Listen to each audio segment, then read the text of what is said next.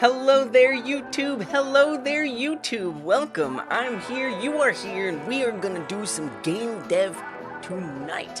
I'm working on a game like Wolfenstein, except instead of using a normal weapon, you use a phone to record things, specifically people doing not good things. So I want to add those people. The people aren't even in there. There's no people. I've been working on it. I've got the phone in there. We've got like a phone overlay.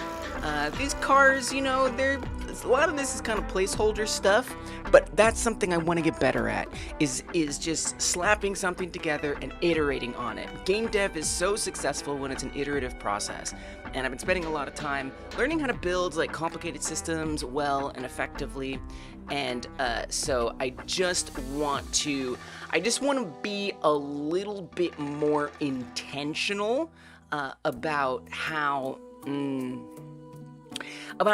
I put something together quickly and develop it into a fun game. So I'm just sort of starting out with the basics. So you might be like, what, Wolfenstein? What is that? I don't know. Maybe you don't know what Wolfenstein is. Maybe you don't know how that's like Wolfenstein. And you might be wondering, why is she doing that? Well, first of all, it's a pretty good game to try to make. Hello Frank, hello Willow, welcome. And besides that, it's the topic for the Game Like Jam, which is the game jam that's happening literally right now. It's running. There's still 28 days left. 28 days later, your game will be done because you're gonna come here and hit Join Jam. If you do hit Join Jam, you're gonna be on a mailing list to get a free 3D asset pack that otherwise costs money. It's a retro FPS asset pack. If you're interested in that, get over there, hit that join button. Appreciate it. But the game is actually embedded right on there. So if you want to give a little try out to Wolfenstein, it's there for you. It's there for you. See if you like it. See if you like it. But even if you don't, you know, so like for me, I'm not really big on shooting games. Not really, you know, I chose it as our topic for the Game Like Jam. But the Game Like Jam isn't just about me, so that's important. But there's still like important mechanics here that are really useful for our journeys as game devs and whatnot. So in Wolfenstein, you know, you're running around, okay? You're running around. The controls are a little different than a modern FPS, which my game has more of a modern FPS control scheme, so it just feels a little different. But it's kind of like it's kind of like tank controls. It's slightly tank controls, I would say. But yeah, so that's Wolfenstein. You're going around and you're letting fascists know that they don't belong here. And so that is kind of what my game is also about. But again, instead of using a gun, you're going to use a camera. So that's that. There's some other games on here too that kind of give you like some ideas about how you can interpret it differently. There's Hurl, which this game has you collecting cleaning supplies and then selling them and buying like water balloons and soap and cleaning things up with that. So, you know, it doesn't have to be, if you're participating in this jam, it doesn't have to be as like, you know, straightforward as, you know, gun shoot people. You know, you don't have to do that. You can interpret it. You could even reinterpret this genre as a 2D game. You could. Okay, let me just get some water balloons here. I like to make the pig fly. You can make the pig fly. Okay, we get some soap. We got some soap. Okay, and then we switch to the weapon. Watch this pig. Watch this pig. Here we go. Here we go. Bam. Throw a bar of soap at a pig, it goes flying. Didn't you know that's how it works? You can also do 2D games. So one of the great sponsors for this jam, Craft Picks, has some assets that I think kind of lend themselves to a 2D interpretation of a shooter game like Doom, like Wolfenstein.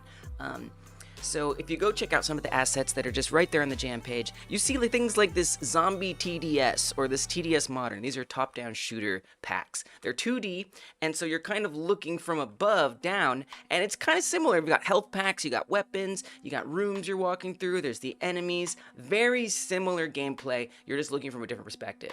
There's 4 weapons in Wolfenstein, one of them being a knife. This asset pack has that. So a lot of stuff is similar in 2D and 3D. You don't have to make things in 3D. I know y'all panic when there's a 3D game, but it's okay. You can reinterpret it. I believe in you.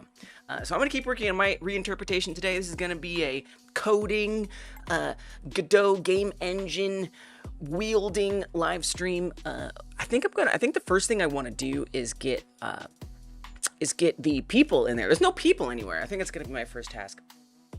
But I like to struggle. I don't like getting help from chat, advice, tips, answers. I might as well go to a chatbot and vibe code if I want that. I just like to come here and fail, because you know what that does? It teaches me. So come through, co-work along with me, and hopefully you'll see something relatable in the fact that I'm gonna be imperfect and putting this together. But I think we can get some good progress on this today. So we'll see how that goes. All right, y'all. If you're on YouTube, hyper smash the like button if you haven't yet. Like the stream, helps a whole lot. Thumb it up. Thank you, YouTube. Willow says that she waved feebly. Did you just wake up? Are you okay? And Jack, yay stream! I always get a burst of joy when I see her on. I get a burst of joy when you say nice things. I like nice things. Glad to hear that. Oh, the messages are getting communicated over to YouTube. So I tried to put on like a relay that relays the messages between platforms. I see that the Twitch messages are going to YouTube, but the YouTube messages aren't going to Twitch. Well, that's interesting. Kai Guy is here. Welcome, Kai Guy. Did I say Kai Guy? Did I incidentally say Kai Guy? Oh, the cat is here. I don't know about that, but I know a cat is here. Hello, kitty cat. Welcome. Welcome to the stream. It's good to have you. Oh, wait. Is the other camera kind of set up? Not really. Not what I would... The word setup is not the one I would choose. Yeah. See if we can at least... There he is. And he's like, I'm gonna leave. No, he'll be right down there. Derek says, working on making a hospital theme for the Wolfenstein. Hi, Travi. Hey, Sean. I love that. Hospital theme. Whoa. What's going on in a hospital? Are you just like going around like healing people? That's actually amazing. Like the opposite of like hurting them, you're healing them. Wait, that's amazing. That's like commentary. I love that. All right, well, I'm gonna get started. I really wish the relay was on both platforms. Kind of bums me out that it's not. I'm a little surprised. Hey, Flip, welcome. Cause see, look, Flip's message is gonna show up on YouTube, but notice no one else's message went back that way. It kind of disappoints, doesn't it? Kind of want to see it on both. Oh, none of the Twitch messages are on screen. Oh, that's good news. Oh, that's good news because it means it's gonna work. Okay, hold on. Wait, let's see. Let me try it now. Trying it now. Let's see what we got. Oh wait, other way around. Trying it now here. Come on. Let me see that message relay. No, it didn't work. Well, we do try our best. All right, let's do the game dev. Let's just do the game dev. I admit defeat, right? Hope y'all's projects are going well. I'm always interested in hearing about. That's why I want to set this up good. So that basically what I'm trying to set up is so the messages go back and forth between each platform is basically the idea. That's what we're trying to do. And this is supposed to do that. It kind of works. And it kind of doesn't. I think it's in here. Relay all messages. See? Pick relay destinations. None implies all. All of them. All of them. Do them all, baby. Do them all. Alright. It's there? On Twitch? It's showing up on Twitch? Alright, anyway, let's just keep going. So I'm gonna put people in here. The people, excuse me, live stream stuff. So the people, I do have an asset for that. I downloaded some asset packs to help me get this set up. Oh yeah, they're on screen. Oh yes, I see what you're saying. Yeah, they're on screen. I downloaded some asset packs. Specifically, I don't think I've put it in the project yet. Let me see. I made this folder called Foreign Assets, which sounds, now that I think about it, fairly political. Like spies, apartment, building, cars, people. Oh, I did get it. Okay, great. Models. Oh my gosh, we got so many models. Why are they called killers? Oh, maybe these are monsters. I don't know. I don't know who's who in here. That's a lot of... Oh my gosh. Okay. Let's look at some of these police ones. Alright. Okay. Alright. That. I'm kind of looking for the more like SWAT team. Yeah. That's what I'm looking for. These are the ones. These are the ones. I feel like they could stand to look a little goofier. Maybe like a ball cap. Something like that. It's Phonestein. It's like Wolfenstein, but phonier.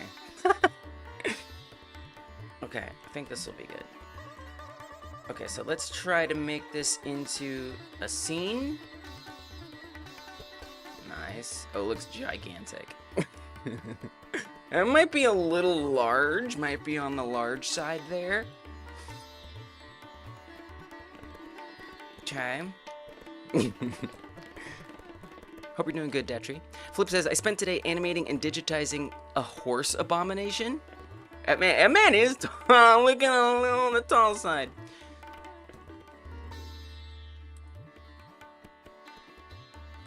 Okay, we're gonna call this Agent 1. So this is gonna be a kaiju for a second here. Now, I'm not exactly sure how I want... I feel like I want to, like, spawn them in randomly. Maybe I'll, like, set up certain places where they could spawn, and then it's, like, random which place. I don't know that I want it to be fully random. It feels like things could get a little messy if I do that. But I definitely want to be able to get points. So the way this game is going to work is you will highlight people for like a certain amount of time. You'll film them for a certain amount of time, and then I want like maybe like some kind of UI element to like fill up like a bar, and then you'll get like boing boing boing like points for doing it. We'll see. You know, that's the rough concept, and then from there we can make changes if it's not feeling good. Alright. Oh! You know, that's not as big as I thought it would be. But it is still a bit big.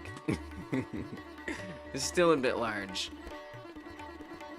Maybe not kaiju status. Maybe just like basketball player status. I don't know. That's actually pretty big. They're not fitting in that door. They're twice the height of a door. Yeah, I might need to adjust that. Okay. I do kind of want to, again, I want to adjust the way they look a bit. I mean, do I want to go into, oh, right, adjusting the size. Maybe we need to make everything else bigger. Because we're talking about bones and things like that and dominate the NBA.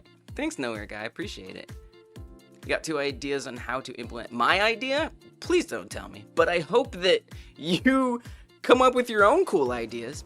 I don't want to hear it. I don't want to hear it. Because then I'll be influenced by it and it won't be mine anymore. Let me have this. Move out of the way, Shaq. I know, right?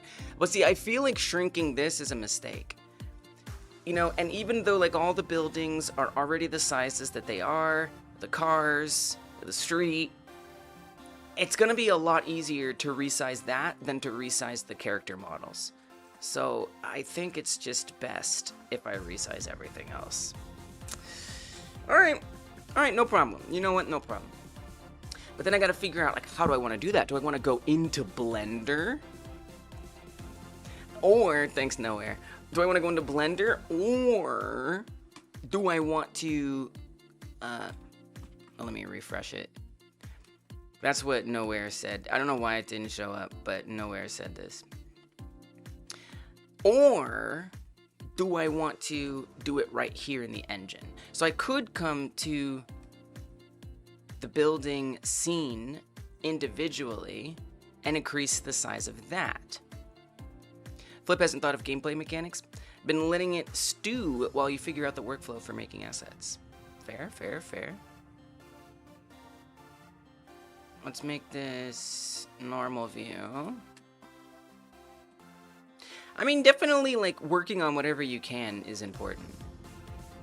But it seems like what you already have is just, like, at least the minimum. And it's what's kind of nice about this jam, I think, is you have a game with mechanics. So you can start working towards making that game with those base mechanics, whether or not you know where it's going, because maybe you'll iterate on it.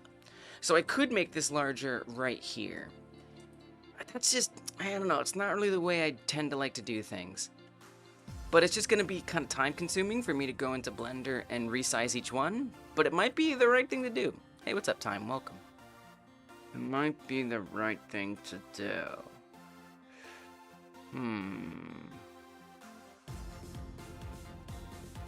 And then, you know, if I make each building bigger, I'm going to have to reset them or replace them on here. Because what's going to happen is individually, the building, so like I'll even show you kind of what'll happen as a little teaser for what this would be like. If I make this larger, we come back to the level, one building just gets bigger in its place.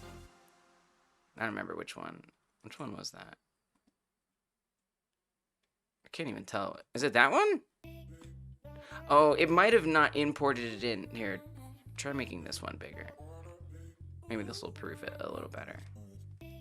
There we go. So see what happens? It makes it bigger in place. So if I make these other ones bigger, then it's going to make those bigger in place, and they're all going to be overlapping with each other. So I just have to move it around.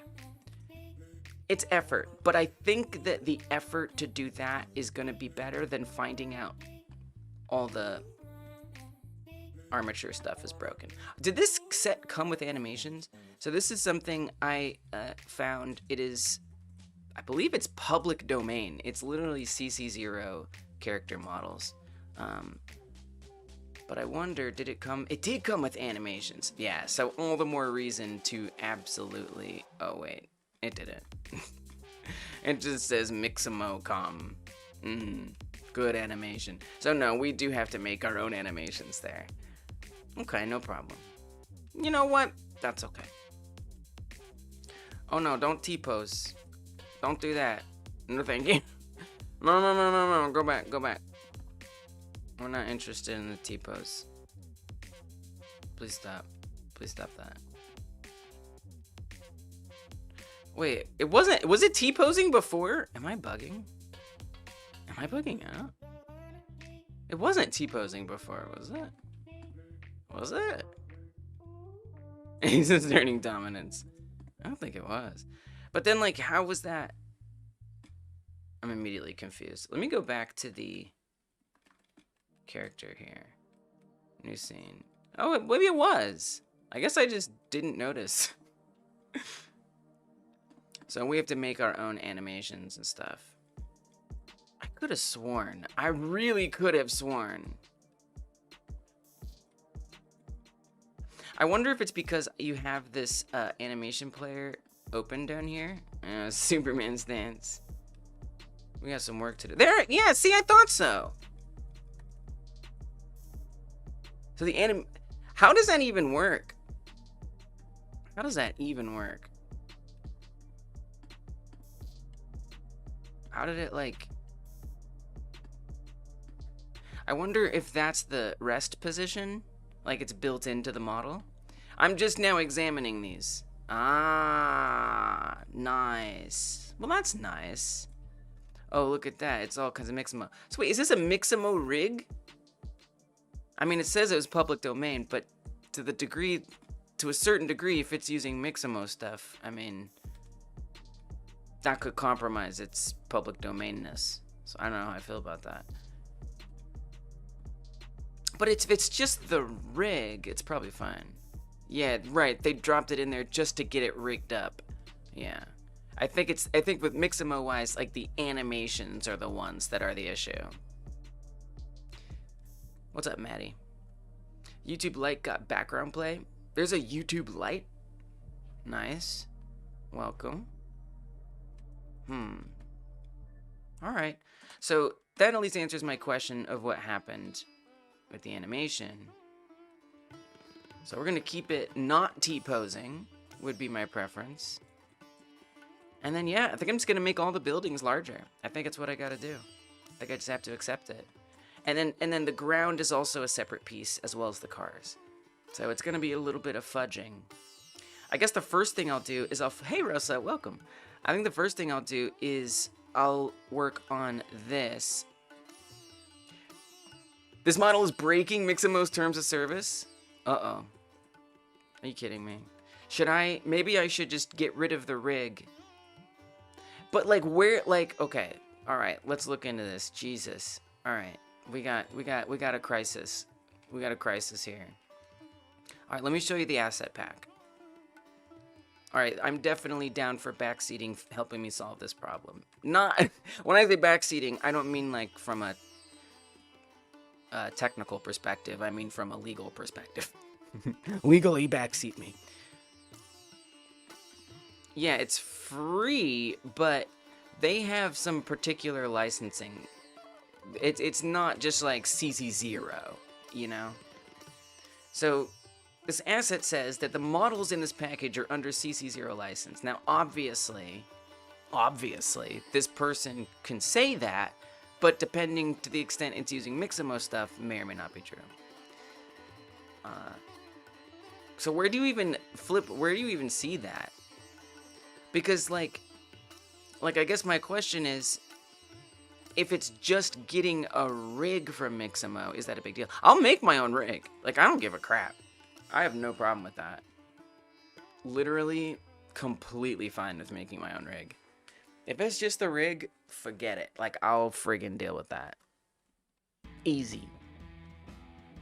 I got no issue. I'll do it. I'll do it so fast. You'll see. You'll all see.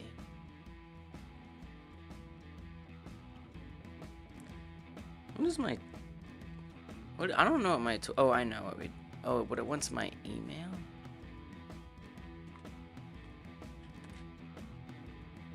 But I don't know what that is either. Okay. Hello. Thank you.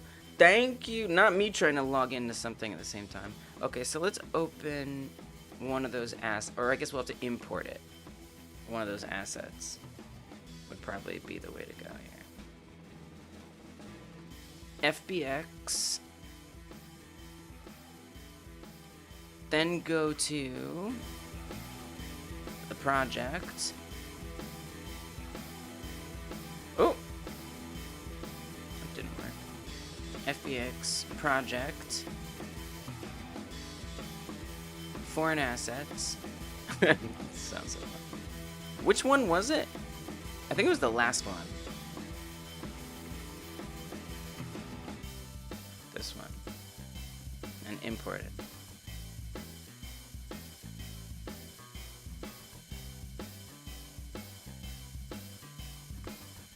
You know, I assume they made the model. I assume they made the model. I have plausible deniability, right? I have plausible deniability. That's not on me. If they lied. Whoa. You love Blender? You were playing with it as a teen. It's come so far since then. It sure has. I remember I tried to pick it up when I was younger. It was super overwhelming. But now, I feel very comfortable with it. I will say I'm a little surprised that the material is not there.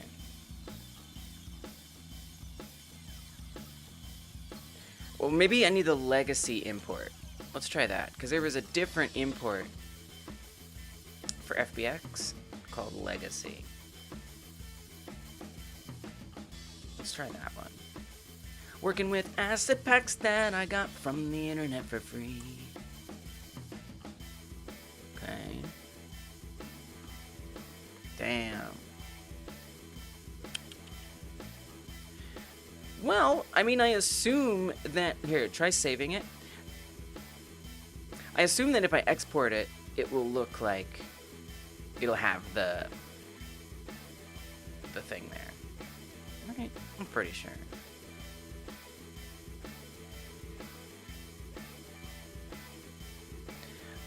Flip, where did you get that, it looks like it's violating the terms of service comment from? Was that just like vibes? Were you going off vibes on that one? Or do you have a source? Cite your source.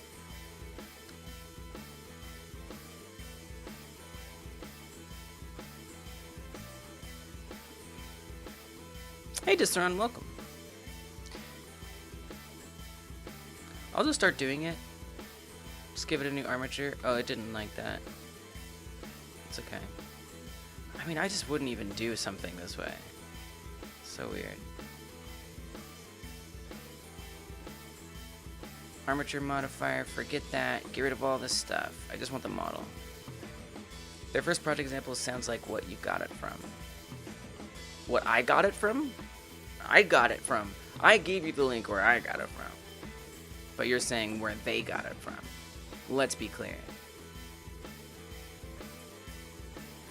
Just got up starting your day. Nice. Their first project ammo is where you got it from. You cannot... Yes, you can create video games. Wait, what? Blueprints, templates, or asset packages for video games which... You cannot create blueprints, templates, or asset packages for video games which reuse the character or animation. Well, they're not, though. But they're not redistributing the animation. There's no animation. The only thing that's in there is a rig that has the name Mixamo body part, Mixamo body part, Mixamo body part. There's no animations. I assume that they made the character. They're claiming that they made the character. That's what it says in here. Very literally. Very clearly.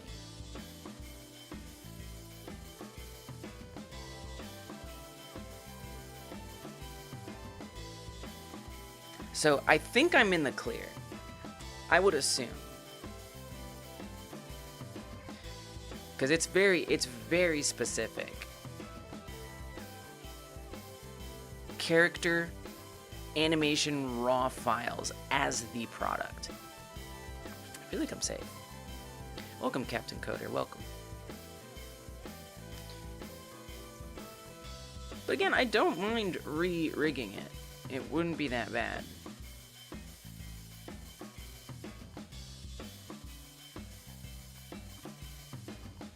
It's talking about asset packs. Right, well, but I think the point that Flip was making is the asset. Flip was... So this asset pack I just got, right? It describes itself as being public domain CC0, and that they made these models. Okay. And when I opened it up in Godot, the bones on the skeleton all are prepended with Mixamo rig, Mixamo rig, Mixamo rig, Mixamo rig, right? So it seems evident that they probably took their 3D model, if I were, again, being as gracious as possible, took their 3D model, ran it through Mixamo to get rigged, and then this is the result. But there aren't animations in here. There are not animations. Which, again, that link that you just shared says that character or animation raw. So Distron, it's not saying, Flip isn't saying that it's breaking the rule for me, but that the original person who packed the asset could be breaking the rule because they're distributing the animation. But then again, there are no animations. So it's like, who knows? It's kind of unclear. Up to interpretation. Character files as the product sound like what you got. Character files. So when you say that, though, are you talking about the rig Or are you talking about the 3D model? And if it's the 3D model, I feel like that requires us finding proof of that. Yeah, they aren't. But all right. I don't know. I'm dubious of your read on the situation, but I appreciate the caution.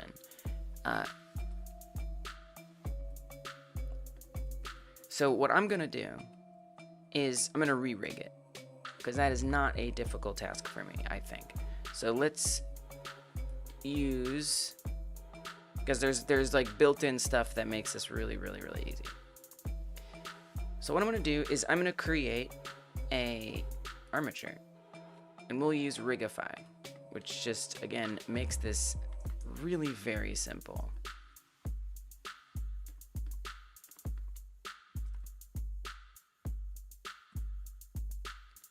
But what is Flip right about? Is Flip right about, like, I don't understand what Flip is saying. Like, is Flip saying, like, what do you mean? Like, the rig?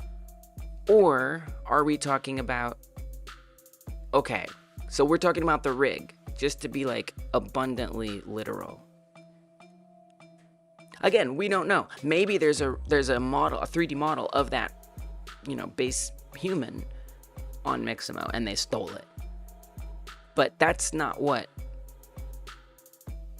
it sounds like you're saying. But it's kind of hard to tell. So we're going to assume that the rig is not safe. I don't consider myself in the clear just because it wasn't my fault. Because I know. Now I know. I know the truth. If I was oblivious, maybe that'd be one thing. But I know the truth. Okay, so we're going to use this metarig, which should have a bunch of bones. Despite them being suspiciously invisible.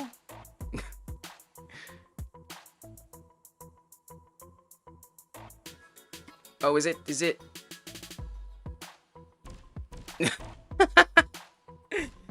Okay. It's that big. And you know what else? Now I can make the human smaller. In fact, maybe this is even for the best. Because now I can shrink the person down instead of making everything else larger. Which could be really nice. You know what? I'm not even going to worry about the licensing. Because I think I would replace it anyway. This rig. So that way I don't have to change, because it's just like, it just feels super annoying, the notion of having to resize each of these buildings. Like, there's currently like 11 buildings. I'd rather change one asset than 13 assets, including like the cars and the road. And those are only the assets that I've imported. So every other asset, I'd also have to, it's just like, it's too much. Yeah. All right, this is good.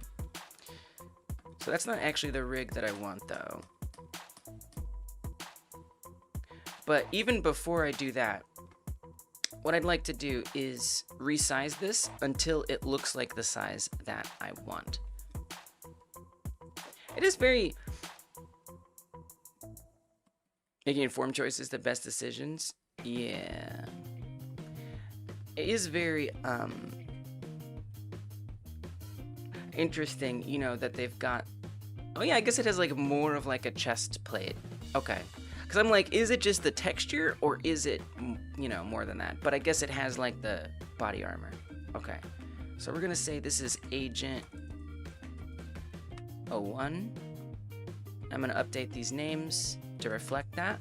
So it matches what I've got going on in Godot.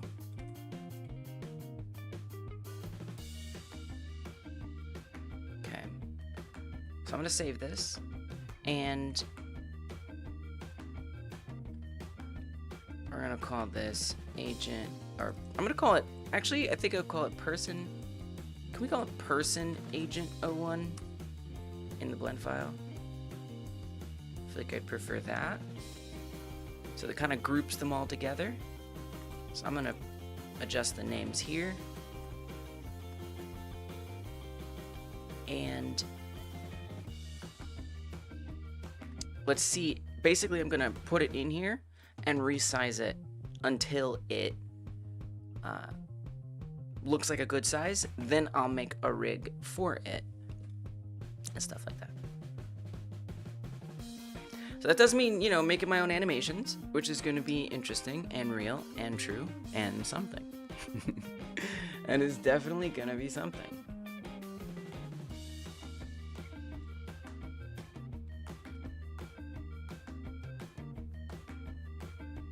Okay, so let's check that asset out.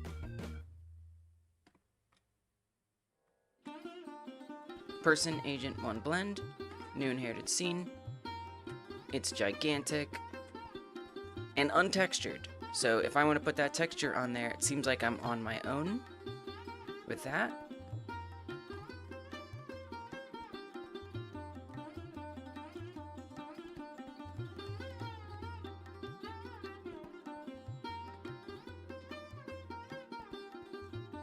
It does almost seem to be trying to find something. It's not that we can't, not like we can't fix it. Like if I come down here to the override, I'm sure we can just find it.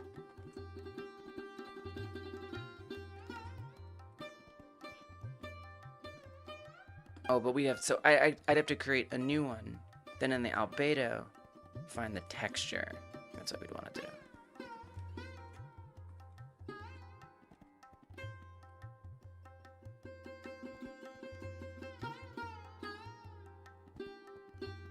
Set it to this one.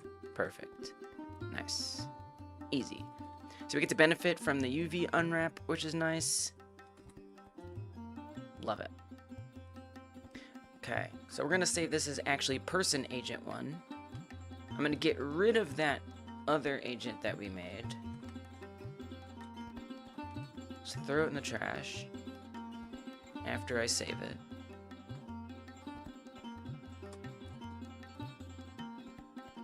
Okay. Throw it away. We'll get the new one in. Which is considerably... There's the kaiju. Now it's gigantic.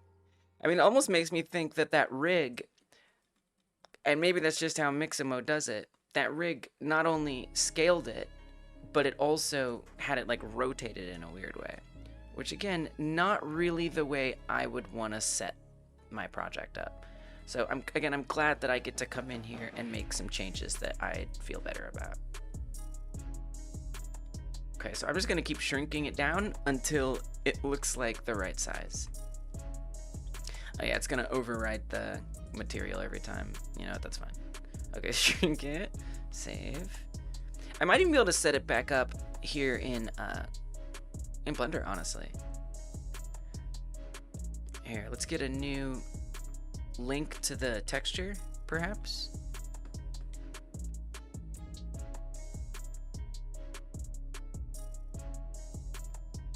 Because I don't think it's gonna know where it is. In fact, let's move it. It's even for big for a kaiju. Yeah.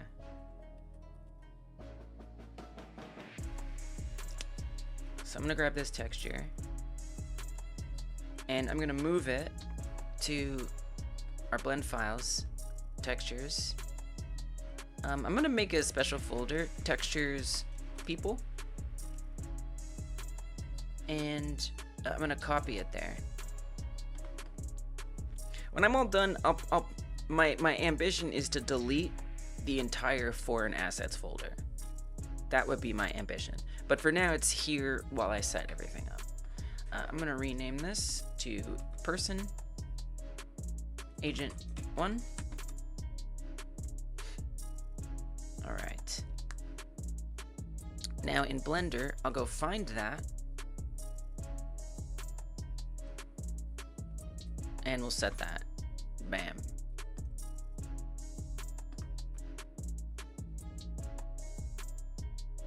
You posted a couple GIFs of your horse abomination. Okay. Still have work to do making it more abominable. It's not abominable enough. More abominationism. By the way, if any of y'all are working on your Game Like Jam game, I hope you'll post your progress by making a post on the Discord. We have a forum, which means that you get your own page dedicated to the progress on your project, and you can share your steps along the way, how it's going. That is exactly what Flip has done. I love that, Rosa. Which, by the way, you're welcome to share progress for. Okay, so this is Flip's progress so far. Whoa. What do you mean you don't have gameplay ideas? You got a spinning razor thing. You got a Beyblade. That's awesome. I love the, like, ricocheting, too. Yo, this is cool. That's fair, Rosa. That's so cool. I love the art as well. And the like pixel filter is really good. That's a really good shader that you have, or filter that you've got going on. Some of them I don't really like. This one's pretty good. Okay, and then we talked about a horse abomination. Oh, that's further down. Oh, look at that! Now they're bouncing in the whole room. Oh, Distron is asking community if there are any artists looking for a programmer to work with. Something to think about. There is a place on the Discord if you want. I don't know how helpful it'll actually be. Could be worth a shot. There is a, I mean, asking here is a good idea too. But there is a Game Jam Teams. Oh, you already did. You're on top of it. And then you could also try the community page as well, if you wanted to just really cover all the possible locations. Yeah. Good job. You got it. You know. You already know. Rosa is too focused on learning to GDScript to do art right now. You know, that's fair. That is fair.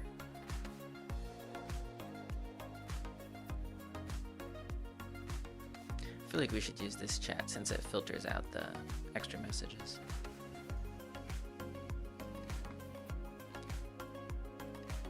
Okay. How's the size on this right now? Oh, you're a horse abomination. I totally got. I was just like, I was like, this is the update. Look at these. Wait, we gotta look at the horse. That was the whole thing. What the hell is this?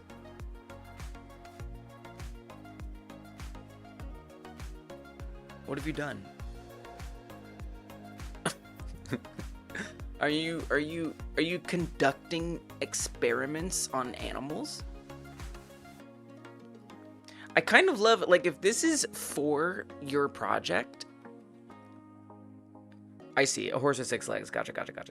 If this is for your Wolfenstein-like, I kind of love that you're just like, razor blade thing, horse crab. And you're just like doing it, and you're just not like planning. I feel like that could make like a really interesting, like surreal, artistic experience.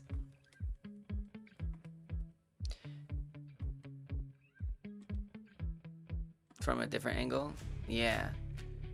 You know what it looks like? It kind of looks like an ultrasound of like a fetus.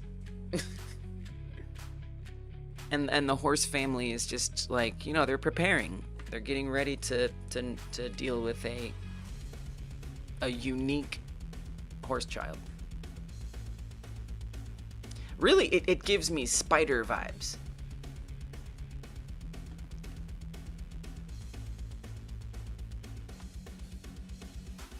Okay, that is still too big. Shrink save.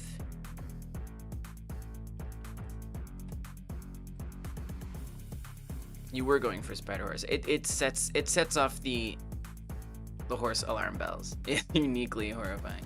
Exactly.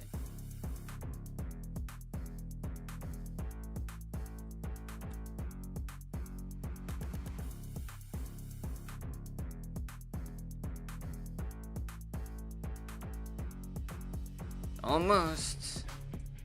Getting there. A little bit smaller. Little bit smaller.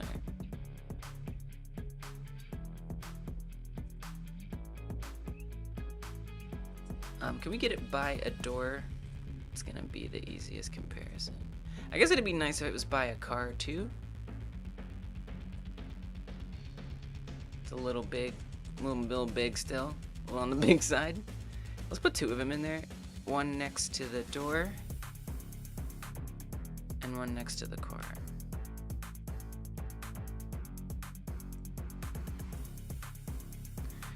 I don't feel like it's snapped on the ground either to my, I don't know, to my standards.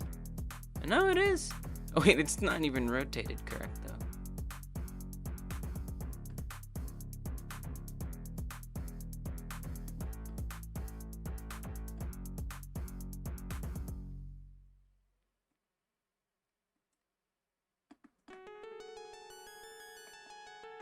Okay, we still gotta get smaller.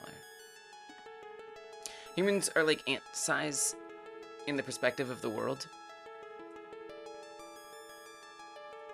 This world? In the world? Okay, still too big.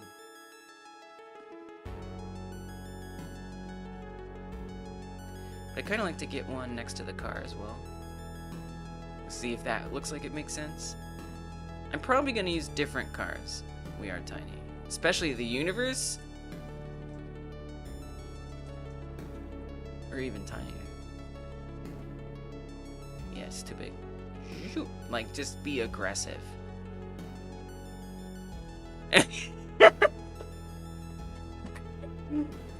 A little police. It's just a little police. Stop, where are you going?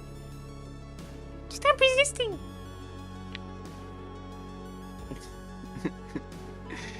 Okay, a little bigger.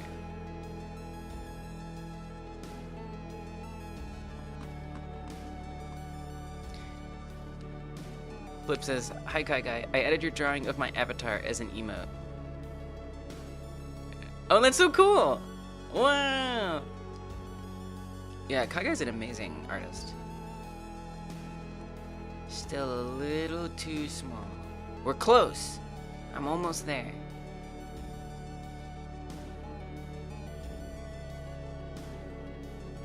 And then it starts to get into that range of just, well, how tall is this person? You know?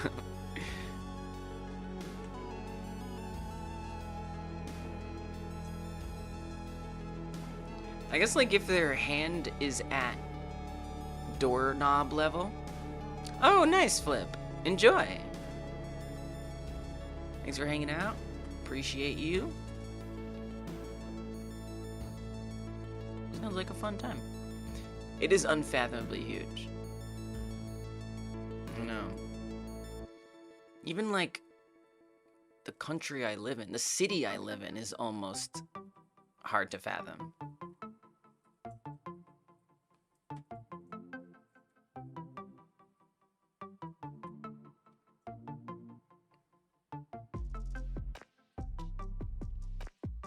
Still feels like a little tall, but I think this is kind of good enough.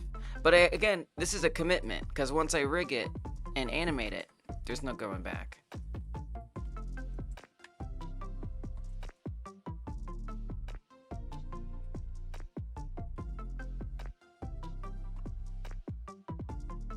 Seems good enough.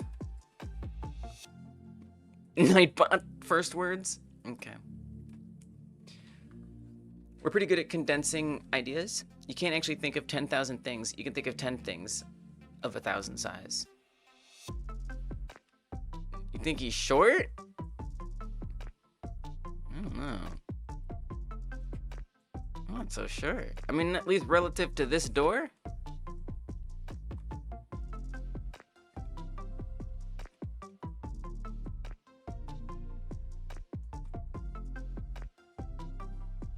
Oh, for the car? Yeah, I guess I kind of see that. Yeah, the cars I didn't even try to resize necessarily. Yeah, the car might be a bit big. I'm certainly gonna adjust the textures on the cars, but I might get different models as well. I'm trying to imagine him in the car.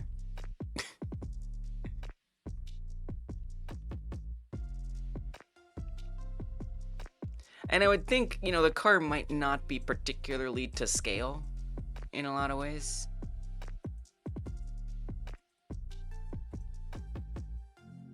See, now from this perspective, he looks kind of gigantic in the car. The car's looking a little tiny from this perspective. So, it's not important. It is definitely not important. Okay. So we're gonna go with this size. Now I'm gonna rig them. So now let's get the, well, first apply your transforms. Okay.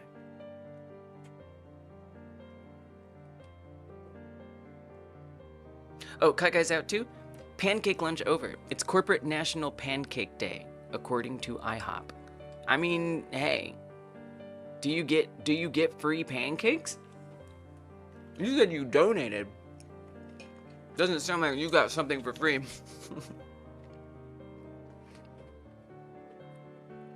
Wait, someone else said that. Maddie said that, I think.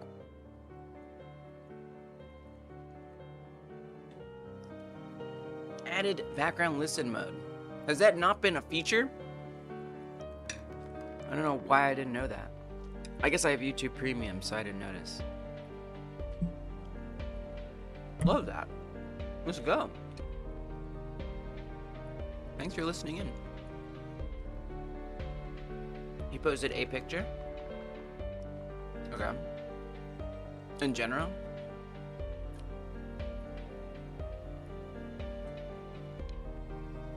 Yeah, I see what you mean. I don't know if I see what you mean. I don't know about this run. This picture is not... This doesn't seem right. I feel like this is not a real... Like, this guy's not on that car. Is he? Maybe he is. I don't know. Because he looks super tiny. And then this person is, like, pretty big. I feel like this person is standing... I don't feel like this is not a good picture. I don't think this picture does anything. I think this is not that helpful. And this is not supposed to be back then. Anyway, thanks for your help. Please stop helping me. Okay, here's what we're gonna do. I'm going to add in... You're distracting me with your things. Okay, we're gonna say basic human. What's your back seats? And why does that stamp in that way? Is the person stamped in weird? So I'd rather rotate it facing forward. Well, it says right perspective. Front. Oh yeah. Rotate that.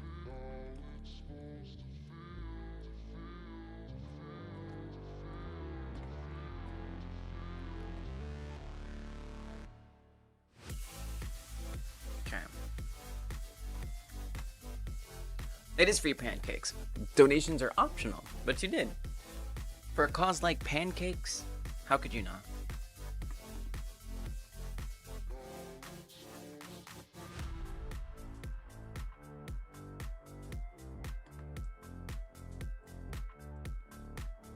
Whoop.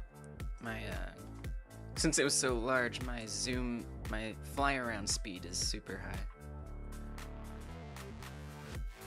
But it's small now. Let's slow it down.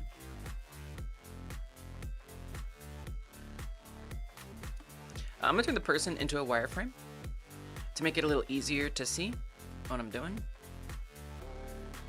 So we'll go to viewport display, display as wire. That didn't work very well, did it? Oh, because I was clicking on the armature. Click on the person, viewport display, wire. Now I can see the skeleton through nicely. Dragon booty shaking. After years of waiting, finally Blender. I did Blender the other day. I made a computer mouse. But yeah, I'm just making a rig for this 3D model.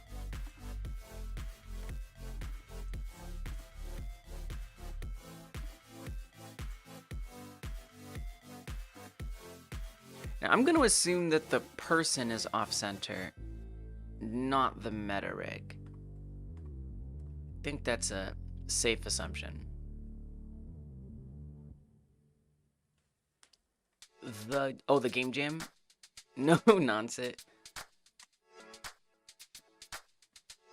It's in the rules too.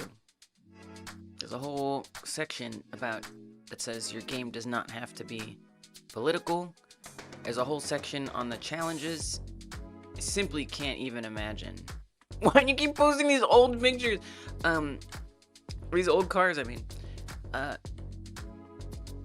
There's a whole section here. Okay, iterate on the original game as much as you like. Here are some examples with unique takes. And these games don't have anything to do with that. Not only that, but there's a whole section here that breaks down suggestions, but not something you have to keep to, of components that might make your game more Wolfenstein-like. And I didn't even list Germany as one of the things. So hopefully this answers your questions better than I could, other than to say, no, it does not have to be focused on that. But it might give you some inspiration. I just want to point you there. Because there's some very unique takes that don't feel thematically like Wolfenstein at all. And yet the gameplay is similar. So definitely go take a look at that. It might inspire you. That would definitely be against the rules if you submitted another game. Found a better comparison. It was only one extra. Okay. Yeah, I mean, but why is it this car? It's not a normal car.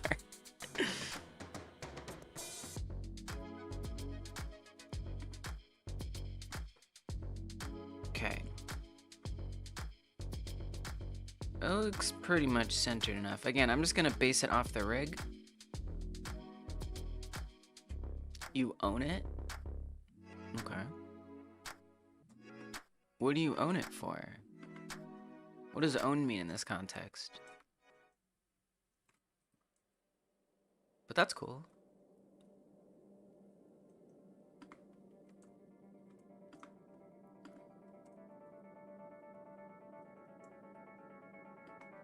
Okay. Then I'll go back to the rig. Now let's modify it. I'll try to turn on the symmetry here, so they'll move together on each side. The legs need to be further apart. I'll put up my keys that I'm pressing as well. I do have a couple things that are different in my key setup, but most of it's pretty typical.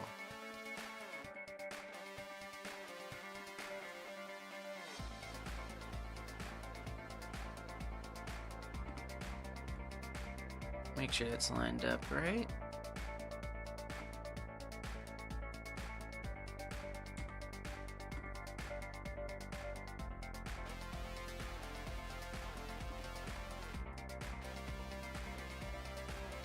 Now this is not T-posing. This is its rest. So it seems like it was actually, the model itself was modeled with the arms down, I guess.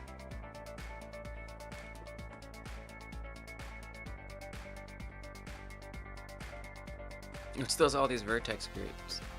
Get them out of here.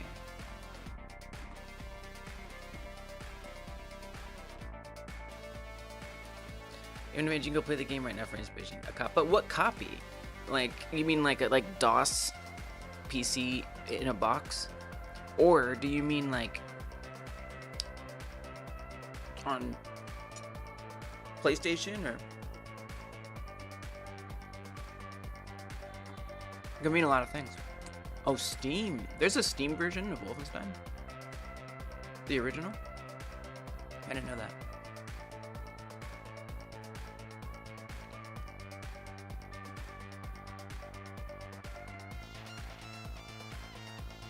I guess I'm just like, well, yeah, I guess that makes sense. No, I guess that makes sense. No, that makes sense. Yeah, you're right. Nice. I was just like, well, you can get it for free, but like, yeah, the shareware version.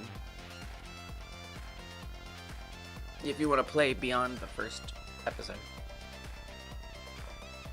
Fair enough. Thank you for the hydrate, Cheeky. No, nonsense. Nonsense. Listen to me. Listen to me. Are you listening? Read the rules. Read the rules. I'm not kidding. Read the rules. I'm not even going to answer that. Read the rules.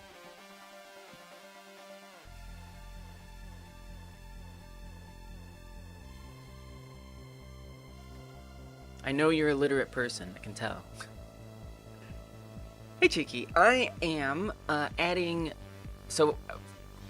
I'm working on a Wolfenstein-like for the Game Like Jam, and my game is going to feature using phones instead of weapons or guns, and you're going to be filming agents doing things that they shouldn't be doing, and that's going to be how you play the game. So right now I'm rigging these models. I'm realizing now the person is very short. Might need to make the person a little taller there. Okay.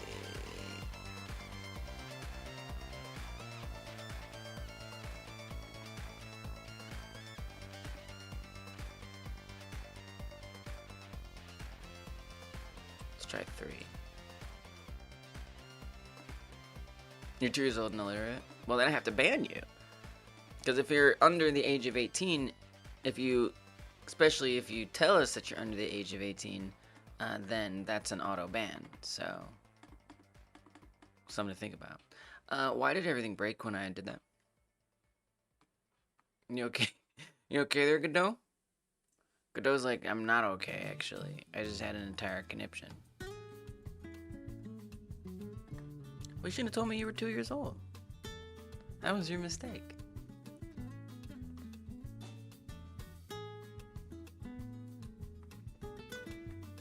I'm gonna assume you're kidding,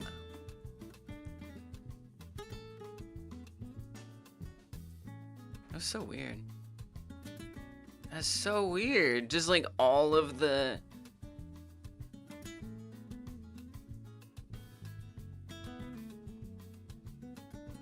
Well, yeah, Agent 1 is gone, but person Agent 1... Resave the scene.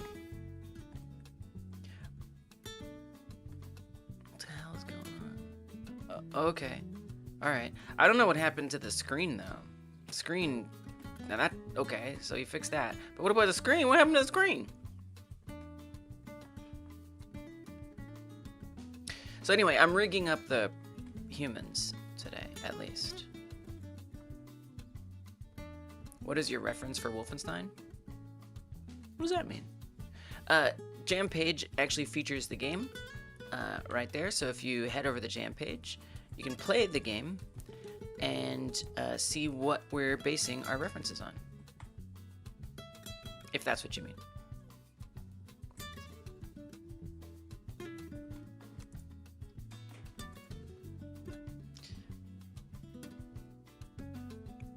Again, Nonset, I really, really would like you to read the rules. But the answer is... Well... I would rather you read the rules rather than me say it on stream, honestly. Really, just if you could just read the rules, I'd really appreciate it. It would be great. Like, I'm all for answering questions, but these ones, that's my answer. My answer is read the rules. That's my answer. Yeah. Good. Okay.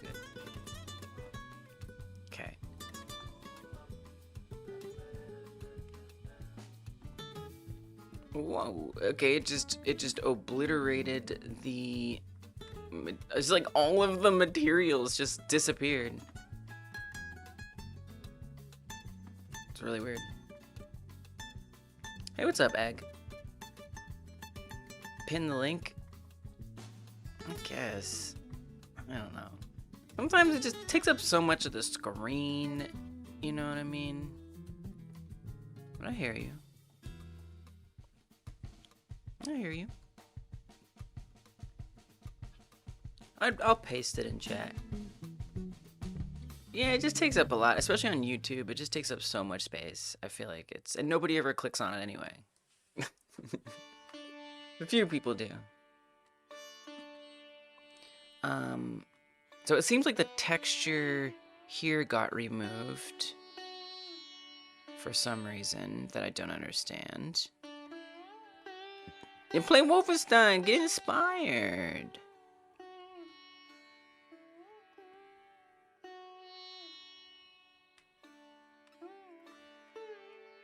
Okay, hopefully that... There we go. I don't know what happened. It was weird. Okay. Oh, and I was trying to make the person taller. They are much... Oh my gosh. Wait, now the person's too tall.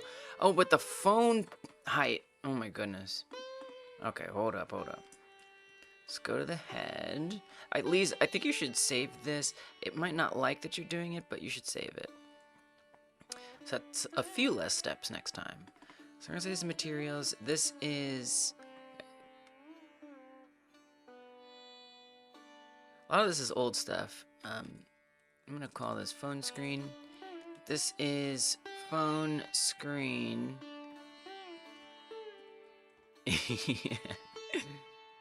Yes, they do have some funny difficulty names. What are the others? I feel like they're all pretty funny. It's a little mean. I'm not really a big fan of meanness, but hey. It doesn't not fit the vibe of the game, so. Can I play Daddy? Don't hurt me. Bring him on. I am death incarnate. My favorite code editor or IDE? I don't know that I have a favorite. But I've been using something called Zeditor lately. Sometimes I use VS Code. And then in the case of Godot, I just use the built-in editor that it has, usually. The game kept spinning your character against your will. You know, someone else said that happened. Does that even happen when you go to the archive.org link? It must be some weird specific computer mouse situation.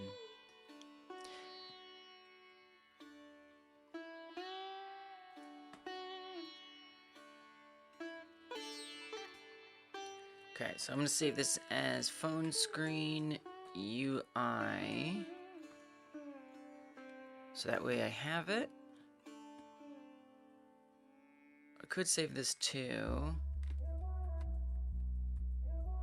Call it phone screen main for now. Oh, it didn't like that, did it? Right, let's try it. Okay, good. Great. So we have some height issues. I'm gonna make the person apparently shorter.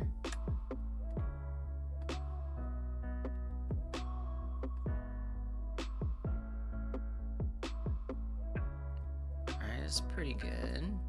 It's a little, maybe that's a little too short.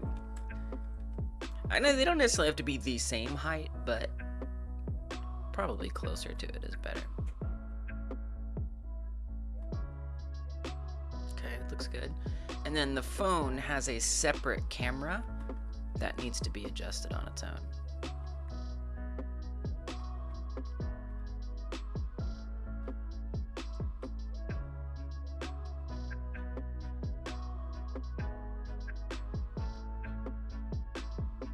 Hit escape to release the mouse and just use the keyboard. Oh, you could try that, cheeky. All of the Wolf 3D clones and Wolf itself would spin you around if you had the mouse locked in. Gotcha.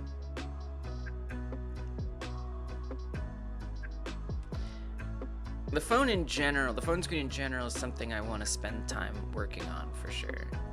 The FOV, how the player moves around. I don't want it to be just like in that one place. I want the player to be able to like point it down, point it up, move it left, move it right, zoom it in, zoom it out.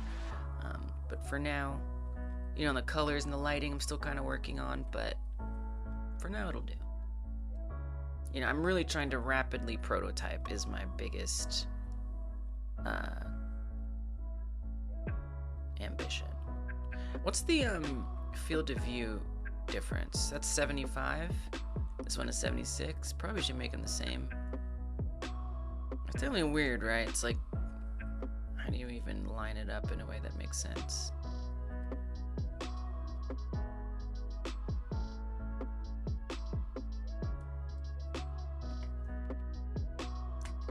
Yeah, that was kind of part of my reaction when you said you owned it. I was just kind of, my thought was, why?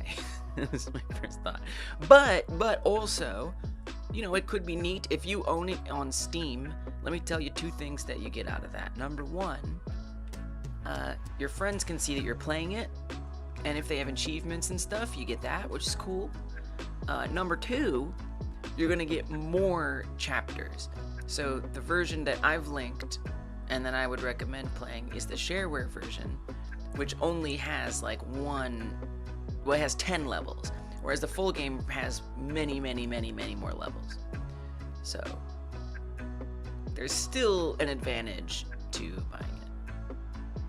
What code editors IDs do I hate? Vim.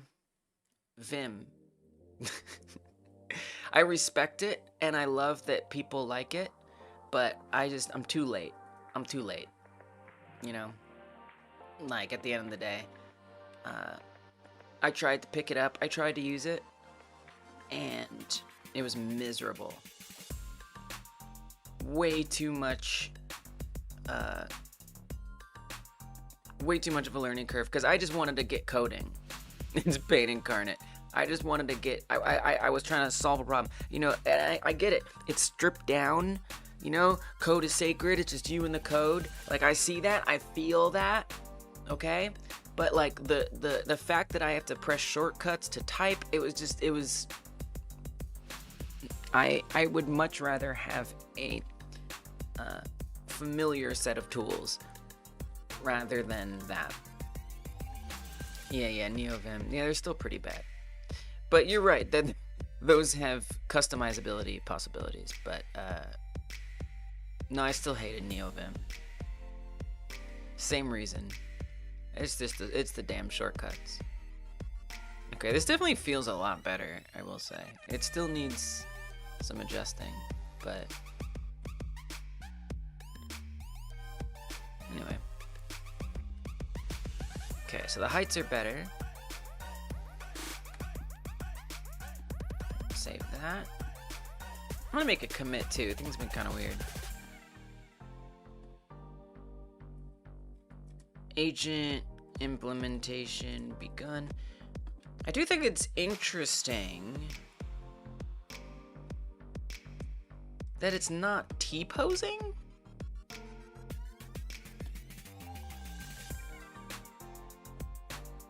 Here? Oh, you know, that makes sense. No, it isn't, right. The T-pose is gonna come from the modeling, the armature. I see. No, that makes sense. Okay. Alright, let's keep modifying it. I mean, I'm just gonna leave this the way it is, actually, at this point. And then other than that, just adjust the size distribution a little bit here.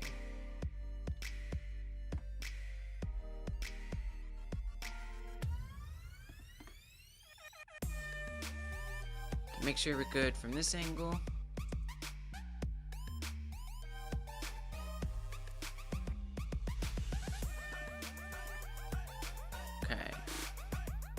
Looks pretty good to me. So now, let's set it up. I'm gonna make that model be not a wireframe anymore.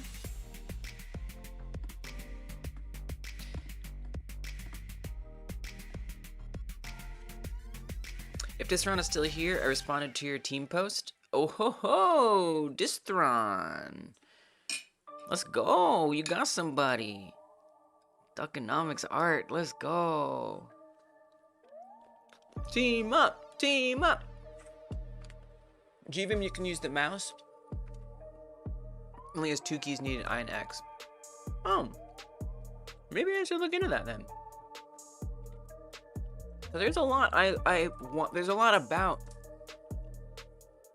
the ethos of Vim that I appreciate. But the total deep unmodernness of the controls was rough. My favorite food and drink. Favorite drink, water. Favorite, but like, I mean, it depends what you mean by favorite. Like, does favorite mean what I like to drink the most? Water. Does favorite mean what I like to drink as a treat? Sparkling water. Tea, I like tea as well. Tea is a nice one. Different types of teas. Favorite food. I mean, this is my answer, and you're just gonna have to accept it. Plain shredded wheat, seasoned heavily. The game is gonna get disqualified. I feel like it will. You think it's okay? It probably won't, Nonset. If you follow the rules, you're gonna be fine. And here's the thing, keep us posted along the way. You know, let us know how your project's going. Submit and here's the thing, as soon as you submit it, what I'll do is I will make it, if there's something wrong with it, I'll hide it from the jam page and let you know what you need to change. The sooner you submit it, the sooner you start sharing images and concepts, the sooner I can let you know if it's fine. You're probably okay.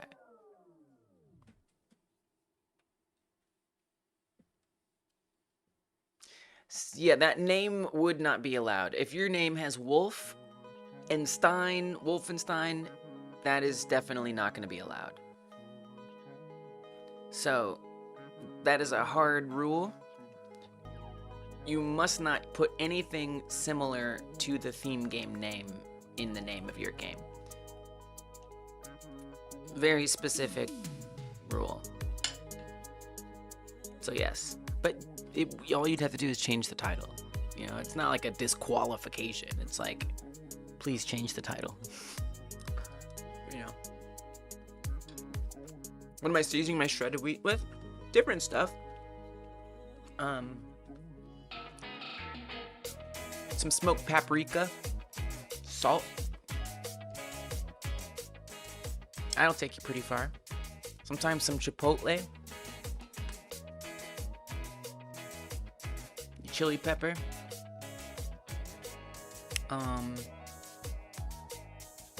My ambition is to basically make it taste like Doritos. It's delicious. I recently have been using a seasoning that's technically a bouillon. It's amazing. See if I can find it. Tomato chicken bouillon.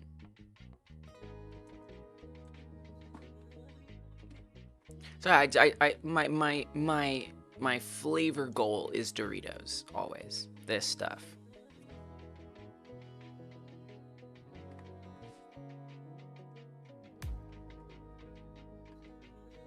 I'm putting this stuff on there lately. It's super good. It checks most of the boxes for the flavor that I want.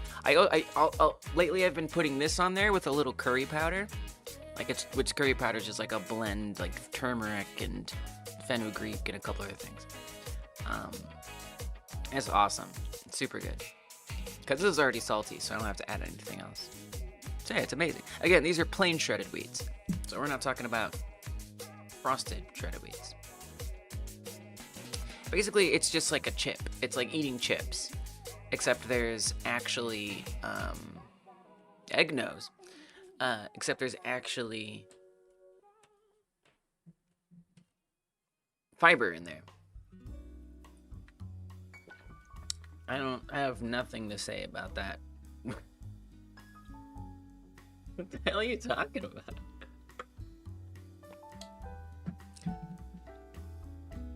We got an edgelord over here. Watch out. Ooh, look who's edgy. Wow.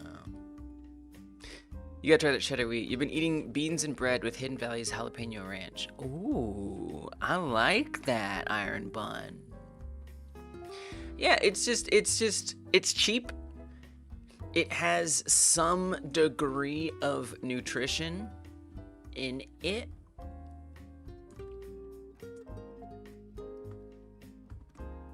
Why do you have to awaken the edgelords? I hate edgelords. I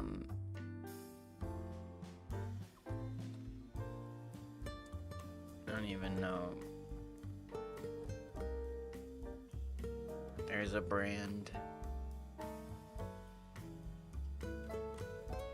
It's just plain. It's just regular. And so I put it in like a bowl or a jar or something like that, and then just put the seasoning in there, shake it up, good to go. Instant alternative chips. It's super crunchy. It's awesome. You said it's called Hidden Valley Jalapeno Ranch. No, it's good to find just like flavors. Like eat some things that are healthy that you like and that if you want, you don't have to. But if you want, let me put this. Okay. I don't care what the hell you do, but I want to find things that have nutrition that make me feel good in my body, and then you find little flavor secrets, like Iron Bun's Hidden Valley Ranch, and you combine them. You can have a little treat with your thing that's nutritious. Let me not say me. I'm sorry. I don't give a crap what you eat. It's nice. I relate. I appreciate. Iron, I see your logic and I respect it.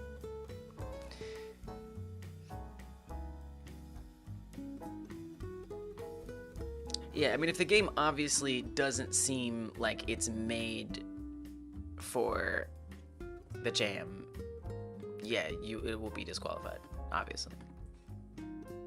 That one is, yeah, should be self-explanatory there. This looks dense.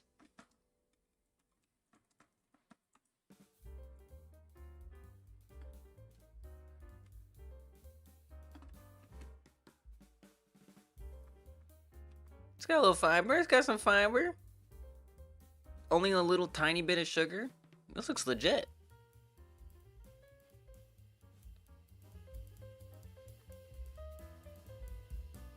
Seems like a good one.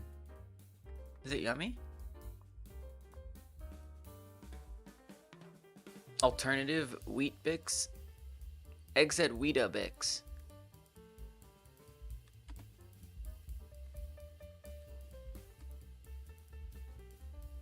Whole wheat.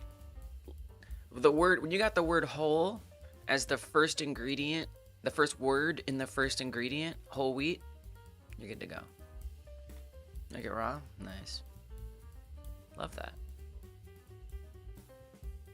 Oh, and add some like barley in there. Is that what it says? Barley? Malt extracts. Barley malt extracts.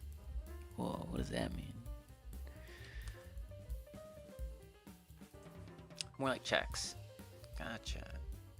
Like Chex Quest? One of the games like Wolfenstein? Presented for the Game Jam.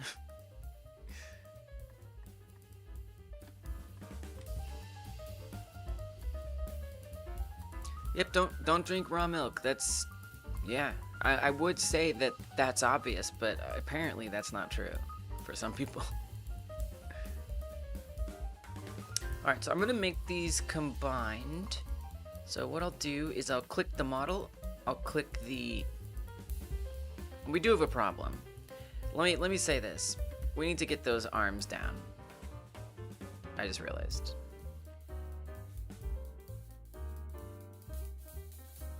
I don't know why I forgot. So let's do that real fast before we seal the deal here.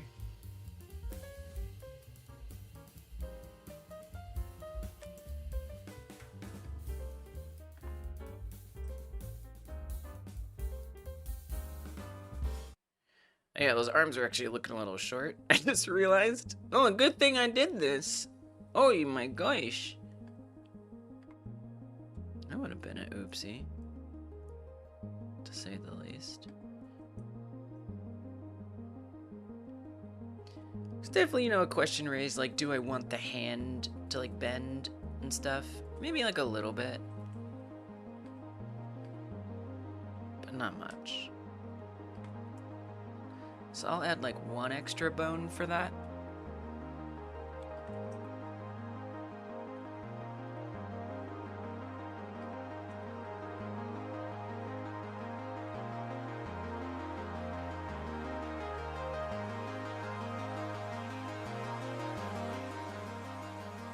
Sprinkle on some paprika. Nice. Oh, I'm so honestly,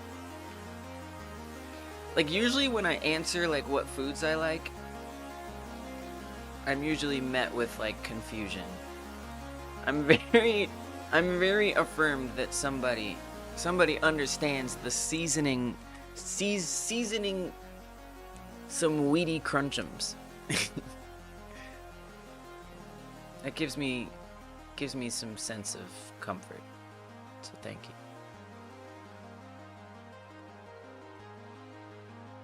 I like not feeling like a freak. Well, that's not true. I actually don't mind being a freak. But I'm always gonna be a little bit of a weirdo. But still, it's nice to meet others who get it.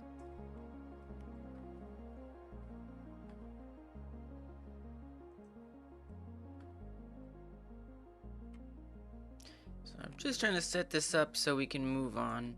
You know, I don't want to regret any of these bone placements too much.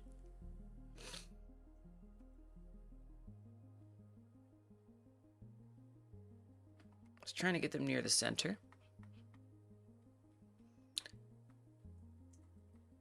You forgot you had your job. Oh, that sucks. I'm sorry to hear that. Yeah, balancing life and game dev is always tough. Not what you think, I mean. I heard it as I said it, and I regretted it. But I meant it more like, you know, being a queer person of color that often holds political beliefs that are further to the left than most of the people I talk to. That's what I meant. The wording that I used was regrettable.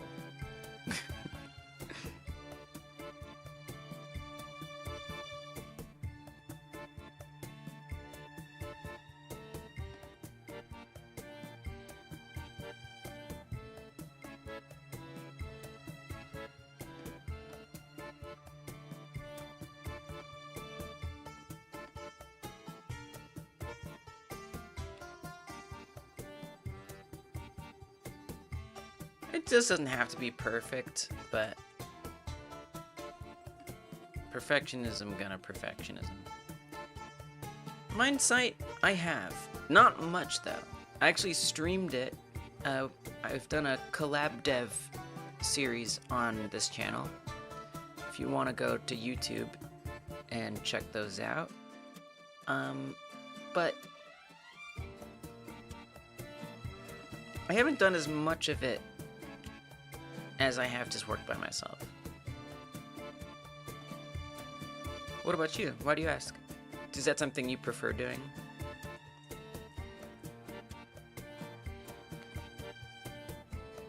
Where do you live?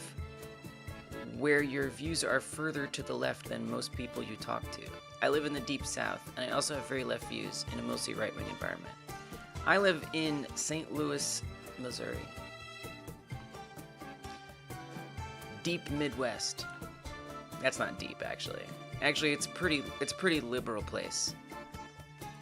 But that's my point, right? Even in a place that leans to the left, I'm still way further to the left.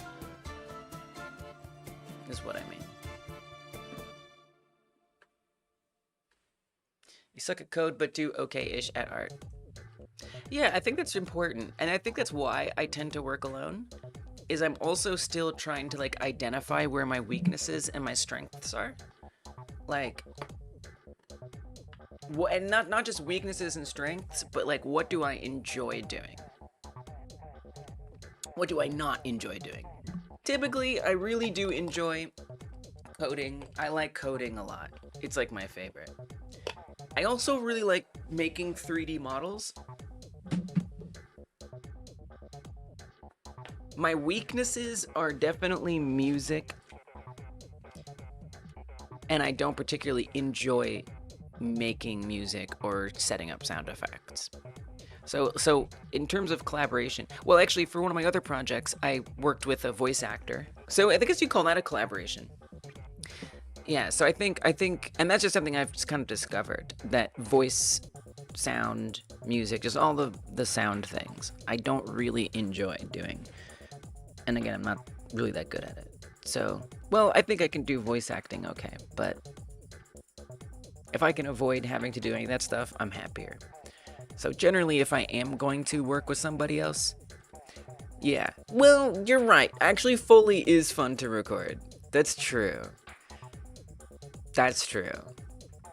But I guess for me, like, I tend to just like procrastinate doing any of the sound implementation and thinking about sound effects. I'm just like, let me make the mechanics. Ooh, the mechanics. Make the mechanics better. Ooh, let's make this 3D model. And I get to the end of like a jam or something, and I've completely not worked on any of the sound stuff.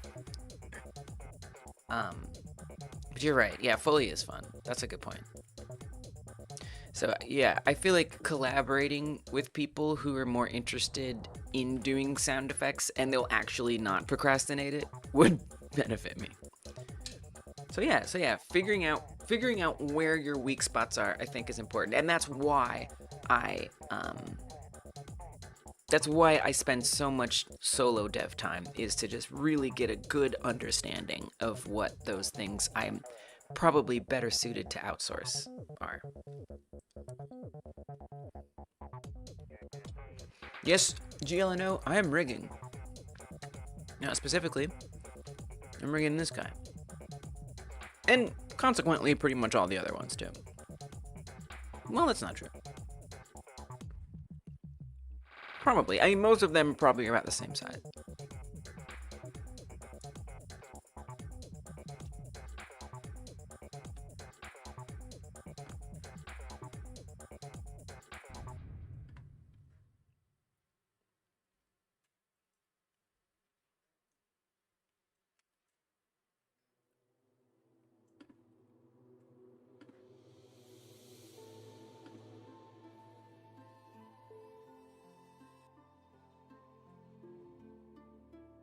Okay.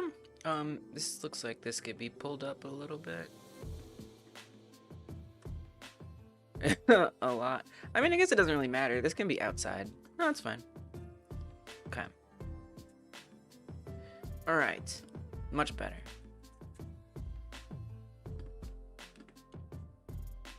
Now, I'm going to turn this into a textured version. Click the mesh. Select the armature.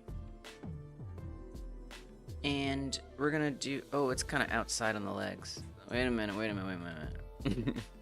Let me fix that. Hold on. Whoops.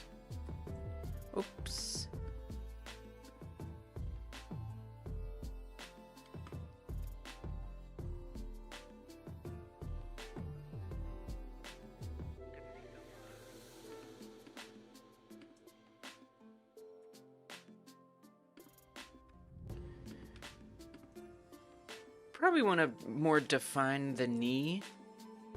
Probably be a good idea. Just a thought. Like try to have those orbs at the joint intersections. Probably be a good idea.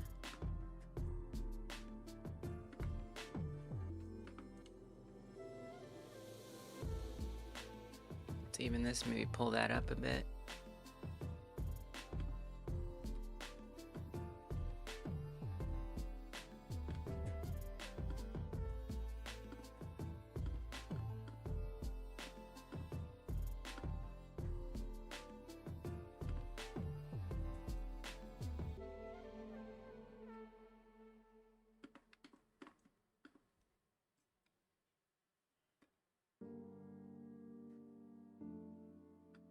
Okay. Better?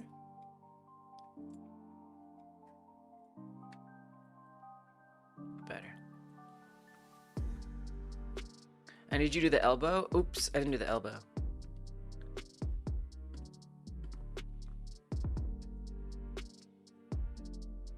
I should lock in just for a second here so I don't screw this up.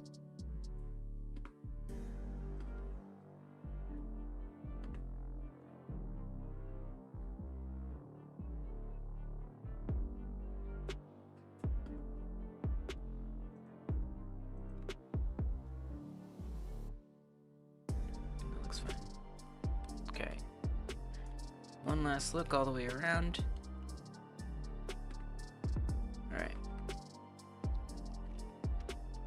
Last time you used... You don't even know how to rig... You don't know how people rig? You gave up on Blender? Well, that was your problem right there. You gave up. You know, not necessarily a problem if you don't want to do it. You shouldn't have to do things you don't want to do. But if you did want to get better, you would have gotten there if you kept trying. I know you would. But I hear you. Some people do find the tools really difficult.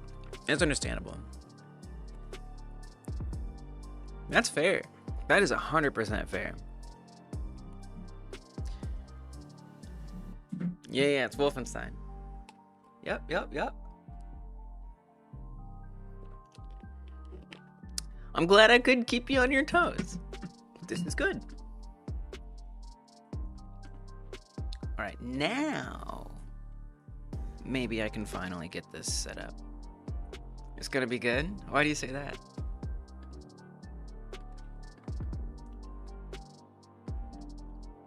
Oh, look, I got a little stick out.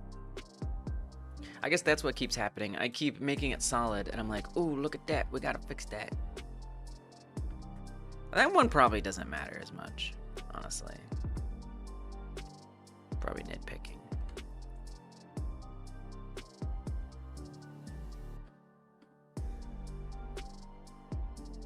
She can't help herself.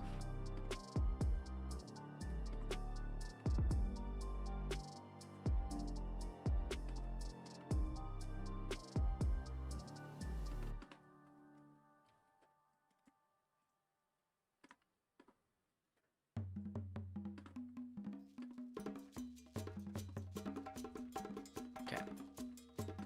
Come on, this is the one I can tell. This is it. Nice. A little stick out there. Oh, but only on one side? Hate that.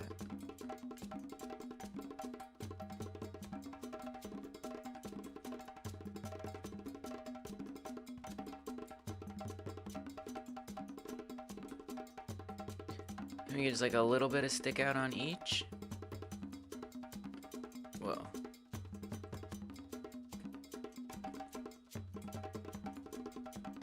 Because I had to manually recenter this from the asset pack.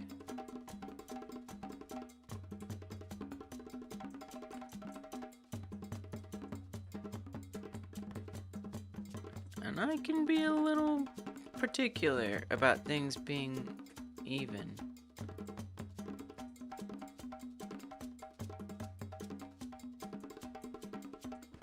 If you couldn't tell.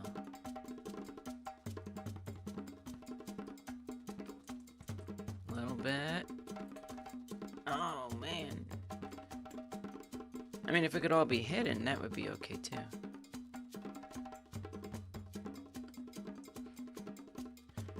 Nice. Great. That should be pretty damn close to perfect. Click on the person. Click on the rig.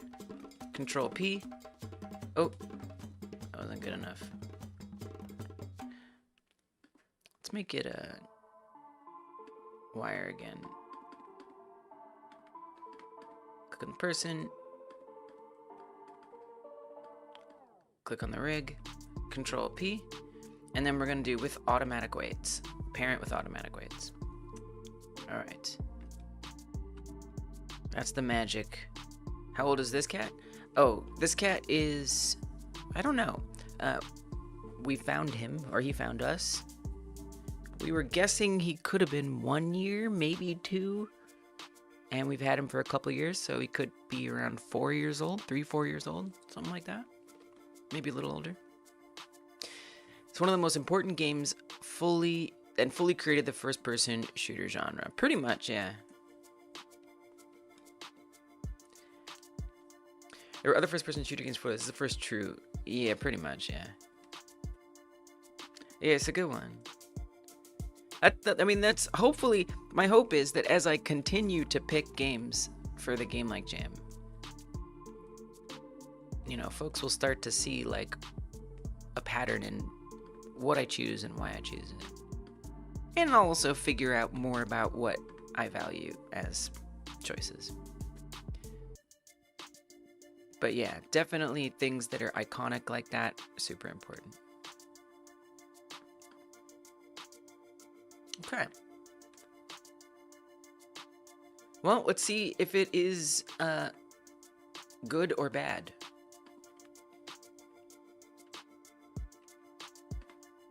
Nice. Nice. You know, it's doing a bit much. I feel like I would adjust some of the weight painting, but it's not terrible. And it doesn't really need to be that much. Definitely rapid prototyping is very important to me. Something that would be nice is to set up the IK, so that way we move the foot and the whole leg actually moves with it.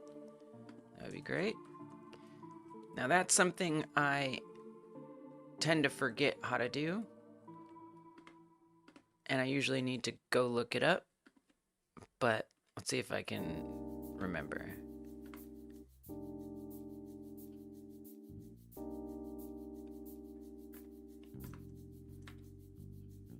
I feel like you're supposed to do it before.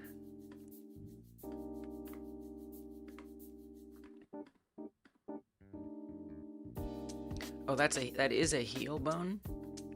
Okay, that's not an IK bone. Okay. Okay, we'll just create it.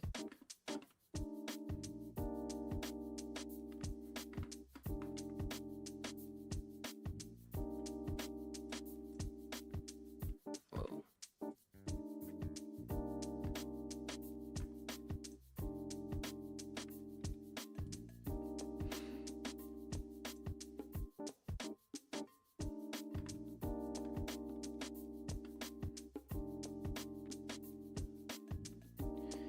Move this over by 0.4, duplicate it, move it over by -0.8. No, it doesn't seem as symmetrical. How do I get it to see it as symmetrical?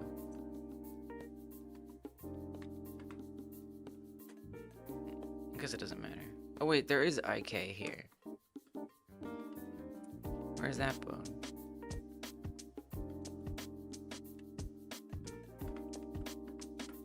Let me make this guy hard to see again. This is the biggest one yet? I don't know, maybe. I mean, in terms of levels, there are 10 levels. But if you think of it as you don't have to make 10 levels.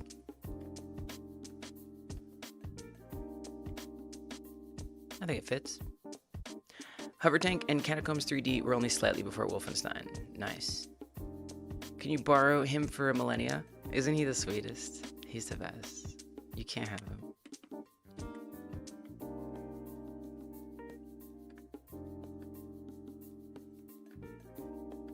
Which ones are supposed to be the IK bonds? Why are they even named that? I always forget how to set up IK. Hey Kimmy, welcome. How you doing? Hi.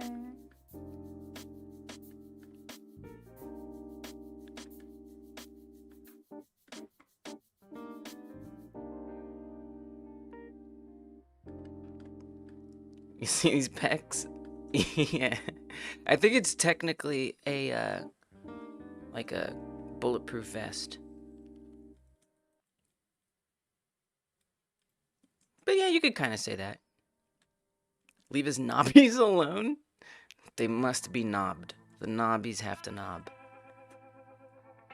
You wonder how people will be communicating in 1,000 years.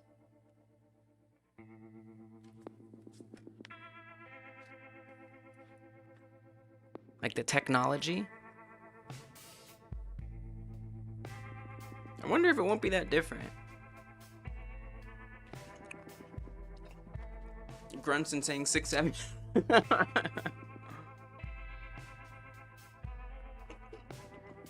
So wait, you mean you're responding like the actual like human modality, expression. Anything but 6'7"? What's wrong with 6'7"?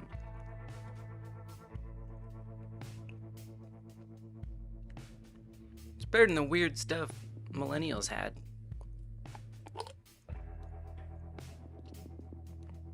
A 1,000 years ago, how do we talk to each other?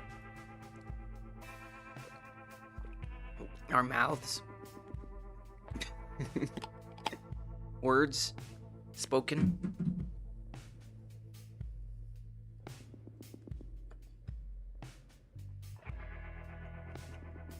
Yeah. I feel like we still are.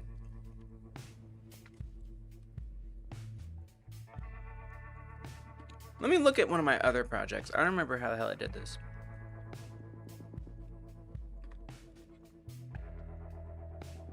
When did I rig last? For the spider. My eder cap.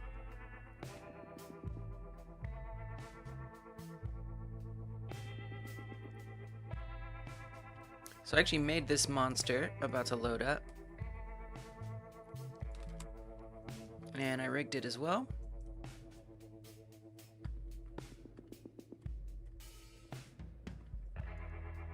I have forgotten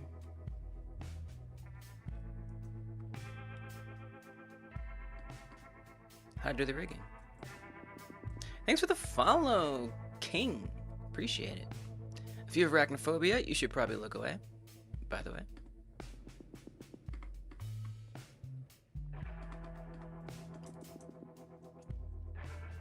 Okay.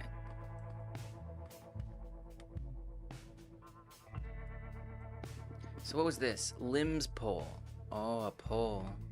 And then what is this? Hand bend. Because this does have it. I set it up. So you see, they move together. It has to be this thing. It's gotta be.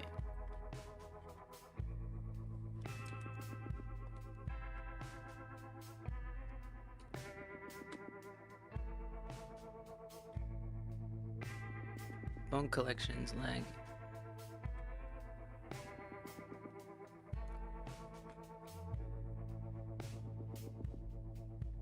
Oh, is it these yellow ones? They do look different. They look suspiciously different because they're yellow.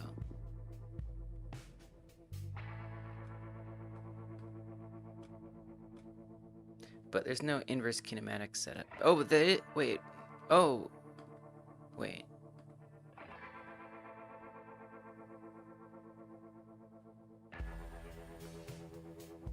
Local location, inherent rotation. Don't tell me how to do it. I'm trying to remember. See if I can.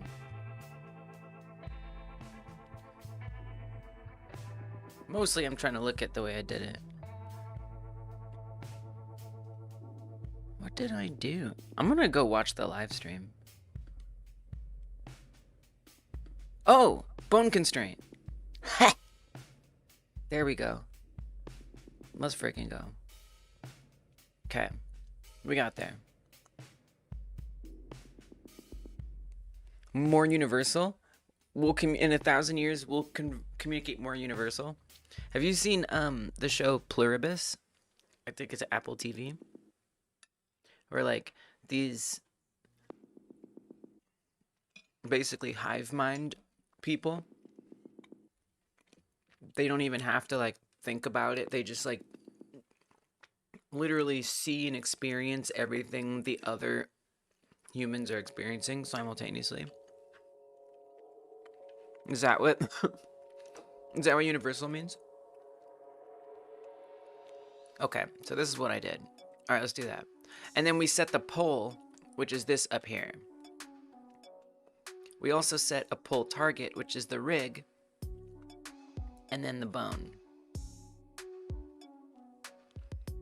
Which is the bone? Is that this? Yes. Okay, all right, we got there. Isn't it good, Distron? Oh my gosh. I couldn't get enough of it. So good. So good.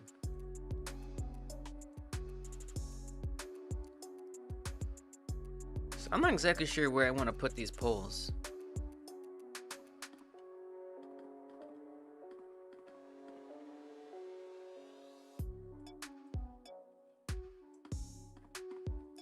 Probably just around here somewhere.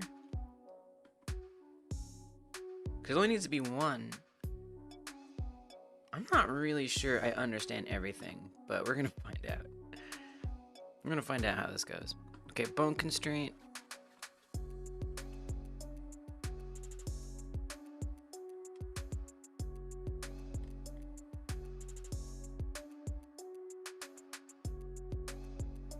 Okay, none of those say IK.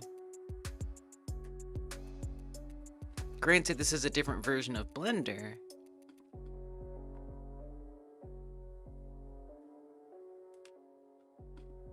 Inverse can, oh, it's expelled out.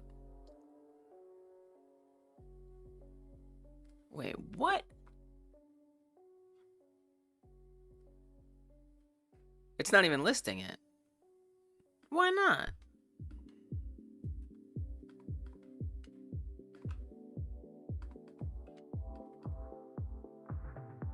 Did that change between versions of Godot or something? Or of Blender?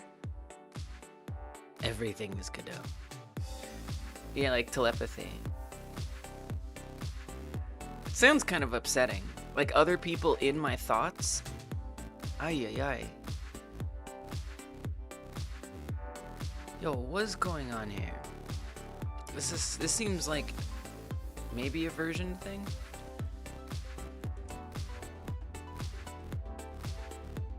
Blender 5.0 IK bone constraint. Like, is it still there? Am I bugging? Is it bugging or am I bugging? Like, maybe there was something I have to do to the bone to make it even be an option? One person is already too many people in my head. Right! Like, multiple people in my head? Welcome, Binge.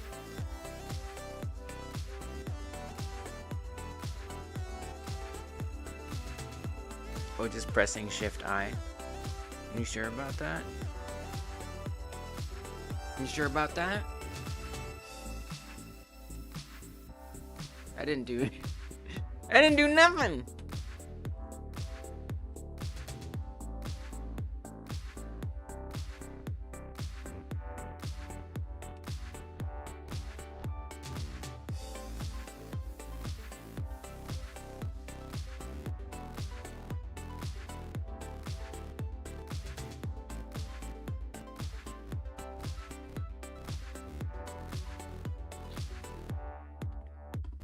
Do all of these have it? They don't. Oh, I gotta make the bone something special. Because look, these don't have it either. And this is the older version of Blender. So it's not a version thing. This suspiciously yellow bone. No, not the suspiciously yellow bone. Wait, now I'm confused again. Oh, because you're in pose mode. Wait, is it because I'm in pose? Oh, wait. Oh god, I'm still confused. Well, because this is selecting the entire metarig. Maybe I do need to go to edit mode? I've become confused. Oh, because I'm not on... I was on the wrong thing. Okay. Was I? I don't think I was.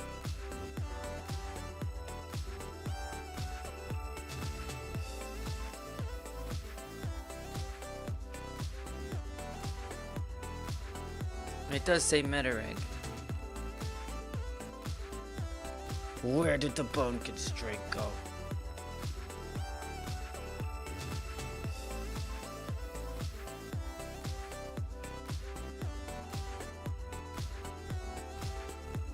I'll definitely admit that the IK stuff always frustrates me the most.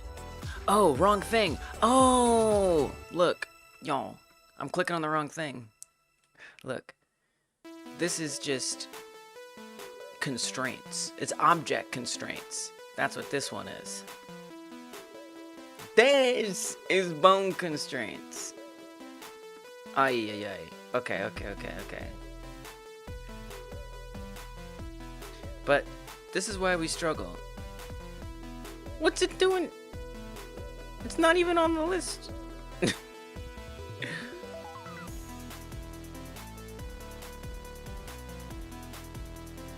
is why we struggle, because now, hopefully I'm more likely to remember it. But is it just not showing up?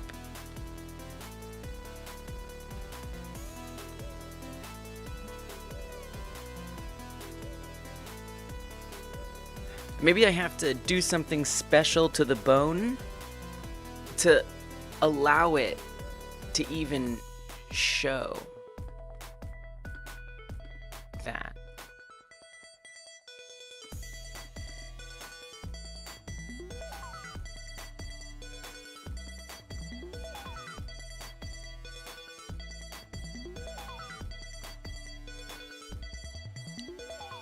Bone collection UI.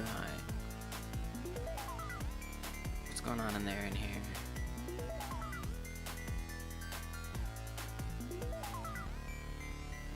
I don't even see that.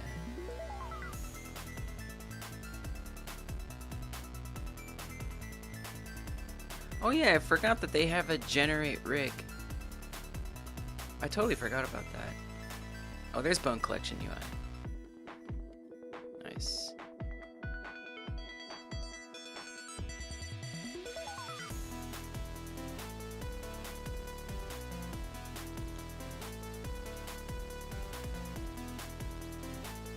Because it has a lot of buttons. Yeah, I can understand that. Why isn't it appearing? Look it up. But this is it, right? Is like in the face of something that is overwhelming or confusing or that you don't know how to do. Developing the skills to solve those problems and learn it anyway. But not everyone has the time, the patience, or the interest to do that, and that's fair.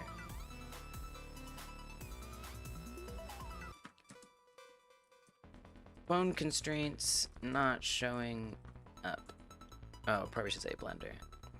Can't find my constraint. Bone constraints are 2 tabs down. Look at it below.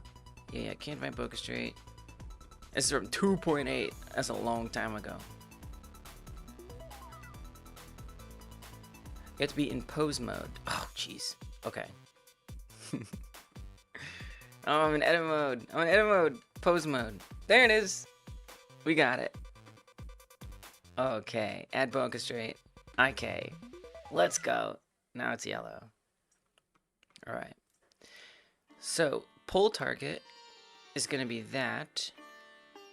Oh, wait, that's the wrong thing.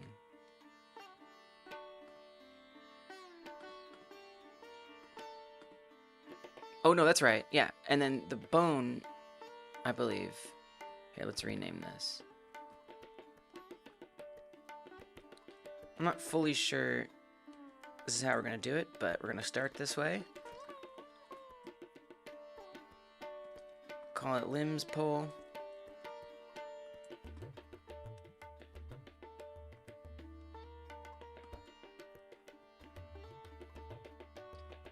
Okay, so that's the bone that we're going to target there. And then the target, I feel like we say this. Ugh. And the other thing too is like, you know, keeping track of like your past work. You know, if you followed a tutorial or you did something in the past and you don't remember how you did it, being willing to go back and look is quite helpful.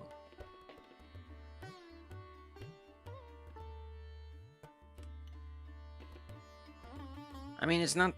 it's definitely... doing weird things. Whoa, wiggle, wiggle, wiggle. Wiggle, wiggle, wiggle.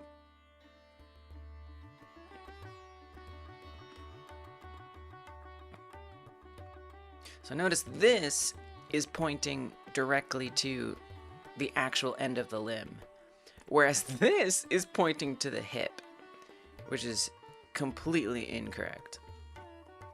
So I gotta figure out what the hell's going on there. Deal with that.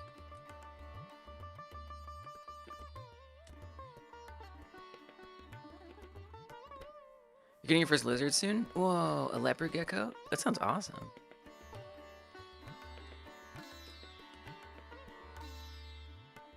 He's leaning to the music. Yeah. Yeah, you're right. Thanks for the sub on YouTube, Bus.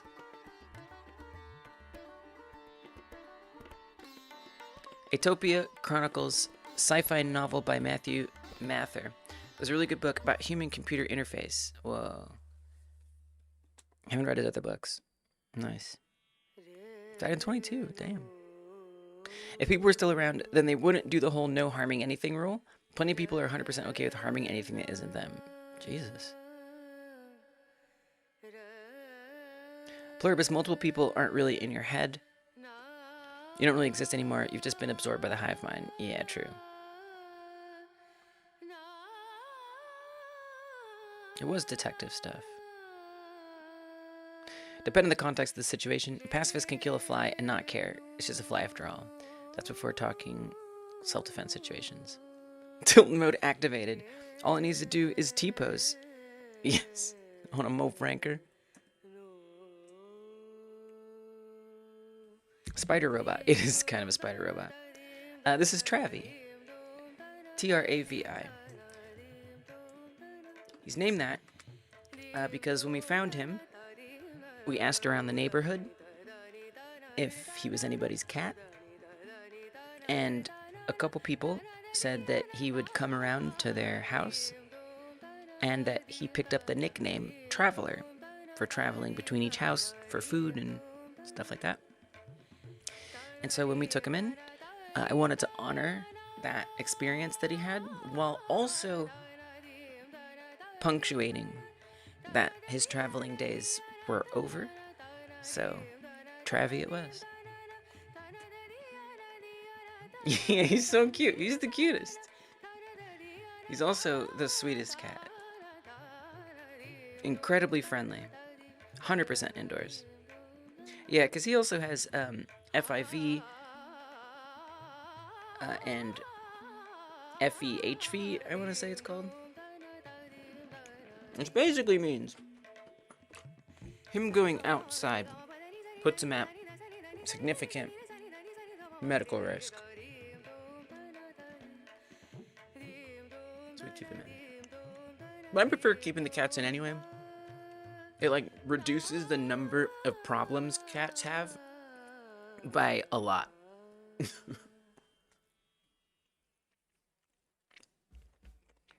What's up, Ray? Welcome.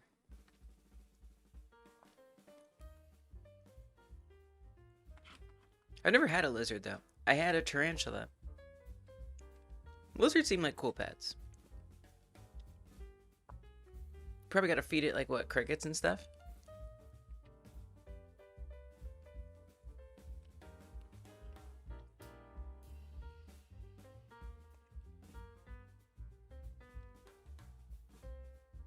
Okay, well, tilt mode should not be activated.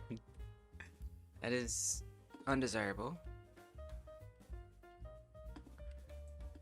No, what should be happening is that this knows to connect to that bone. But I'm seeing that their relationships are all messed up. Because I can't even click... Control... Oh, that's pose mode. Yeah, I guess that makes sense. Still.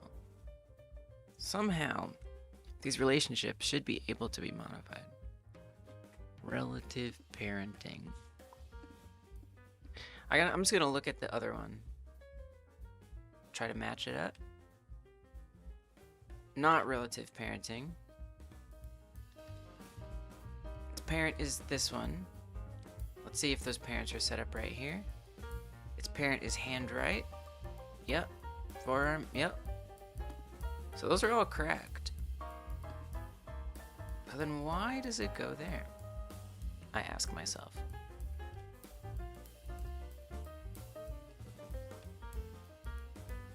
How long did I have a tarantula?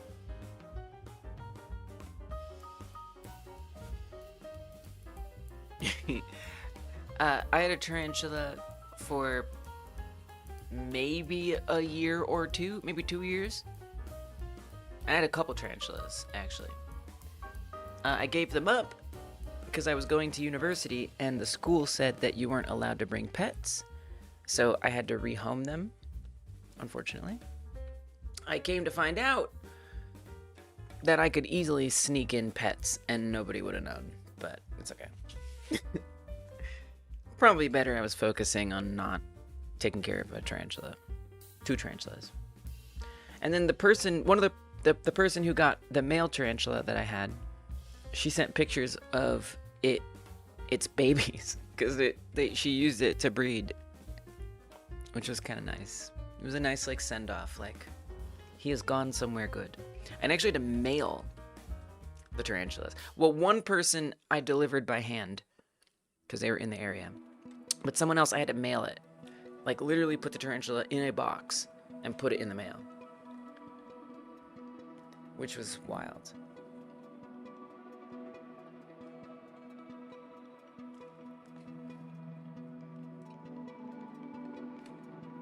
He's rehomed about 100 guppies, 60 snails, and 2 Cory catfish today.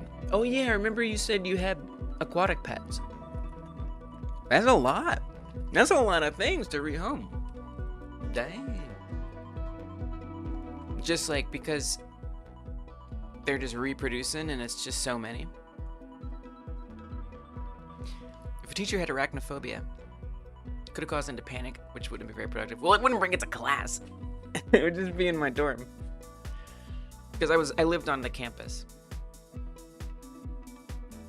But yes, that's true. Yeah, bringing it to class, that would not be a good decision.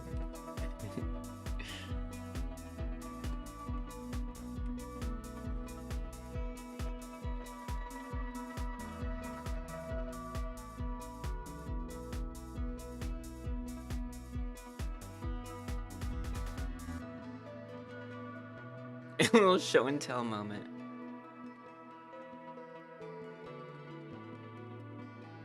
Oh, I wonder if it's this chain length.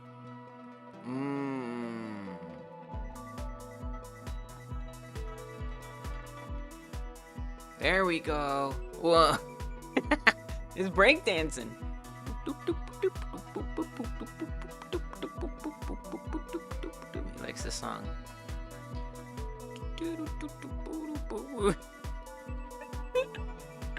I can't believe it's doing that.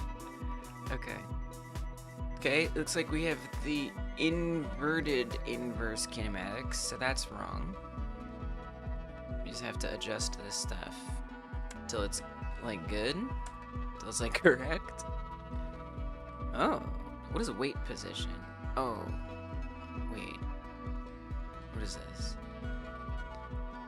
Weight position of control for this target. Use tail stretch. Influence. 60-degree pull angle. 500 iterations? Okay. 60-degree pull angle. I don't remember what this is. Pull rotation offset. So does that mean like if I rotate this? No. Oh, I feel like you just want to move the pole.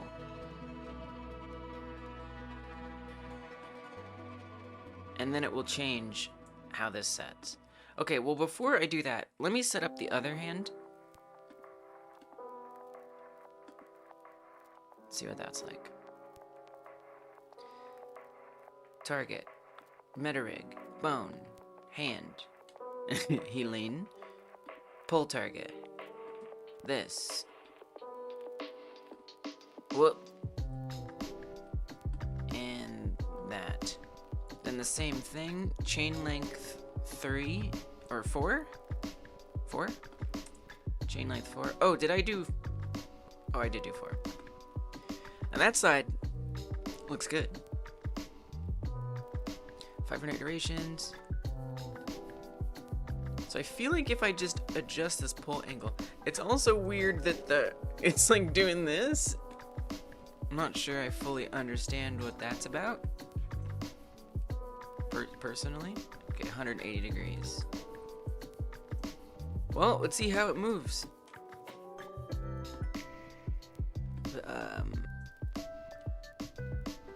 Badly. Pretty bad. Not very good there.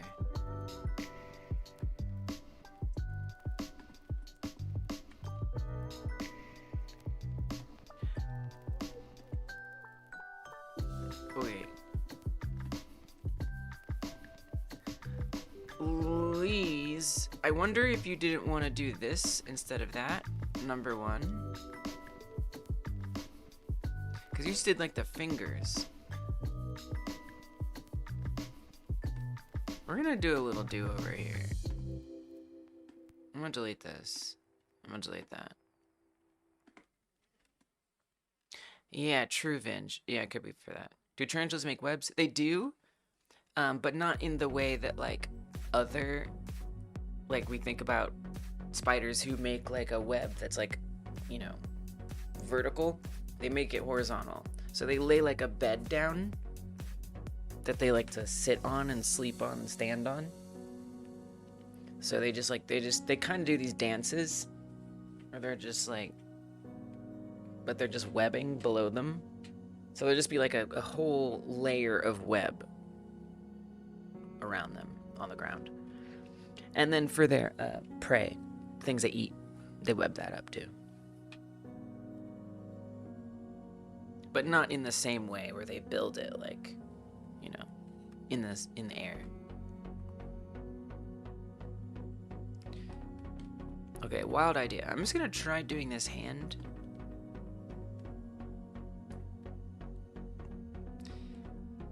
Bugs.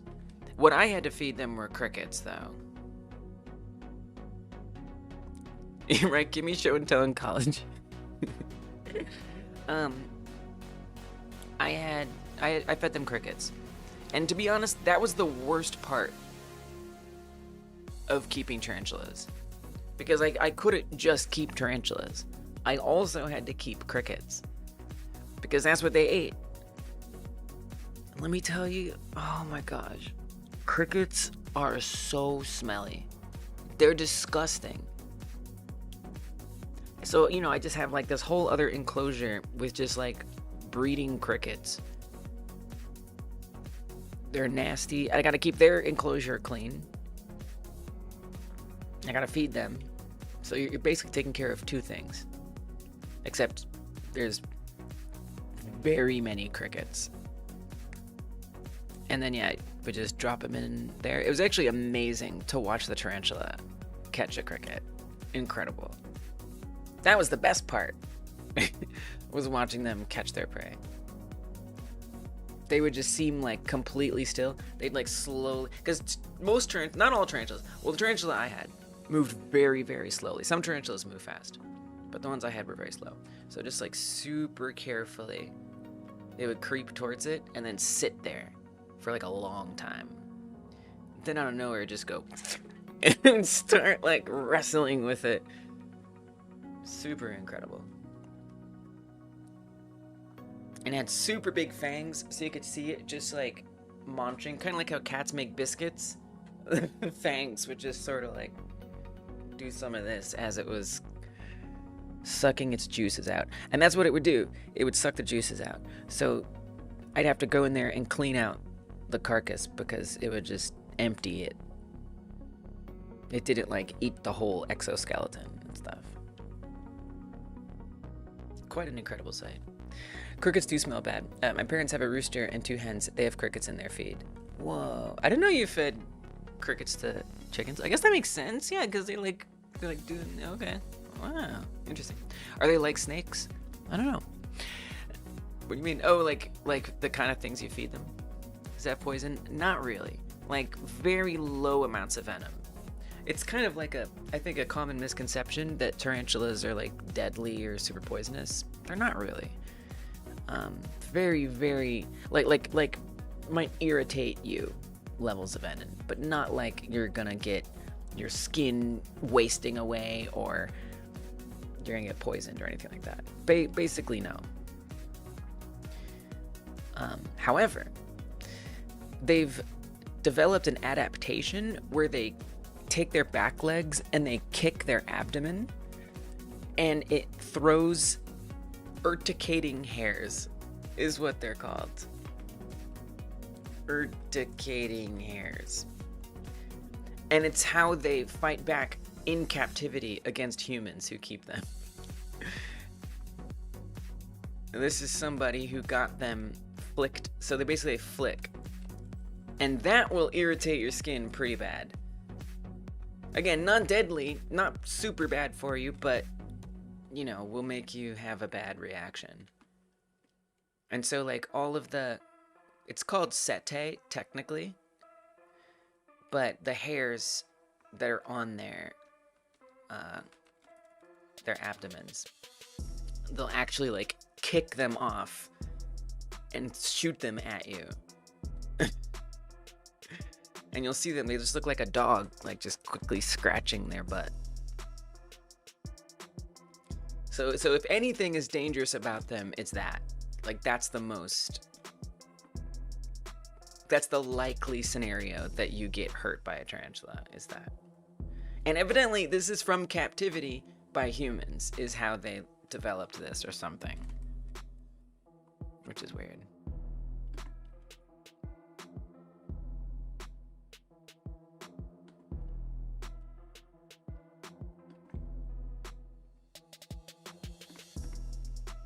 I did not get bitten. No. But I definitely was scared sometimes that I would.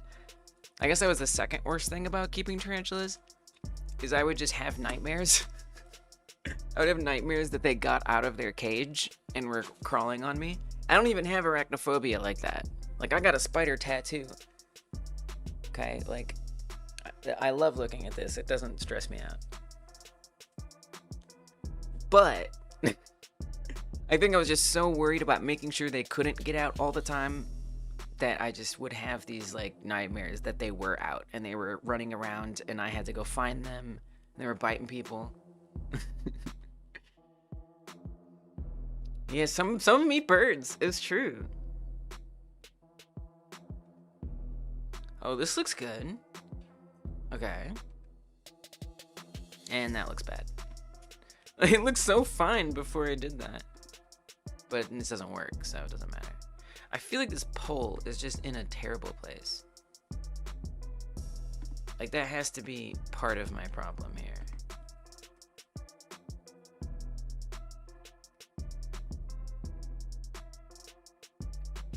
It's so determined to bow outward.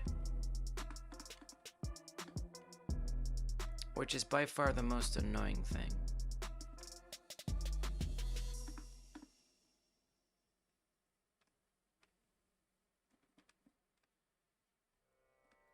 If I turn that weight position off, okay, but now it's not, if it has no weight, It's nothing. Oh, influence? Oh. But it's still not correct.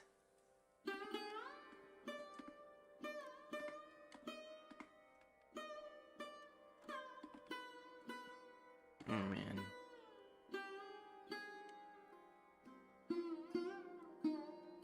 Wonder what I'm doing wrong. Metarig for bone.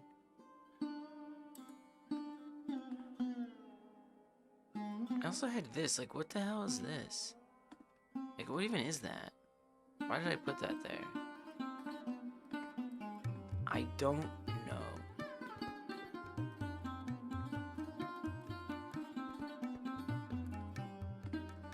Are there any other properties about this that I need to know? Local location. Local location. Looks the same to me. Deform checked on. This says it checked off. Whatever that's worth. Rigify type proxy picker.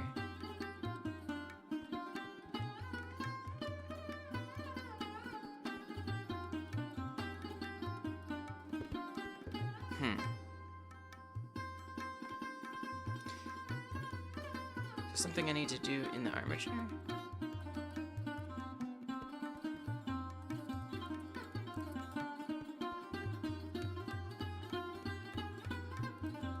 All looks the same.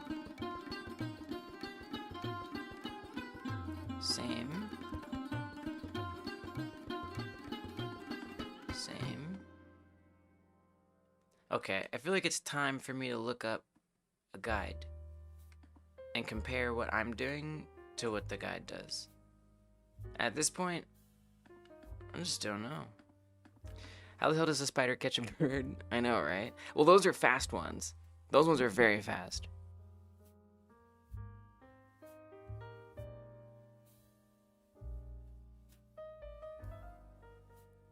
Even the ones I had, for how slow they were still very, like, they would be, when they were ready to strike, they were super fast. So the bird wouldn't have, I could see easily how a bird wouldn't have time to react and even do anything, because the attack would be so quick. Whoa.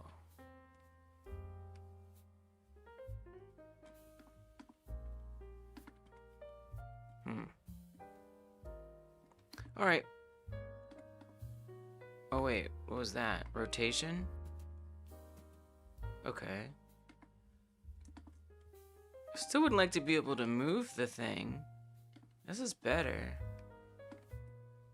I feel like I should be able to, like, pick it up and move it around, but instead it's just kind of staying stuck here, which is what's bothering me the most. Did I forget that? Is that checked over here?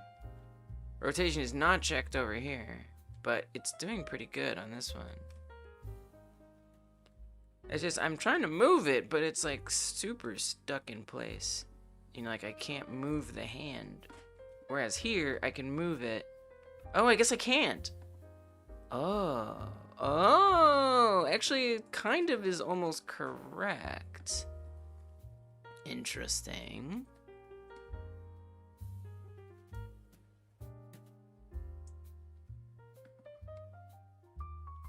Okay, hold on.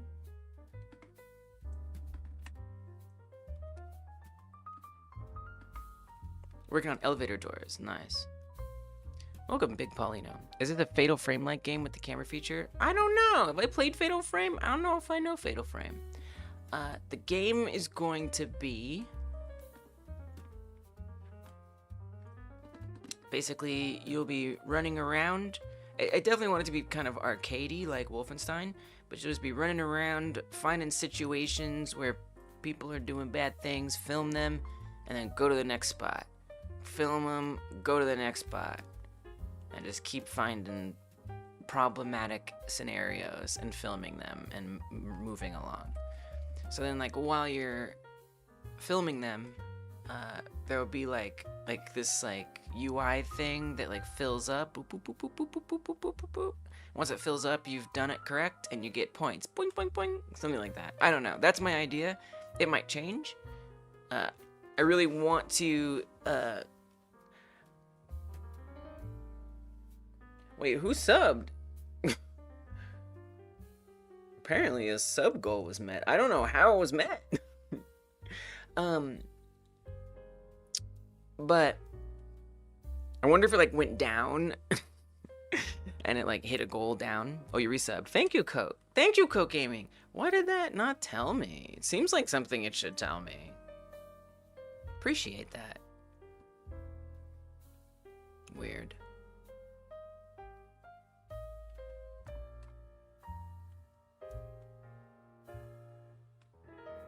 Yeah, it just failed to even mention it. Strange. Thank you, appreciate it. I really want to rapidly prototype it and have like a working version of the game as soon as possible, so I can just like try it with this base idea and then be like, oh, okay, I don't really like that or something, and then modify it and adjust the gameplay. So I'm not sure what the end result is for the gameplay, but I know I have that basic, you know, shape for the gameplay, and then we'll see just what happens. Go from there. What was it that I realized was, oh, like having something, right? So on the spider monster, there's this bone on the end that lets me do what I'm expecting to be able to do, which is grab it and wiggle it all around. What is that bone? What's its deal? How do I make one like that? I ask myself. Its parent is nothing. Local location. Okay. So then how does it connect to this? What makes it do what it does?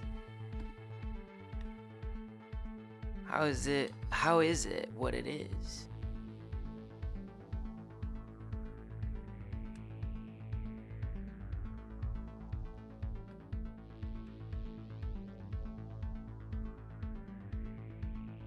Is it weight painted? Hand bend right. Hand bend right.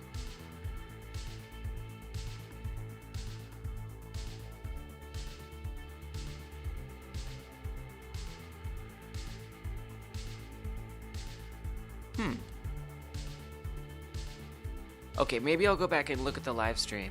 I don't know how I set that up. I don't even know where to start with that. Let us travel back in time to when I made that Ettercat monster. So that would have been for the Granny-like jam. I probably put the word Ettercap in there. Nope. Spider? Word spider? Make sound effects and a spider. Making sound effects and a spider. Oh, that's a different spider. Okay.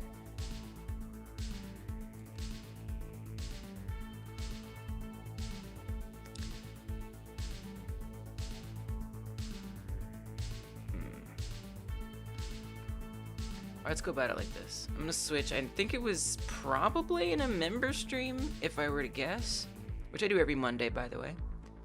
If you are a Twitch subscriber or a YouTube member, you get access to the Monday member stream, or actually a little closer to hitting the unlocked streams on Twitch, so I can actually just do them on Twitch.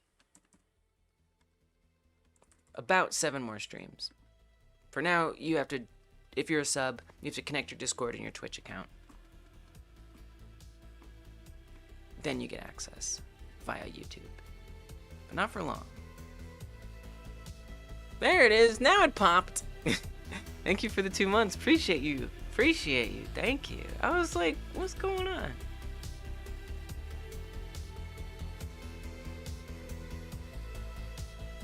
Animating.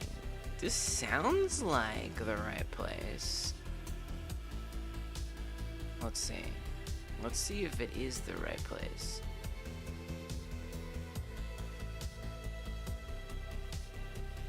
Well, it looks like I already had the rig at this point. I'm guessing.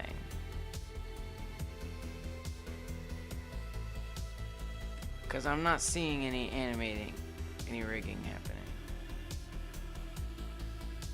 Yeah, this seems like pure animation stuff. Yeah, I was doing the weight painting. Okay, so I think I need to go back at least one stream. Abdomen detailing. Maybe it was this one. I wonder if it was this one. That would make more sense when I first created it.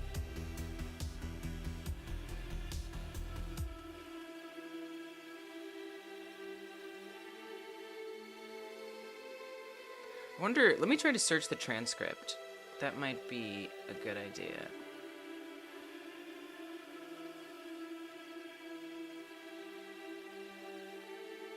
Wait. What happened to the transcript? Maybe they don't transcribe the member ones? Okay. Did they move it? Okay. You know what? That's fine. I'll just... Well, it says it has closed captions. Alright, whatever. It's weird.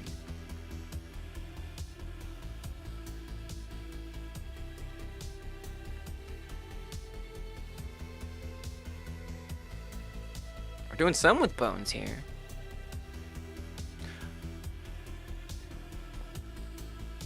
Coke says, there will be doctors who are not doing their job, and you're the only doctor who can heal patients. Ooh, you are making a game about healing. Oh, I love that. Yay. I think that's a great like way to turn violence on its head. So it's like you're a healer. You're a healer. Like in a dungeon doing a raid. I think this is mostly designing stuff, but not like the rigging part.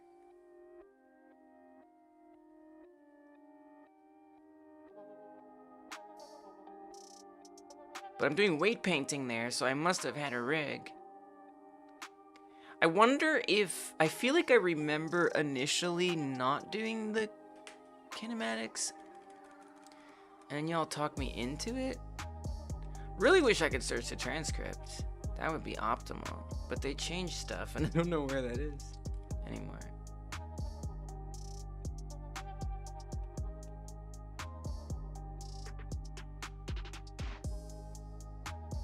Foot bend.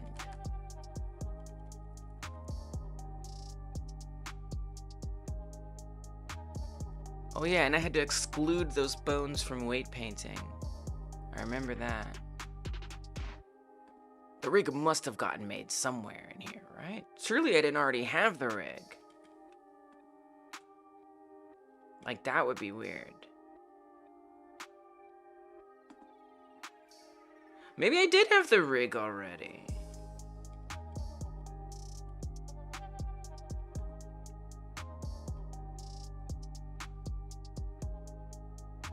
Damn, I just don't remember. I'm not really sure.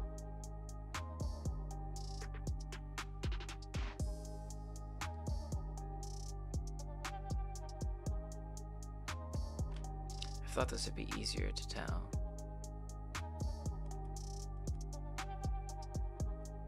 Oh, there I'm looking at how I did something else.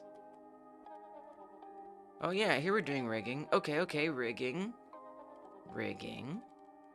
Yes, and they're not yellow yet, so that must be before I added the IK.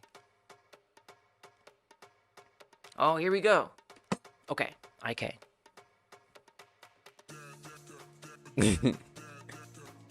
We're struggling. Good. Let's struggle. 10 cents you get from returning cans is a return on a deposit. That's how they're able to give you $10 for 100 cans instead of $3 raw material. What does that mean?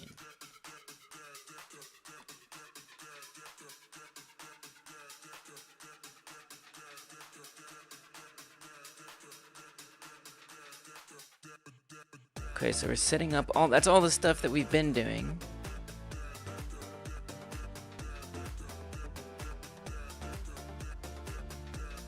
And I am trying to move that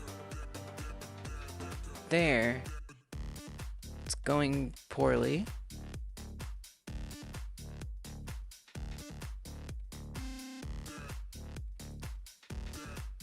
I could let some of the IK stuff go right now and work on it another time.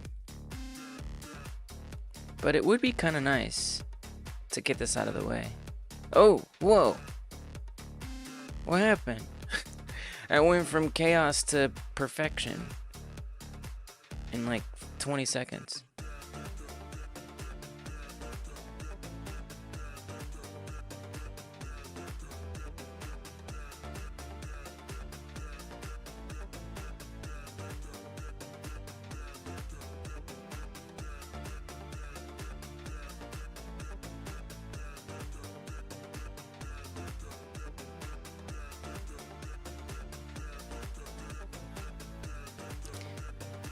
In theory, this should be the whole process, because that doesn't have a constraint on it. So I'm switching that to pose mode. Go to the constraint. There's the IK. Set it to metarig. Set the bone to that one.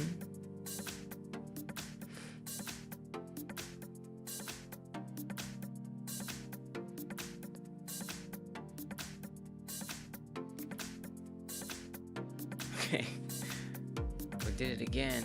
Oh, that's the wrong... I'm setting it to the wrong bone. Is that what's happening? Oh. This is supposed to go to that? Whoa. Okay, even though I know it looks really weird, it is kind of working better. Okay. Wait a minute.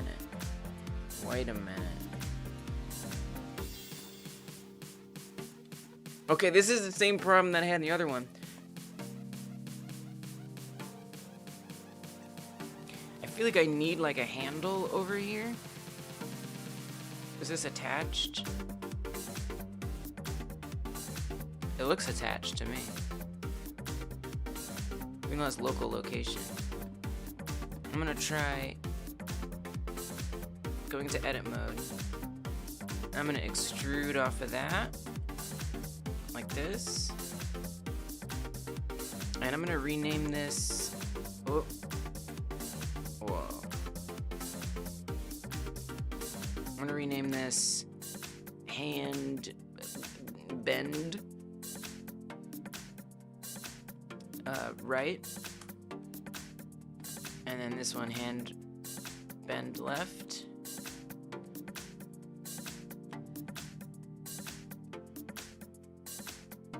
It's been a long time since you manually rigged anything. Yeah. I like doing it because I want to get better at it, and I want to remember next time. When you return a Candy Collections, you get 10 cents, but that 10 cents is actually returning the deposit you paid when you bought the drink. Whoa. Well, that is interesting. Welcome back, Petty. Is this the enemy? It is. Indeed.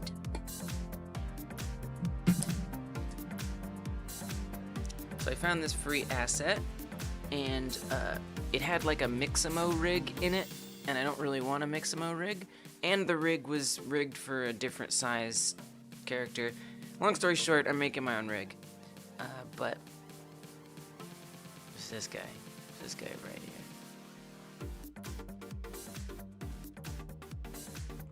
Yeah, I wanna be familiar with the process, because I mean, as you see, I've done it before. But just because I've done it before doesn't mean I can pull it out of my back pocket. And again, let me be clear. I mean, I can rig it. It's the inverse kinematics that is the struggle point for me.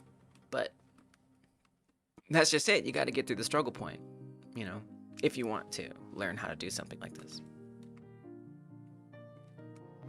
Welcome back, Travi. Thank you for joining us again. It's always good to have you here. And he left immediately. Well, even a short time is nice. Okay. So you have hand bend left, hand bend right. Go to pose mode. I think I can do this. Go to pose mode. Click on this. Set the bone to that thing. Okay, it's out of control, But if you remember, it was out of control in here as well. And then somehow it got tamed. Okay. Set the metarig. Set it to our little bend bone. That rotates. And I go to move this, and it's gonna go all over the... Okay, wait, that was perfection. Well, you hadn't set the pull target yet. So get rid of the pull target for a second. Just for now. Oh dear. That wasn't better, was that? Could be one of these. Damn, I don't know. I don't know. What was it? What made the difference right there?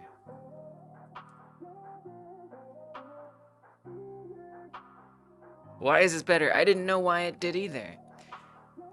Oh, the parent. Right. So we gotta come to this one. And it's bone settings. And somehow we have to make sure it's not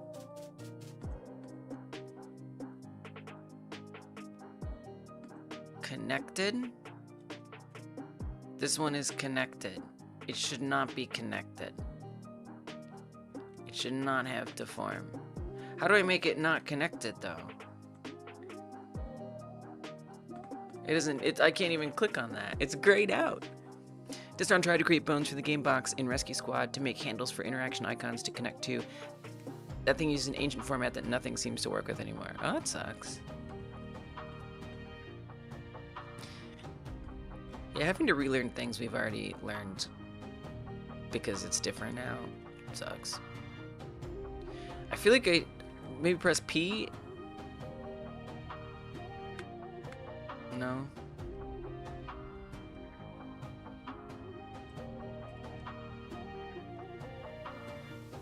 Clear parent? Oh, it didn't do anything. Maybe I need to not have that bone. Maybe I need to create like a new bone. Oh, is that edit mode? Oh, we do it in edit mode. The different modes. I often forget that we need to switch to different modes. Okay, there we go. Okay, click that. Relative parenting, connected local location. Okay. Now this says it's connected to bone. So I don't know what that means. But at the very least, see if this makes any difference. Okay, all right.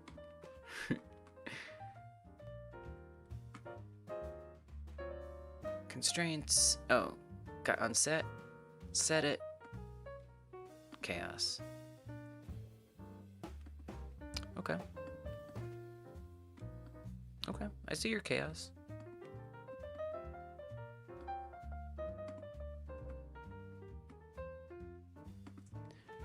Why does it say bone? I mean, it kind of shouldn't be anything. Oh, it isn't anything. Okay, I see. Yeah. So that's what it says if you go back to pose mode. Oh. Oh. Wow. This is much better. So evidently, and this is interface stuff, which it's frustrating, but it is what it is. I mean, that's the whole program, is interface stuff. But it was a little weird.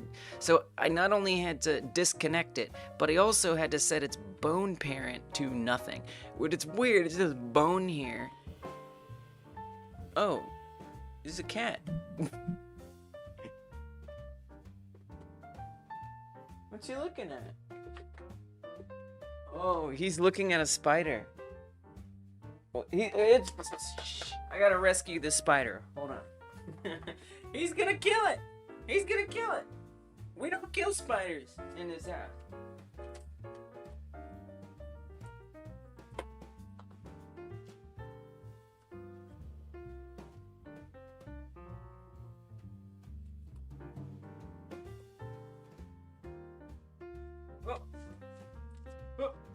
Oh, it's a fast one. I'm gonna need to catch it in something. No, no, no. Stop. Box.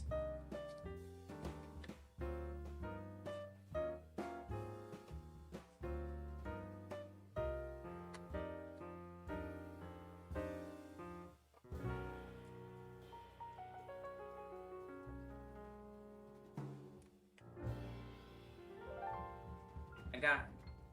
Okay. Now I'm gonna take this spider into the garage. I'll be right back.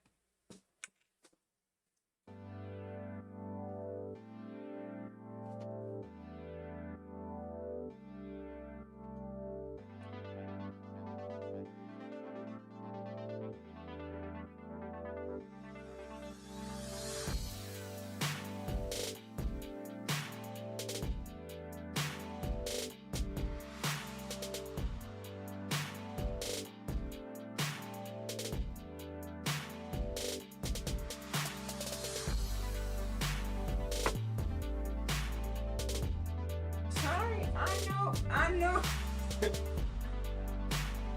He wanted to play with the spider, but if he plays with the spider, he's just gonna kill it.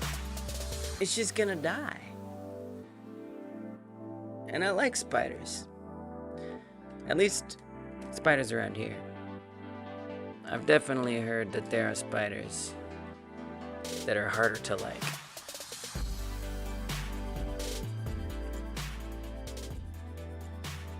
He's still looking. Where's my little spider friend? Okay, so this is miles better. So I just had to remember to, in edit mode specifically, clear the parent and hit disconnected. If I don't clear the parent, it's not enough. Even, it's weird because, I don't know, it just, when I clicked, because like if I give it a parent, right? I guess not. All right, you know what? I don't know. I thought it was gonna look grayed out, but it wasn't. Okay, so clear the parent and disconnect. I'm trying to like really punctuate this moment. So I remember, clear the parent, disconnect the bend bone. Create a bend bone, clear the parent, disconnect. Create a bend bone, clear the parent, disconnect. Okay. I don't know if I remember that, but. Okay, then we can do some of the other things. Hopefully. Like figure out how to make it not look like that.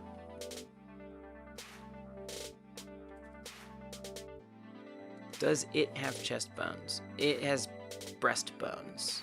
Breast left and breast right. Yeah. I guess if you want those jiggle physics, they're there for it. I don't know why it has those. This just has that rig by default. But that would be my guess about what that's for. Or dancing pecs. Boop, boop, boop. If I were to guess.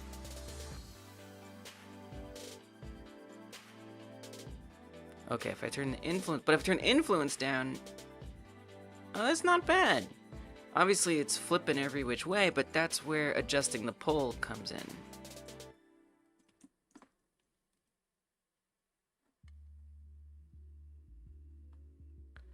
I'm never really sure the best place to put it.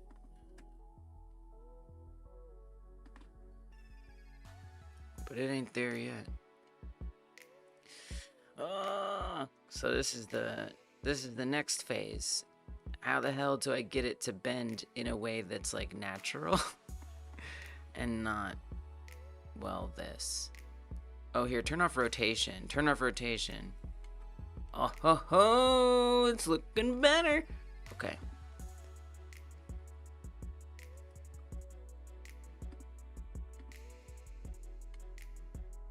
It's looking a lot better. Still got some weirdness.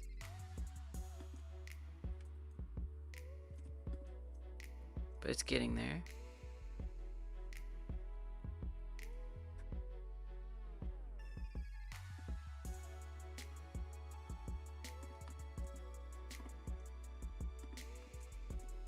And is that its default position?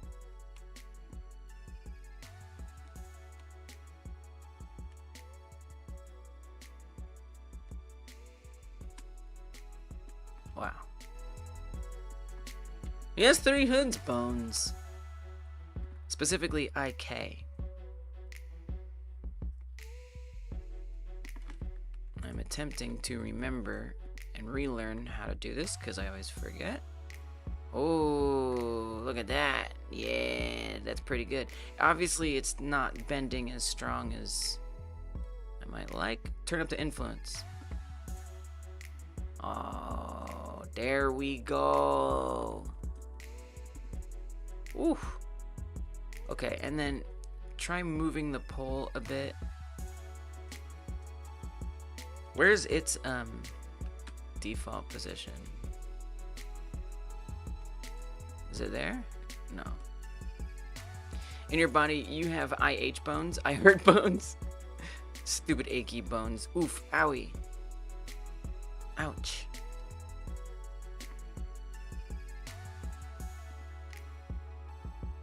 You deserve comfortable bones.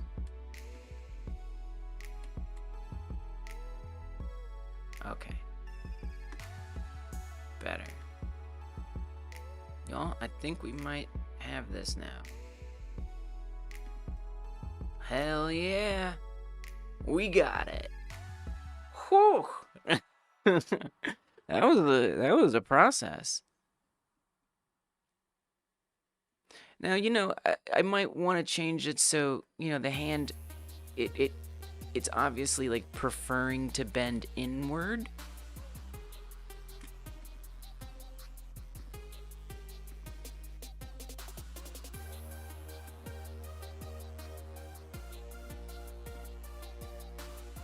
But it's a good success. That dance move called the crab, the monkey. The monkey. Say the monkey. Or more to the actual character, we could say the pig's tail.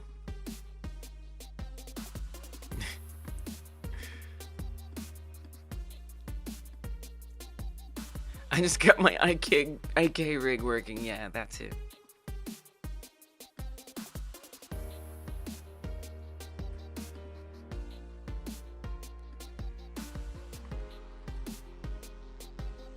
Gee, that rotation doesn't help much. Iterations is interesting. Chain length definitely won't help us.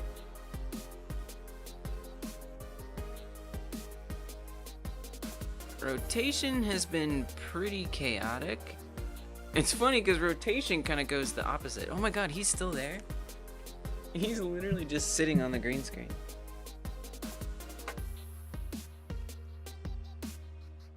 Cat. Is anyone else planning to use 3D sprites like in the original?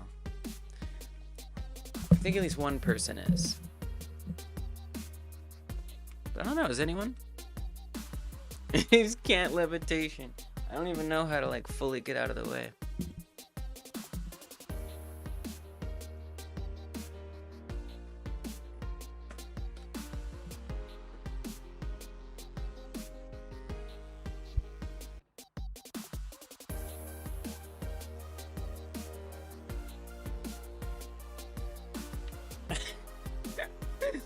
There he is.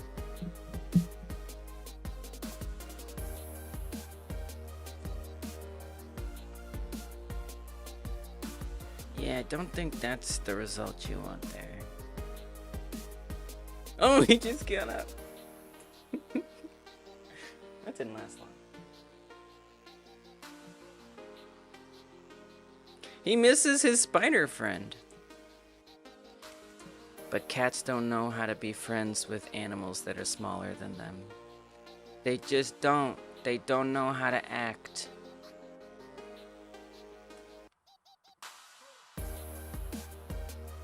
Yeah, the rotation. I mean, I almost wish I could like limit. This is pretty good. It just shouldn't rotate quite as much as it is. He's a very good kid.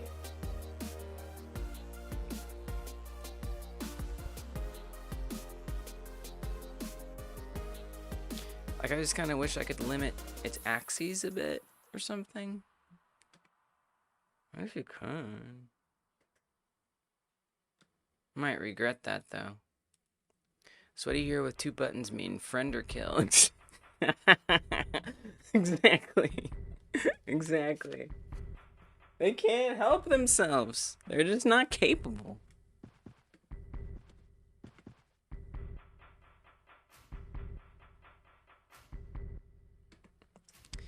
Yeah, I don't know. It's kind of a weird thing to try to...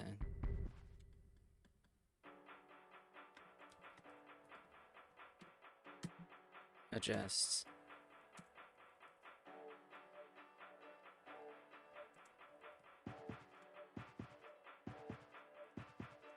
Oh, I gotta rotate it. Oh, I see. Got it. Okay. So the bendy bone, we also rotate it. Okay, great. It's perfect. It's perfect. Hell yeah. Okay, perfect. Perfect. Let's go. All right. Now I gotta do that on the other side.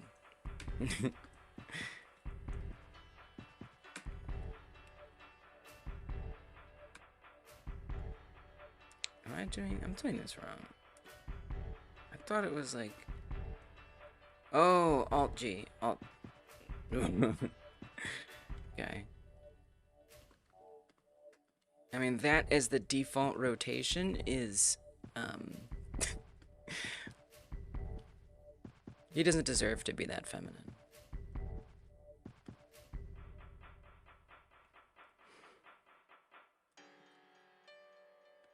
But I have to turn off that rotation.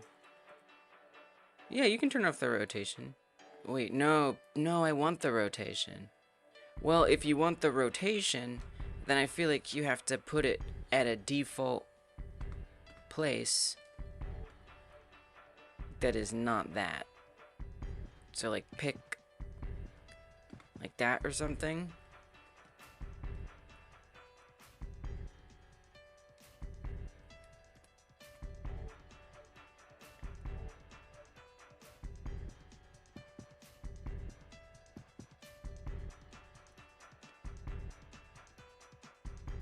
What if I,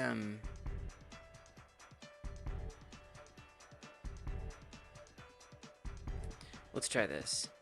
Put it back to zeros. Then come to edit mode. Rotate it a bit. Check back here.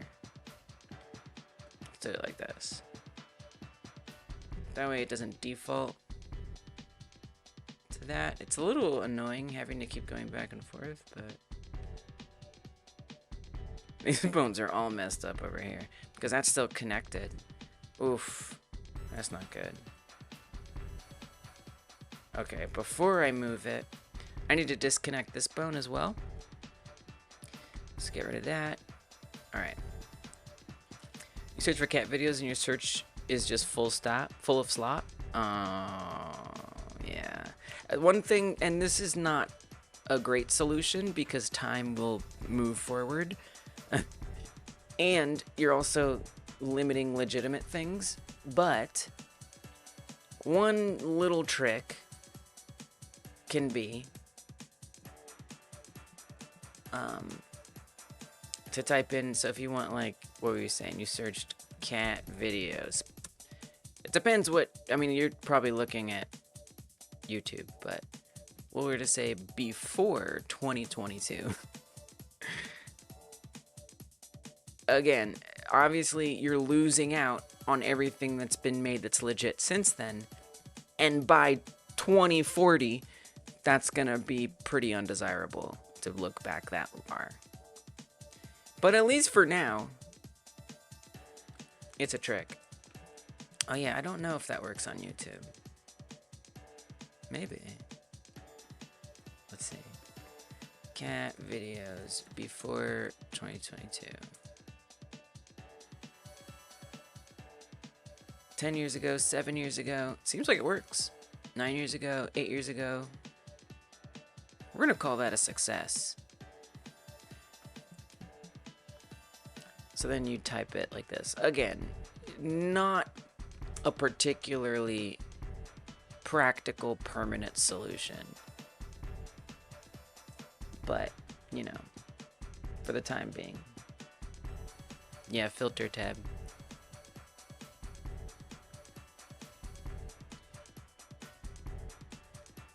Okay. Now I'm gonna rotate this. And then keep going back. Until it looks decent. Edit mode. Move it down. Check it. I mean, that's kind of fun.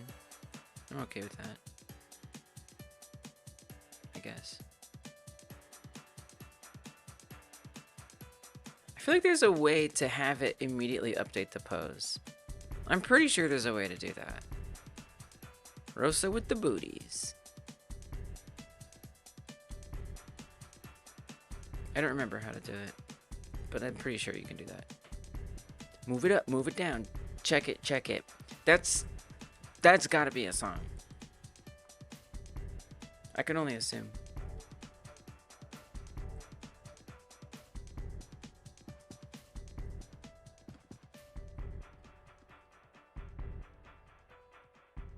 Alright, we're gonna call that good enough. I said it. I did say it. That's true. Alright, now set up the other hand. Oh, that's what I said. Those are the words that I said? Those are the words that I said? I thought you were quoting a song. That's funny. It's the rigging song. Okay. Pose mode. Well, edit mode. Okay. Pose mode. Bone constraints. IK. Target. Metarig. Specifically, this bend bone. Pull target. Is this down here? Set the rig. Set the bone. Holy crap.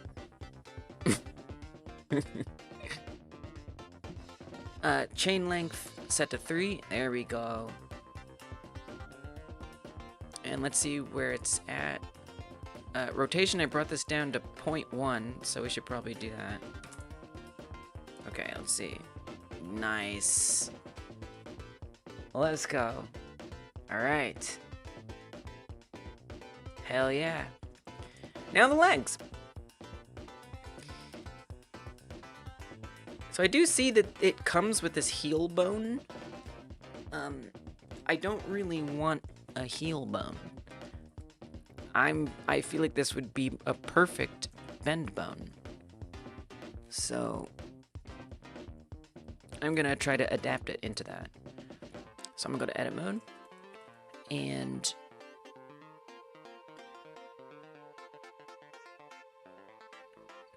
it's gonna have no parent at all.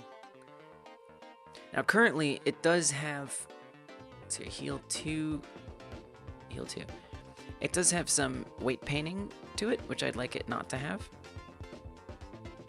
It was edit mode move, check it.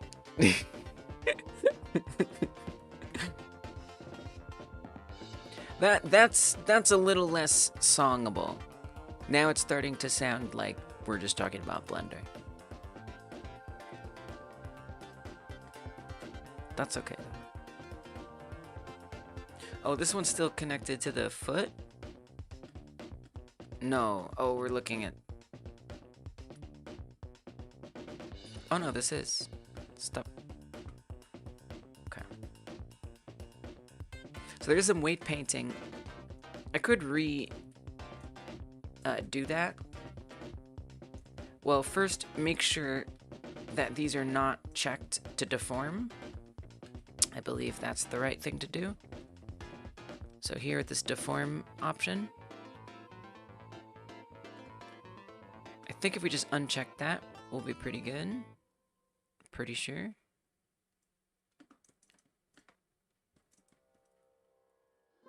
Because right now, that has weight painting. But let's see if that... So like if I move this, you see it rotates.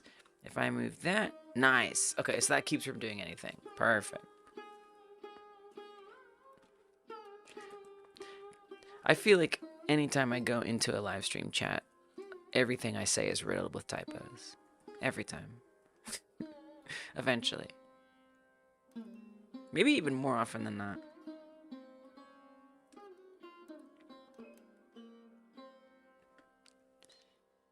Okay, pose mode. Constraints. Inverse kinematics. I assume it only did it on one of those? Yeah, did it on this one. The target is the metarig. The bone... Wait, Lee's wrong. This isn't what becomes the IK. It's this. So this foot right here. That was close. IK. Target, metarig. Bone, the bend bone. Oh, not the spine. Let me just rename them while I'm here. I'm gonna say foot bend right, and this becomes foot bend left.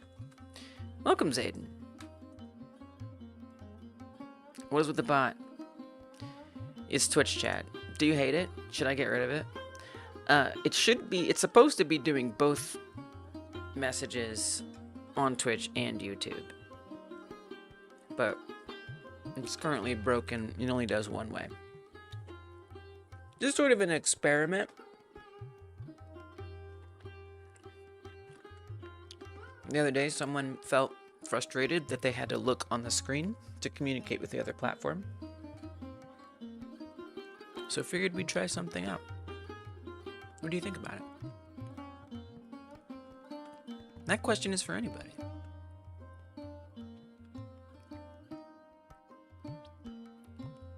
You read the title, thought the game was about stalking people.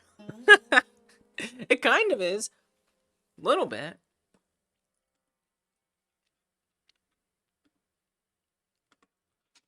Okay, but it's fine. This is good. Okay, chain length. I'm guessing 3.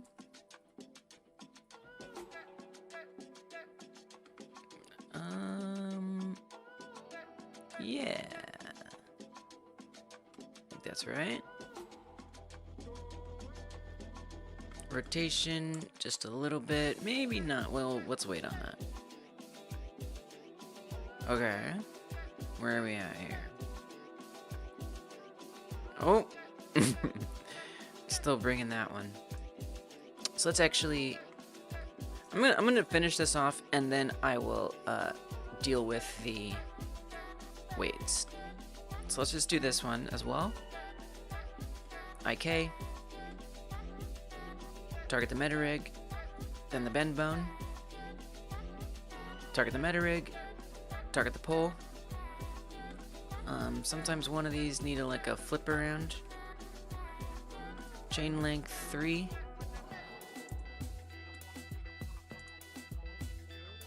Okay. Now, I'm gonna redo the weights. So click on the mesh, click on the armature, Control P, automatic weights, and let's see if this is any better. So hopefully it won't drag the heel with it. Nice. Let's go. Alright. It's not bad. It's not exactly what knees do. But, you know, it's something. It's just a kind of rotating in ways that don't make a lot of sense, but mostly it's not bad. It do be doing the jig. It can't help it. You got working doors? Nice. Yeah, they kind of are futuristic. I guess they're supposed to be... I mean, in theory, you're supposed to be escaping castles. So I don't know. Yeah, it's the Irish one. The River Dance. So I don't know what their design was for that. Those blue doors. I have no idea what those are supposed to be. If I'm being honest. Knees just free move like that? 270 degrees in both directions too? Damn. That could either be terrible or maybe kind of cool.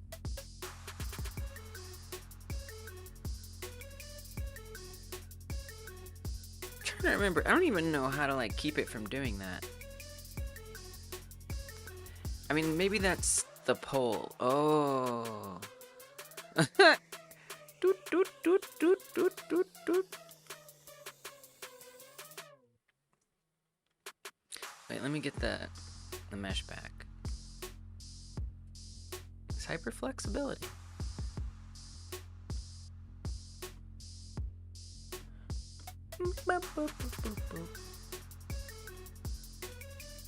Okay.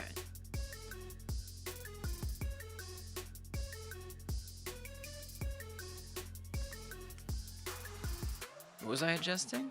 How was I making that happen? Oh, the pole.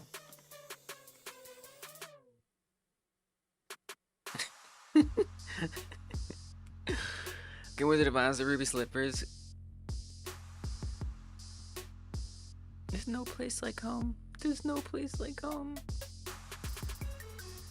Now it's doing ballet.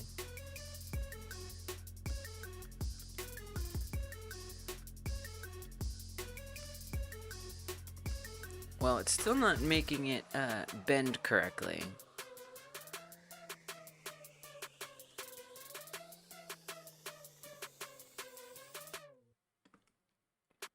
So whatever I'm supposed to do with the pole, I don't seem like it.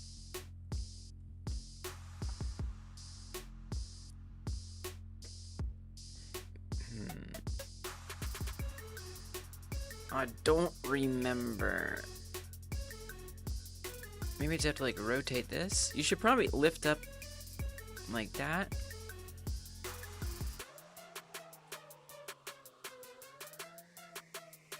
Move it around until it looks correct. Whoa, whoa, whoa. Don't want to lower influence. There is rotation, but I feel like that's gonna do too much. It's actually something. It's definitely something.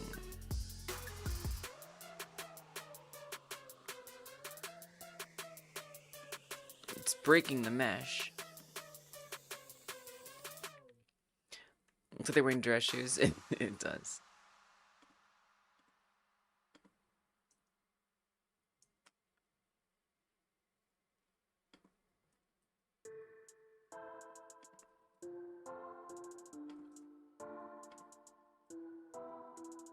I mean, it's still going a little... I'd really want to limit. It would just make animating so much easier if I could make sure it can only bend certain ways. So I'm gonna look this up, because I don't think I've done a person in a while. I did do a person once before. I have done a person before. I could look at that. Let's see. That was kind of a while ago, though. Kind of a long time ago. I'm probably in the wrong version of Blender.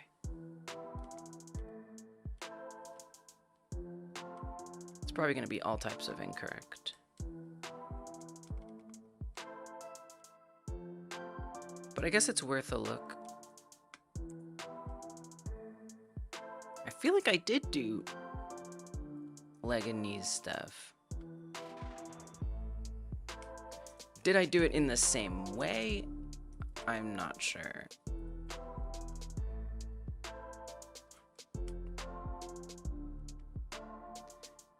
I thought about using these characters for my game, since I at least made these myself, but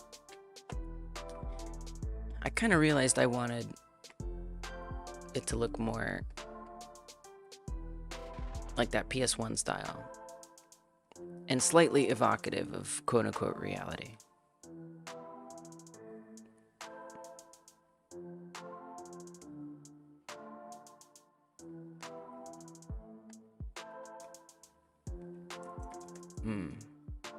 Oh, wait, is it this? I don't think I did any inverse. I didn't do anything. I was just animating that. Okay. So I didn't do any IK there. What about on the alien? Did I do stuff there?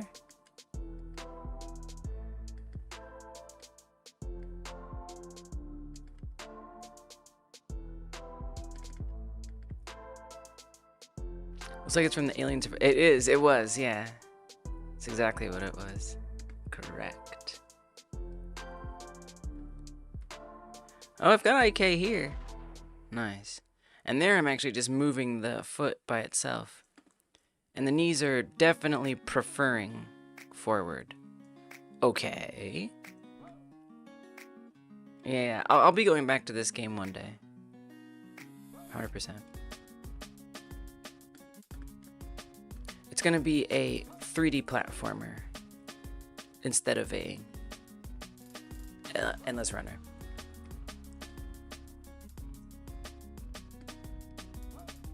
Okay, so how do we do this? How did that... Oh, so I did this rig in a totally different way, it looks like. Okay. Well, alright. I just didn't set it up the same way. Alright. Let's look it up.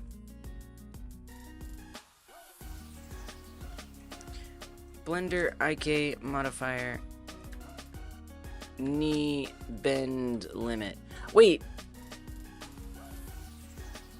Limit. There's limiters in here. What if I use that? But where would I use it? Would I use it here?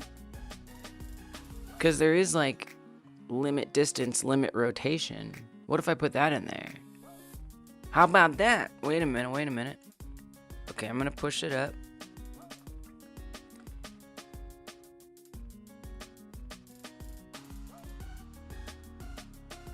Oh ho ho! Wait a minute.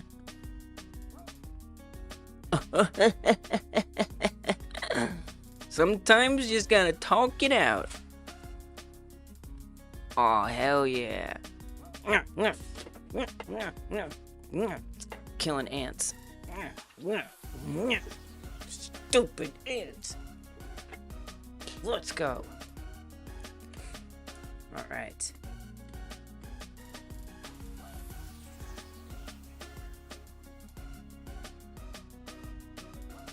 We got there.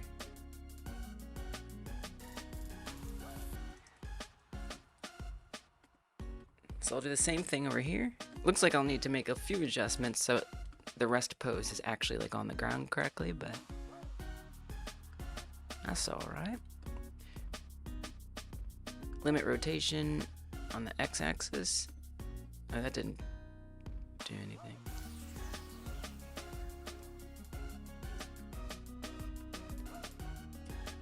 Is that not the bone I think it is? Oh, wait.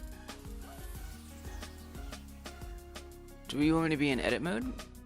I don't think so. Pose mode. Click. Oh, you want bone constraint. You gotta remember bone constraint. Bone constraint. There we go. There we go. Making your own model of a hospital bed because Sketchfab models are not worthy of my game. I feel that. I had a hell of a time looking through Sketchfab yesterday. I did not enjoy it. It was stressful. The 1 hour jams weren't teaching you the scope needed for a dream game. Not just necessarily a dream game, but games bigger than itty bitty. Yeah, I wasn't really able to get very far. I sort of felt like my gains from doing a 1 hour game jam every week was plateauing after like 20 or 30 game like jams or 1 hour jams. Now I do think I was learning how to optimize that time and make more within that time, but my code was a damn mess. It was teaching me bad coding habits because I was just like quickly making crap. I take tons of shortcuts instead of building good systems that are scalable. So I think that was probably even a bigger factor, was the sloppy code I was learning how to make.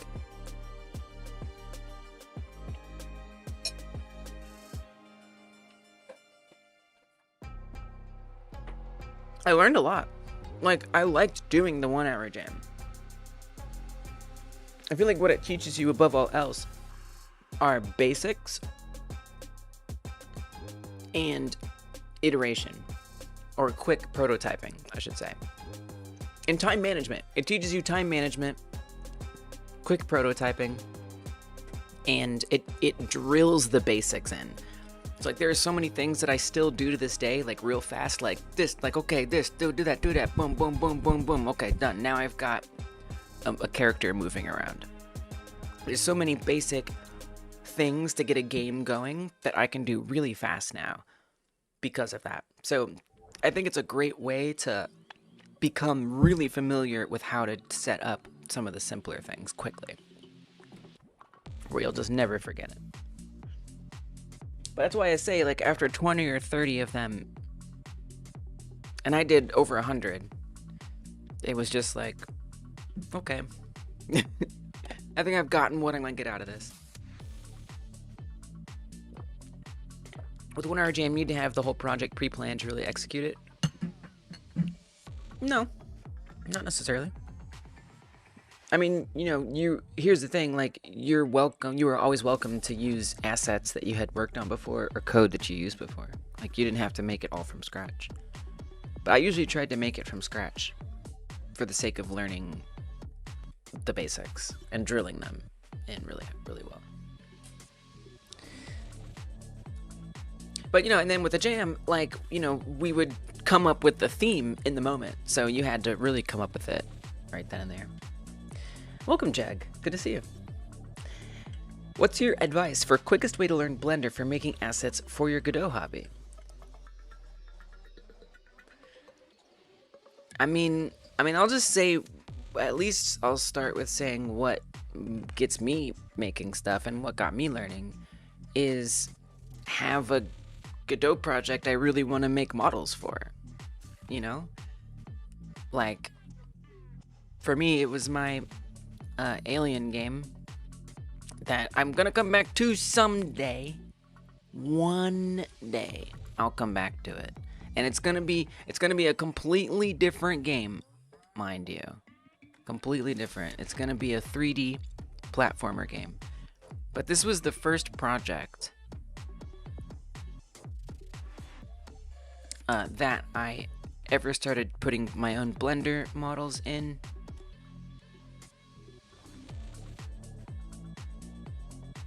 Let me find it. Can we just sort by, like, date? Here we go. Okay. This was the final project, or the first project, that I was learning Blender with.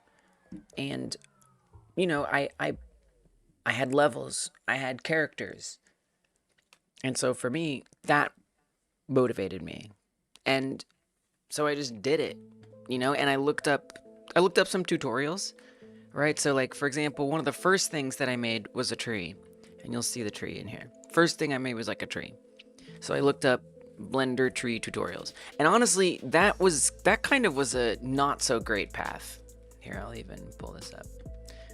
I kind of didn't learn much from that. So let me say this. I'm just going to talk it out until I arrive at the advice I'm giving you. Okay? Let me sort by member streams, and let's actually do the oldest ones first. Let's go that way. Because I believe one of the first member streams, also Twitch subs get access to these streams, was my first time using Blender. So if you do want to see my Blender journey, becoming a member on YouTube would be the way to access that. No, not trying to sell you on it, but it's just true.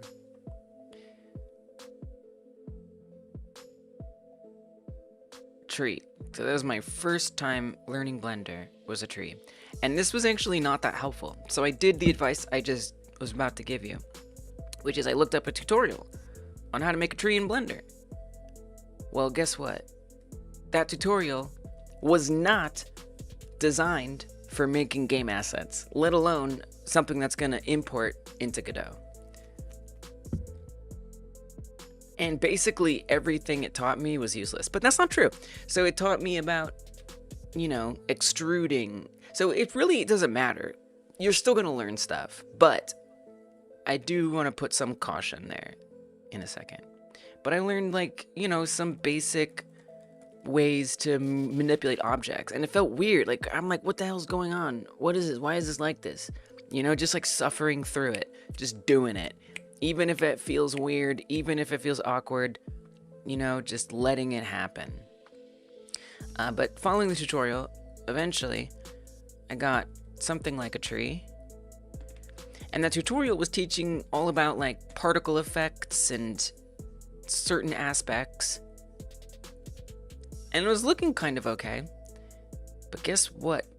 Well, here's the final. Here's like a final look at that. That was my tree.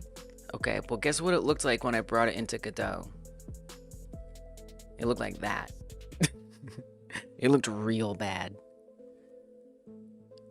It was not supposed to look like that. And that's because the Blender particle effect stuff doesn't come into Godot. And that tutorial ultimately was not teaching me how to make game assets. It was just teaching me how to make a tree. So the tree that I ended up making and using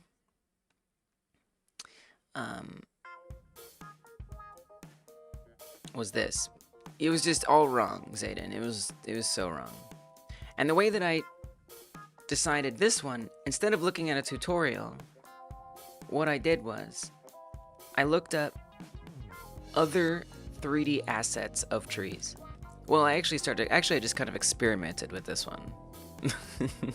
Actually, I started doing what I had learned before and then just played around with modifiers until it looked like a tree. So, you know, I was curious. Again, I was driven because I wanted to make this game. And I was driven and I just wanted to make that. So I set aside the time and I just figured stuff out. But again, something else that I did was I looked up 3D assets of trees out there. And I used that as my inspiration for what kind of tree to make. Somewhere in there. So for example, if I search up low poly tree asset images, scroll through, and I probably picked one of these, right? I'm like, oh, you can make a tree just be like a shape, and it's a tree. It doesn't have to have every leaf.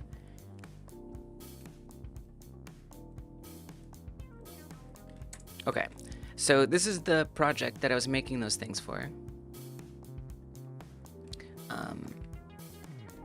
And again, this was my first like bigger game project. It was too big, ultimately, and I just kind of got stressed and I stopped working on it. Someday I'll revisit the like universe of this game, but it's not well optimized. You can see those are my trees. They're very simple. They're those basic geometric shapes, not very complicated, but you know, it gave me an excuse to learn something. So yeah, I guess my advice is have a project. I made all this art. 100% of everything you see I made in Blender myself, completely.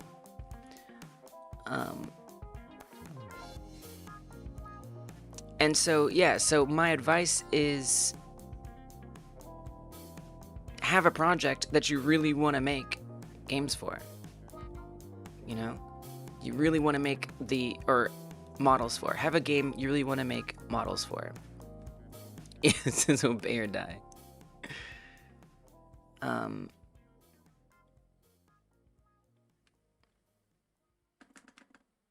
Got him, kind of. Sort of ate him. And then just go in there and start messing around. Now, do look up tutorials, right? So, like, for example, there were things that I would want to do, like, maybe I want to say how to use sculpt mode Blender. I don't know. You know, so, like, finding, like, specific directed tutorials. And let me tell you something else. Let me tell you something else you should look up. Is Blender tutorial for Godot. Like, literally search that. Search for game dev. Because it's going to be different than, like, the famous donut tutorial, right? Like that isn't necessarily directed towards game dev. Maybe he has some that are made towards game dev, I don't know. But the approaches are going to be different. So I know it's just long-winded, but have a project you care about. Make all the 3D assets. Make them all. And imitate simple things by looking up other assets similar to ones, literally just look them up, similar to ones that you're trying to make. I was making a backpack once, backpack 3D model. Just type it in, search images, and pick one. It's even better if you can find the topology and try to recreate it. You know, so if it has like this kind of stuff, and just go for it. Along the way, look up little stuff like how to extrude, or if something weird is happening. Why is my mesh inside out? Why does it look like this? You know, and as you keep doing that, you'll start building up the skills. And once you kind of have a grip on the basics, you'll start to notice little things that are wrong. Like, why is there a little flicker on my asset in the game? Well, you start to realize that you're not merging all of your verts, or things aren't fully connected. Why, when I try to set up armatures and deforms, is stuff clipping and looking really weird, you know? So you start learning about weight painting and how to make the topology good. But that's like later stuff. Don't worry about all that. That's my long-winded advice for getting better at Blender. Especially as it relates to Godot. One more thing I'll tell you. Bonus tip. Connect them. Connect them together. Godot has awesome built-in Blender integration. It's so good. I like it. So, for example, well, the way you set it up, you go to project settings, make sure you have advanced settings ticked on, and then just go to the filter search and just type in the word Blender, and eventually you'll find your way to it once my Godot loads. Take your time. Re-import the models. Take your time. You know what?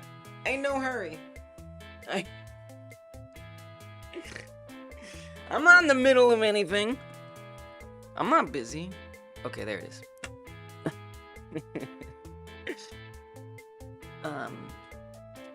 So the way you're gonna get Blender connected to Godot, which is super useful, you're gonna head to project settings, right up here. Make sure advanced settings is ticked on. In filter, type in Blender. Look around, find this, Blender enabled, check that on. Then you're gonna go to editor settings, same thing, make sure you have advanced settings, type in Blender, come down here, and you'll find to import, and you'll find this Blender path. And all you do is you go find your exe for Blender, which actually, I need to change that to 5.0, I just realized. And look at how awesome this is. So this is a blend file, just in my Godot project. So let's say I come here and I just make it weird and big and mangled, okay? I'm gonna save that. When I come back here to Godot, that change immediately happens. Which just, again, makes it really easy to see how the changes that you're doing here are being applied in the engine. Give him a big pointy chest. Now, it's gonna have a big pointy chest. So yeah, that's the bonus tip.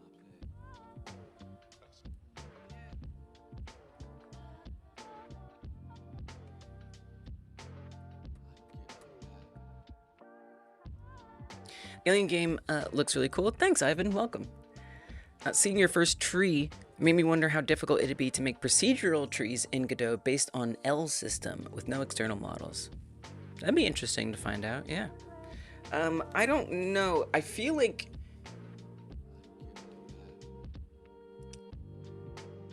I'm not a big fan of using Godot's built-in meshes and stuff, personally. But it would be an interesting project, yeah. Although I'm not even sure what the hell you're talking about. L systems. I don't know what that is. But yeah, I'm sure there's ways you could do that. Why not? Zayden says, I once used photogrammetry for 1 week long game jam to get a nice camera 3D model. Just use a phone app and take a bunch of images of the thing from different angles. Oh yeah, that's true. You can do all kinds of creative ways to get 3D models. Totally. The file is more expensive than a real backpack. Yeah, I don't usually buy assets unless I really need them and they're really good for what I need.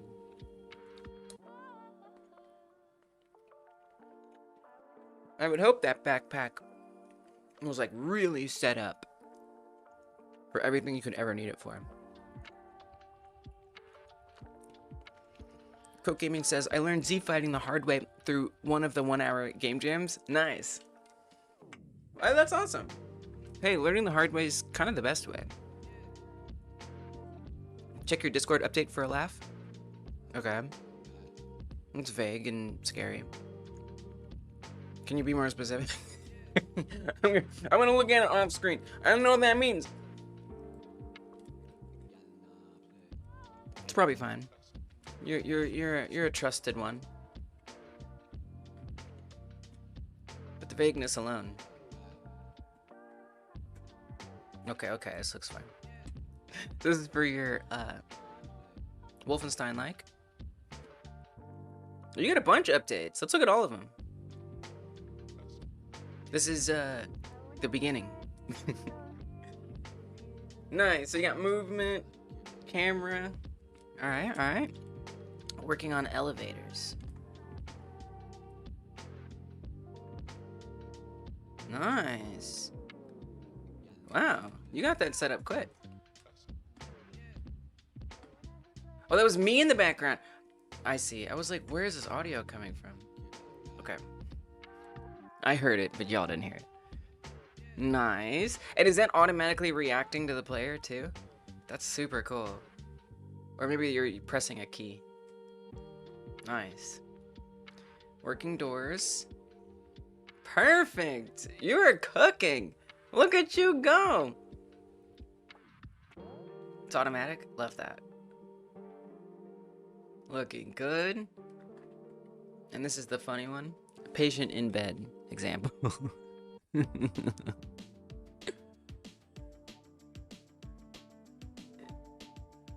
Just T-posing in bed. Definitely needs some medical attention. It looks like it could use some help.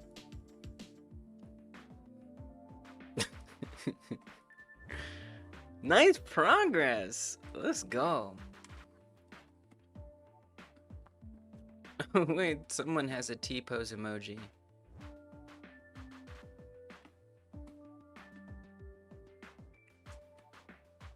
It's here in the morning.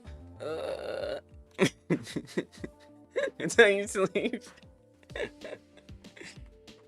Chronic T-posing disorder.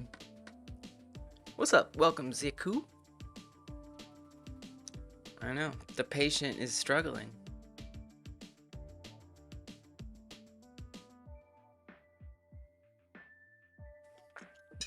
That patient needs a doctor to save it. Welcome, Goblin. Good morning, sister. Good morning. I don't know if you're a sister or a brother or something else, but welcome, sibling. Oh, sibling. That's what I like to say. Good morning, sibling. Great idea. Make it more the Duke Nukem level interactive. Yeah, it's cool, right? It's like the opposite of hurting. Instead of like killing things, you're healing them. I just love that. Me when you ran too much. Patient will be healed of the T-pose disorder. Yeah, I mean, that would be A, a fun reference to game dev, and B, sounds legit to me. Alright, I don't particularly want this character, like, looking like a Dragon Ball Z floating... like it's about to do whatever Dragon Ball Z characters do. So, I'm gonna adjust that a little bit. by going to edit mode. Oh, sorry, for the armature. Armature, edit mode. Oh, it's hard to see. Okay. Yeah, wait, but can you, okay, but maybe we'll switch to wire. There we go. I'm just gonna keep adjusting these until it looks more good. I'm not sure which way to adjust it though. Hold on, let me go to pose mode and try some different rotations. Oh, that didn't do anything. Wait, what? Really? And that's all set back to 0 already? Wow. So I guess what I need to rotate are the legs themselves. I thought it was gonna be the bendy bone, but it's not. Okay, no problem. But I can only rotate it so much. This is a little suboptimal, I'll be honest with you. Okay, alright, yeah. Okay. Well,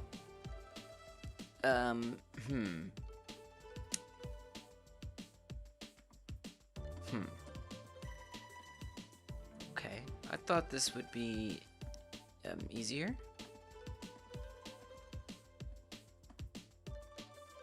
Oh. Okay. That's the whole leg though. See, if I try to rotate, I'm trying to make the foot flat.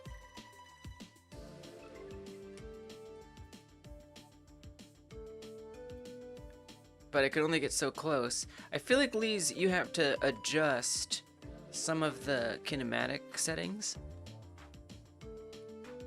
Or something.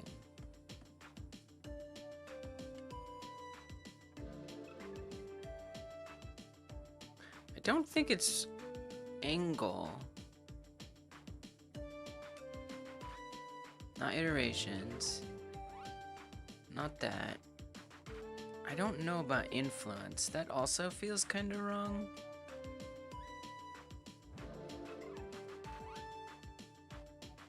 Is it moving this? So that's not doing much either.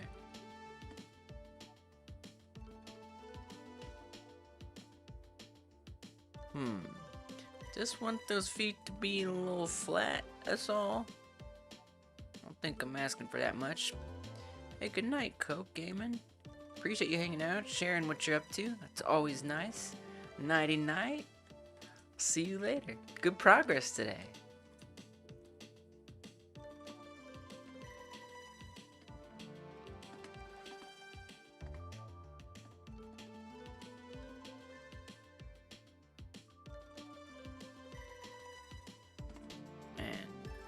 That's kind of disappointing. I'm not really sure what to do about that. I mean, it could just be like that. Like, it's not the end of the world, I guess? Except it kind of is, though. Because then all the animations... Okay, so we do have some issues. Is it related, perchance, to this? Not really. Kind of, yeah, because then I can lift this up. And if I limit it, it forces there. So maybe I need to, like, adjust how extreme that limit is.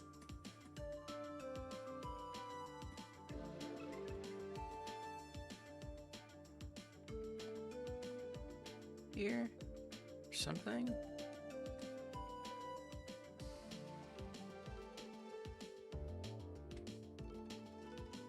But if I do that, is it still gonna bend the right way? No.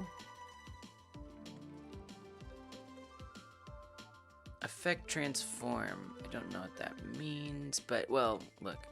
If it's gonna do what I want, it's gonna immediately happen. We want that influence to be pretty strong, otherwise it's not gonna do the thing.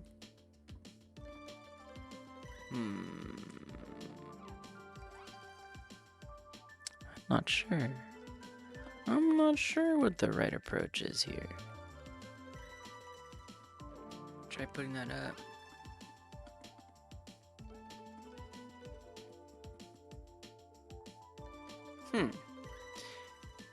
On this one very highly specific. Whoa, you can apply these? What does that do? Does it break it? Does nothing. On this one specific situation, if anybody knows how to resolve this problem of the feet pointing down, I'm interested. But I trust that you actually have knowledge and experience. I'm not interested in guesses unless you've done these kinds of IK rigs before. Thank you for your attention to this matter. Rotation. I feel like that's gonna cause chaos. I could look it up, but it feels like awfully specific. That's why I'm down to ask for that one. Because I'm not sure how to even search that one up.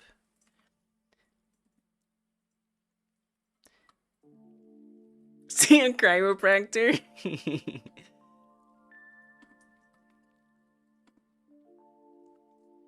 I want those feet to be flat.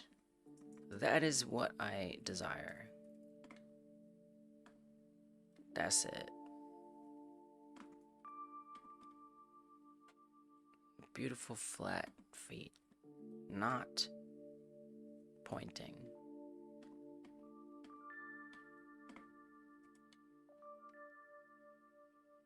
Okay. All right. Well, I suppose I can try to look it up. Yeah, Blender is the chiropractor. Exactly. Blender, IK, limit rotation. I don't know. I don't even know how to look it up. Like, I'm not even sure. You know, like, it's such a specific situation. I guess I could look up this specific situation. Feet pointing down. How to make feet act as lower position limit for IK rigs. Limit the rotation. Foot rigging. Let's get rid of this stuff.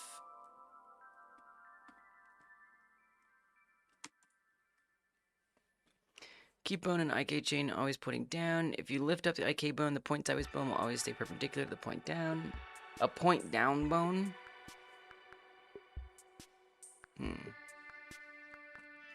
Alright, let me try things in edit mode. I feel like this is gonna result in chaos at best. I wonder, you know what I do wonder? I wonder if there isn't some, like, property set on this thing. Because I didn't create this bone from scratch. It was, like, already there from the rig. You're not a doctor. Do not take this as legitimate medical advice. Your bill is in the mail. Failure to pay promptly will result in legal fees. Thank you for your attention to this matter. Dr. Blender.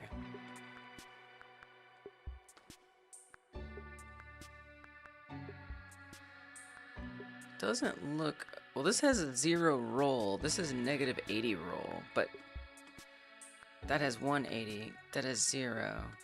I don't know what the hell that means. Oh, that's just the rotation. Okay, that doesn't matter. Don't know what that's supposed to do. Nothing. Nothing.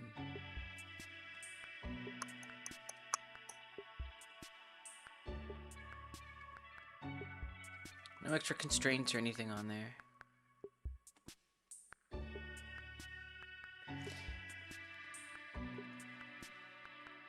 What if you limit something other than this leg bone?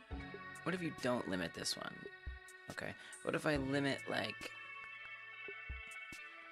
Interesting that it's still kind of like that, but now I can move it is the thing, which is what's good. But, like, what if I try limiting something else?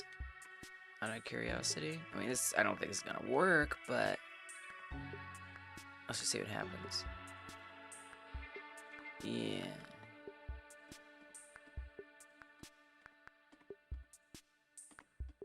I'm actually a little shocked it's doing absolutely nothing. Still Tuesday? It is. Correct. For me, where I'm at Central Time is 10:30 p.m. Interesting that doing it on that bone is useless. Look at it. It's so close. It's so close to being right. And we're sure there's not some other setting. You like the cross Twitch thing? It's supposed to go, but it's not working for some reason. But in theory, ideally, it would go to both platforms. But I need to figure something else out to get that working right, unfortunately. Okay, but if you do that, now it's not going to bend the right way. That's the problem with that. Which is the whole point, is that it bends the right way. Very important. Kind of the whole thing.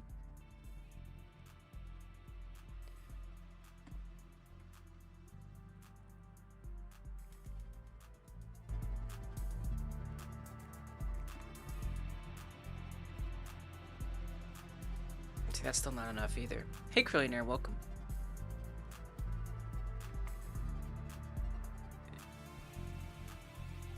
You're seeing Twitch chat, Disro?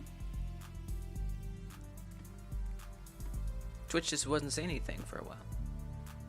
Haven't exactly started your game because you forgot how to make shooter movement in 3D in Godot. You have CRT now, though, so that's cool. Oh, a CRT television or monitor? That is cool. When your account comments, it's Twitch chat. Yeah, exactly.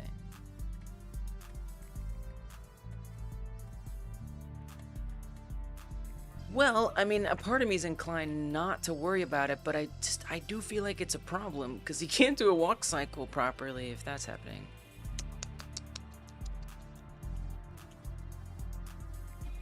Damn. I mean, I feel like I gotta ask a chatbot. Chat can't help me. Internet searching's too hard. Poking around's not getting me there. Blender IK rig using bone constraints, bend bone not connected, set as the target bone to the foot, limited rotation constraint on shin bone above on x-axis to keep knee from rotating backwards, but foot is pointing like on tiptoes and I can't get it flat. I want flat foot on ground and knee to bend forwards using my setup. What am I doing wrong?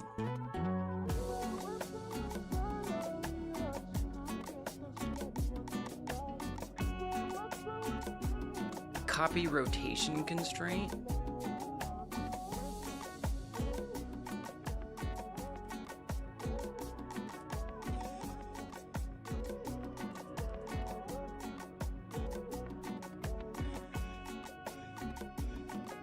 What are you talking about? I know it's gonna suggest some stuff that's not gonna work. I already know that.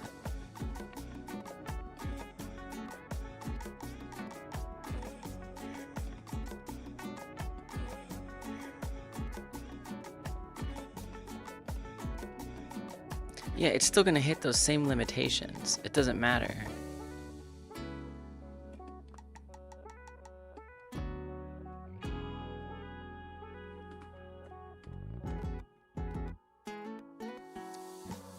Because it's literally built in to the, it's just, it doesn't do anything. Fun idea, but it sucks. Next.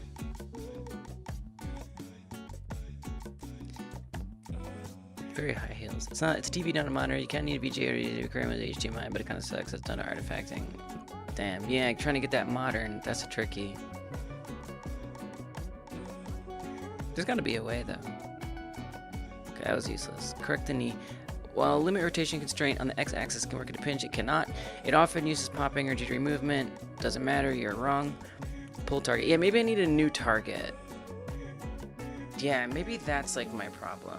Is I shouldn't use the same pull. Let's try that. That's actually a very good suggestion. Okay, so I'm gonna create a new bone. Kind of makes sense actually. Because currently I have one pole that's being shared by the arms and the legs. So let's just have the legs use their own pole. So that should be all we have to do there. I'm gonna call this legs pole. Go to pose mode. Go to our IK foot. And adjust the pole target to this one. If I can click it.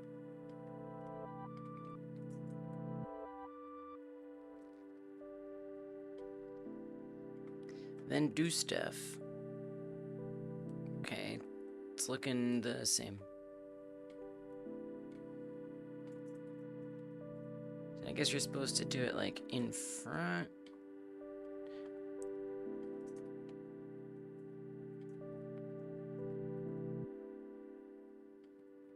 Not really helping me here, unfortunately. It's pretty much the same result.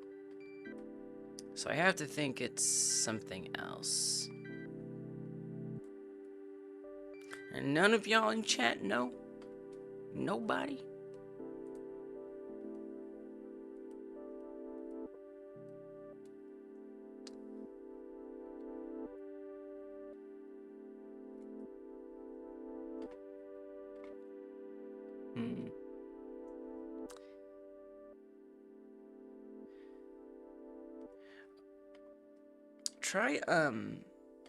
Try getting rid of the rotation limiters. Let's get rid of that.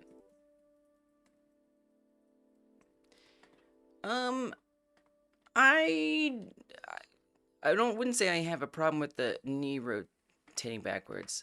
Let's put it this way. Okay, hold on a second.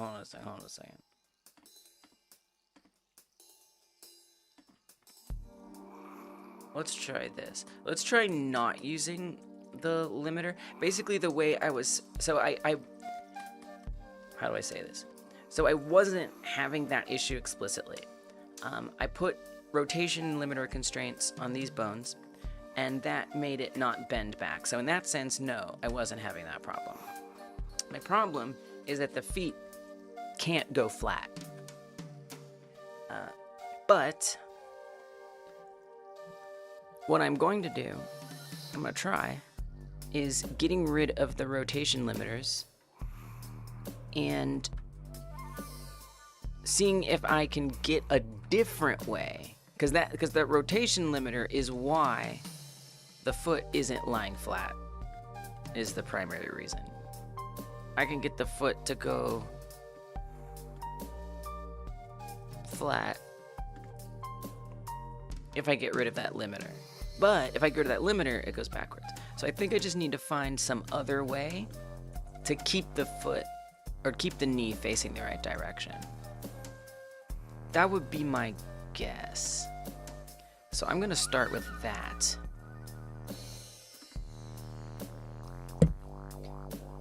Canonically do the thing your sister used to do. She walked on her tippy toes 24/7. Yeah, it sounds like a really good option. I'll keep that in mind. Really appreciate it.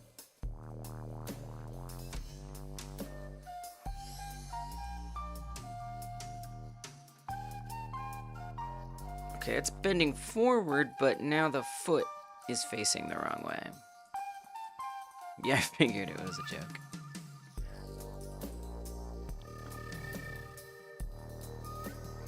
Turning on rotation is always a mess.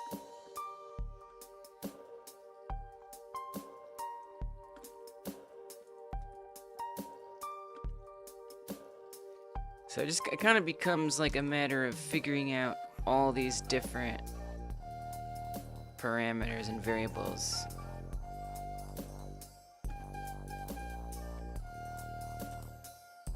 To not be crap.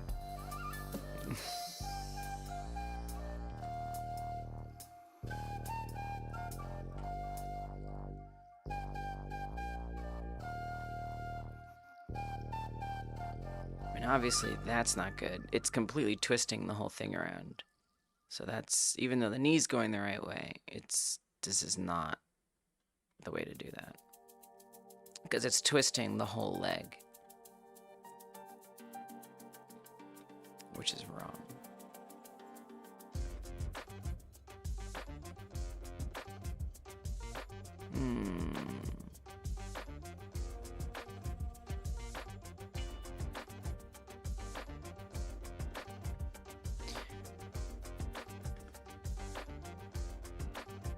And did we try to put like a limiter on this one? I don't think that's gonna be any good.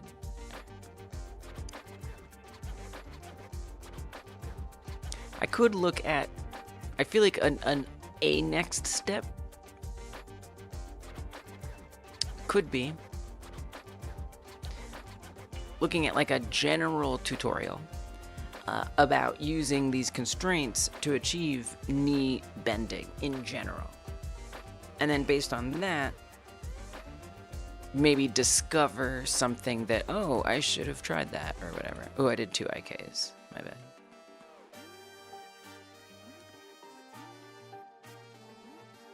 I feel like, you know, if these experiments don't result in what I'm looking for, that's my next plan.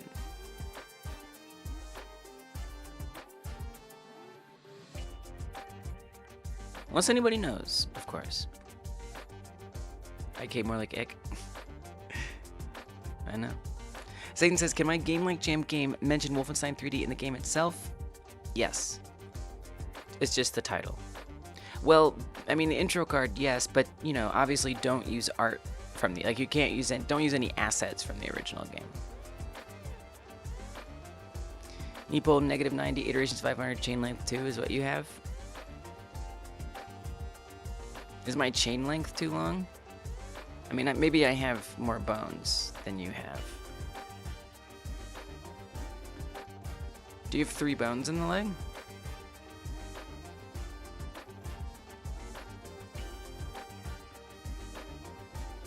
Well, so then the whole, yeah, I got an extra bone in the leg.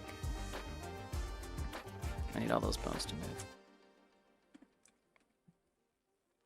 Oh yeah, -90.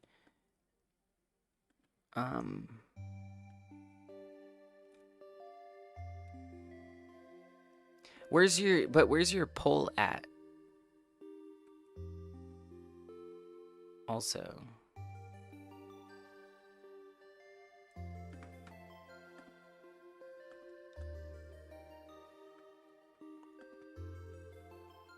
You got a bunch of bones in the leg. Okay. Alright. Well, I can't say that translated into something helpful, but I'm glad you've done it before and you did something. Thank you. I'm not sure what to do with that, though. But I like that you said it. Alright, I guess what I'm going to do is I'm going to go looking for some tutorials, unfortunately. Okay, what was your last thing? Bonus IK solver needs a hint to know which way to bend. Move the knee joint slightly forward so there's a subtle natural bend. Okay. Oh yeah, I remember having to do that before. That's a good suggestion, actually. Definitely have had to do that in the past.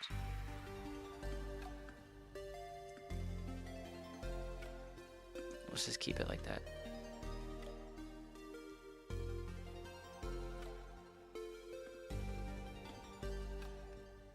Oh, this is better. This is better. Wait a minute, that was it. Look, now it's bending. The right way. I appreciate it, Vinge.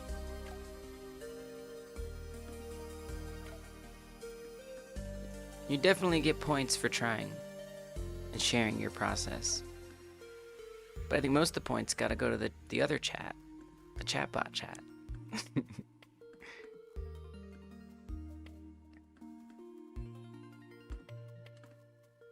PK? Okay. PK Fire?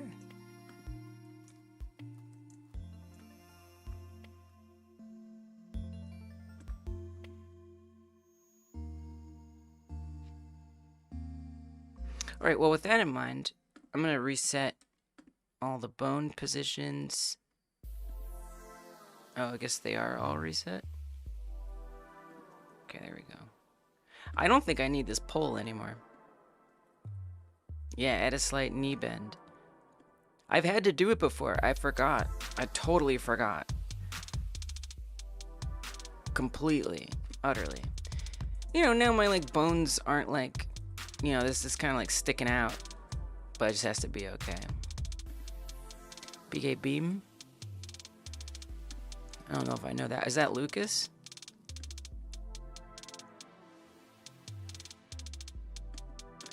You can't build my stuff for me? Oh, I would hate if you did that. Who asked you to do that? Not me. Okay, so we're gonna target this to that. Probably, yeah, probably don't want to do that. All right, no, we'll keep the new, you know what? We'll keep this pole. Yeah, but yes. Well, it's not called PK though. I don't remember it being called PK, but it's been a while since I played it. Earthbound was my favorite game as a kid. One of them. Fun fact.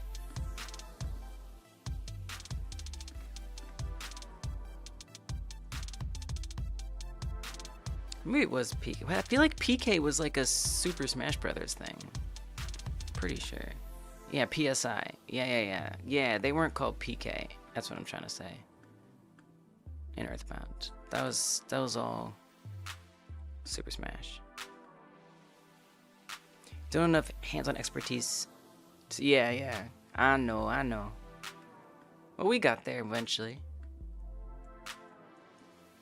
And now maybe someone else will remember.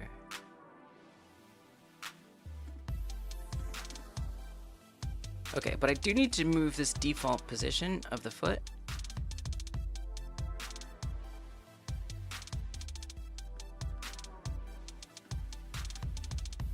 Nice. It's pretty flat.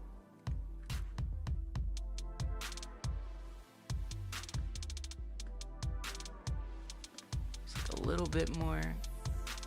Nice.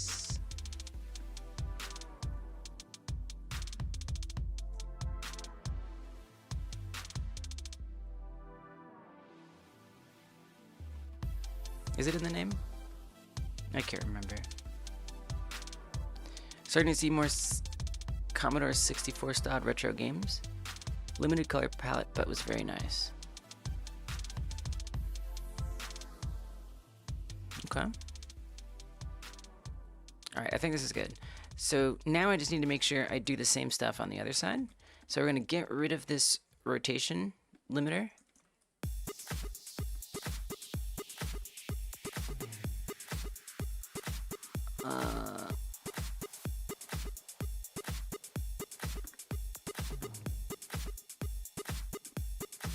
Looks like I need to adjust the pull angle a little bit.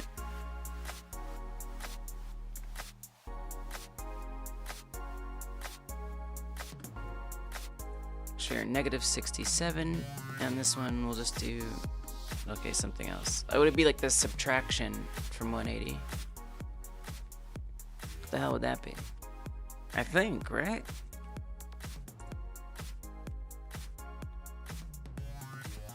$180 minus 67. 113?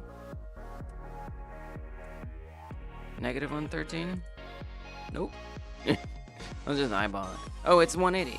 Negative 180. Well, kind of.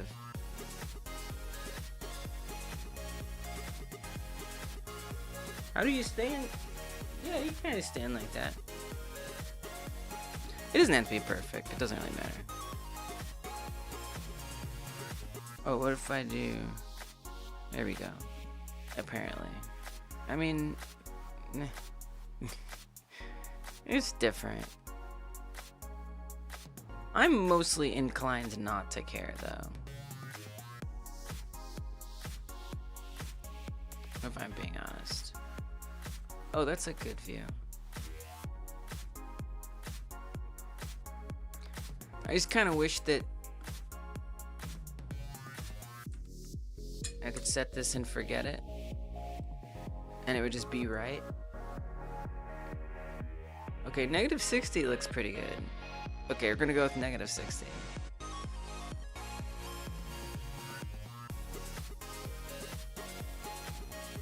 Great. Let's just double triple check that they're moving correctly.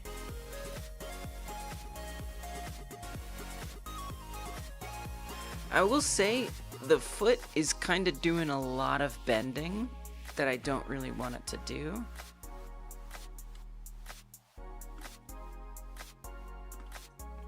So I'm gonna take another risk and mess with the rotation lock again.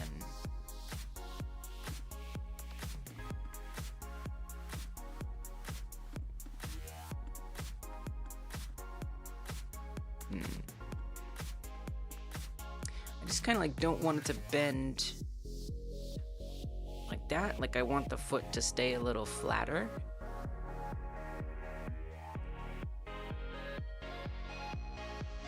Personally.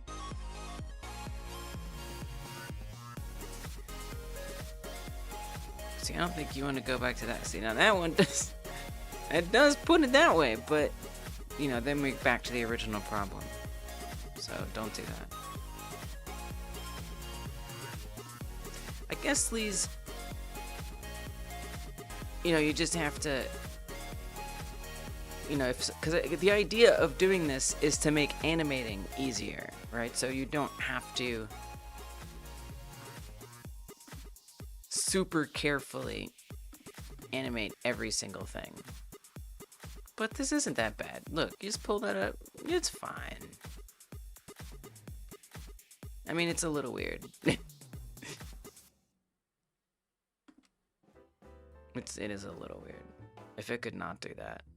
Do we still have the rotation set on? Yeah. But I feel like that's not gonna be good.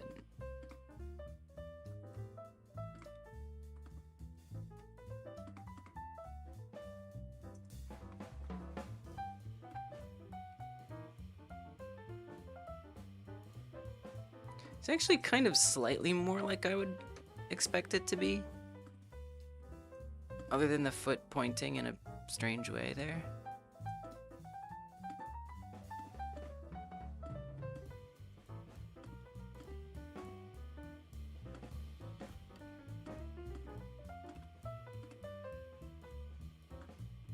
It's hard. It's hard. It is.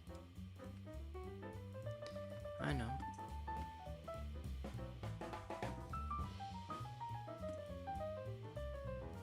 But the more I can, like, make this nice for myself later on, the better.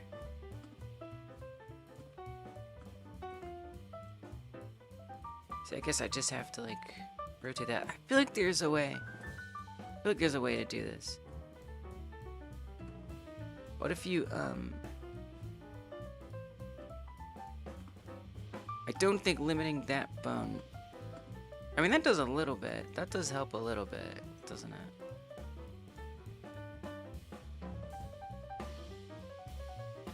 And it doesn't mess it up either. It's not perfect, but it's something. I'm gonna keep trying stuff. Apparently today was all rigging. That was today's task. Evidently.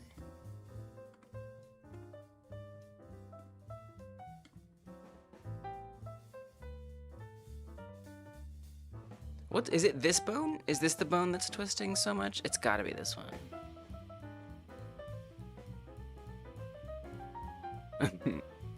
It wasn't. Where's all that twistage coming from? You know? It's twisting so much. If you could just not, that would be great. I mean, this rotation doesn't do anything on this bone. It's literally nothing. But like, hey, welcome, Henry. What I'd love to see is that when it rotates, when it pulls out, it doesn't twist the entire leg around. Again, I could just say, who cares, it's fine. I could do that. Maybe I should.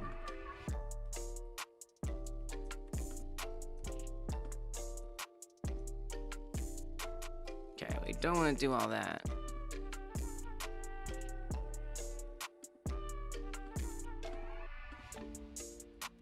Alright. I guess I'm not gonna worry about it right now. I'm definitely like hyper focused on this. Undoubtedly. Let's see if I can at least limit this ankle rotation a bit. Not much. Currently, I am setting up a rig for the humans, or the characters in my game. And more specifically, the inverse kinematics stuff. I know there's a way to limit these rotations. It just seems so weird, like it's obviously rotating. Like something is rotating. Something is rotating. Like when I pick this up and do that, something is rotating. Is it this one? It's not nothing.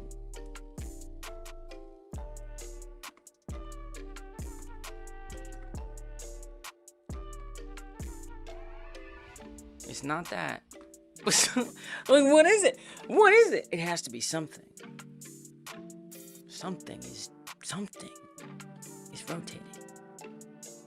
But if I'm limiting the rotation on every single bone, and it's still bending that way, how does that make sense?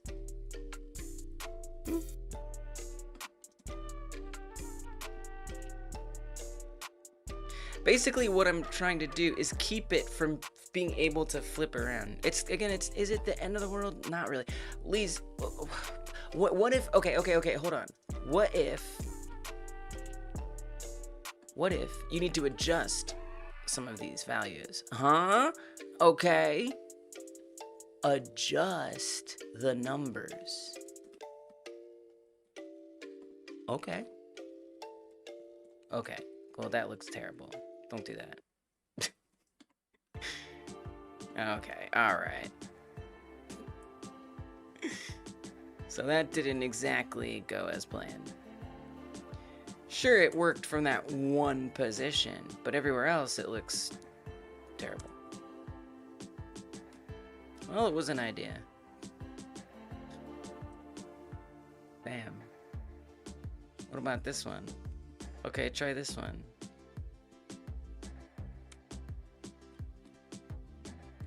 See, I don't know what to make these.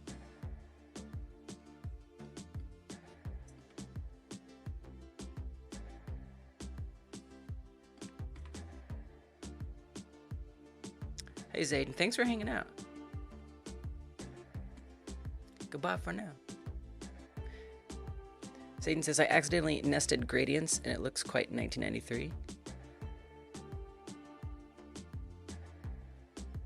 Nesting gradients. Okay. Nice. That sounds like a victory to me.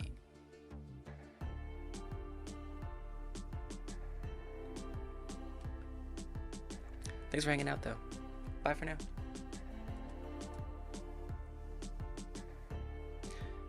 Have you tried activating tilt mode? What's tilt mode? What does that mean?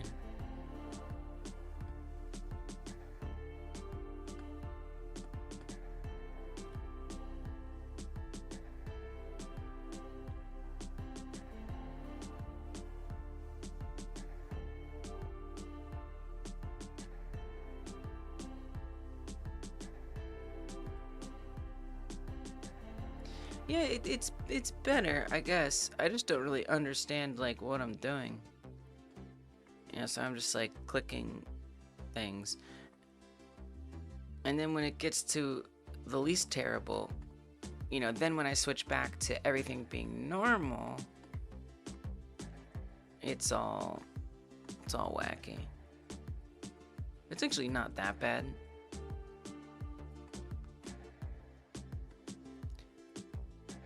Being a smart butt, referring to what you had the skeleton doing earlier. It's just like angled. Yeah. Have you tried doing tilt mode? This is actually not that bad. It's not great, but it's better. It's still kind of flipping around. We say you tried limiting. Have you tried limiting y-axis to 0 minimum and 0 max on all problematic joints? I have tried that. I have.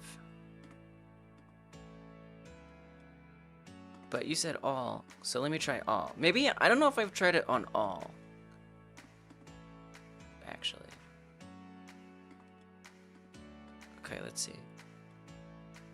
Oh, you see, it's still twist. Why does it twist? Something has to be twisting.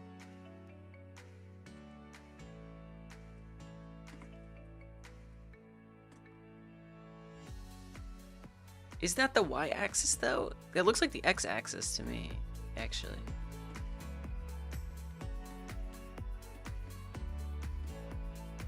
Oh, duckonomics. Duckonomics. Yes. Okay, but wait. Oh wait, now it looks terrible when it's back to normal. There you go. That often tends to be the issue.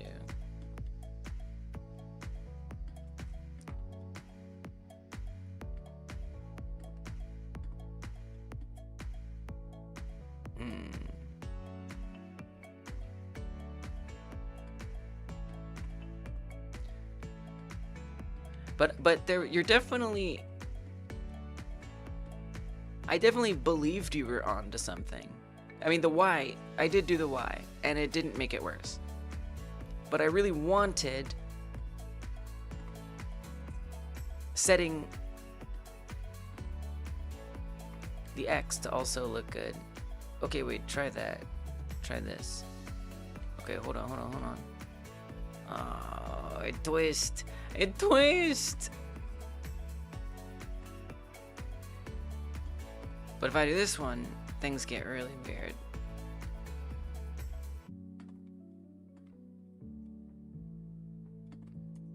It's determined to twist. It lives to twist.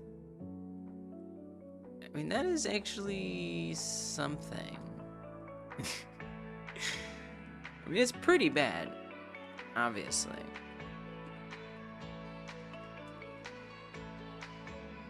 Because the foot is completely spun around. And it's frustrating because there's so many things. There's a 2-minute tutorial of what you're trying to figure out on your own. Yeah, you're right. I probably should look at that. Yeah, I probably should. That's a good idea. That was something I was going to do, but then I keep getting like close, and I'm like, oh. All right, let's look it up. You're so right.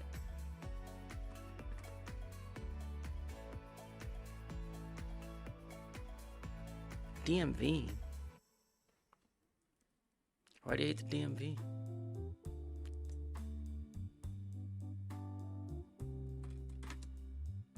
Blender IK constraints, leg armature. You're very correct. You're very correct.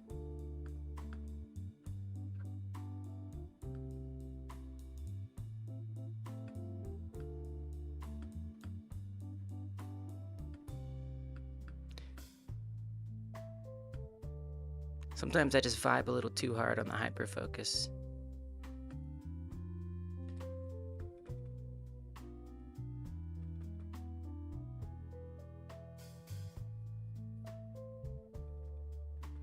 You got a better way to run the DMV, Curlinair? It's part of being American. Yeah. No, it sucks. It does.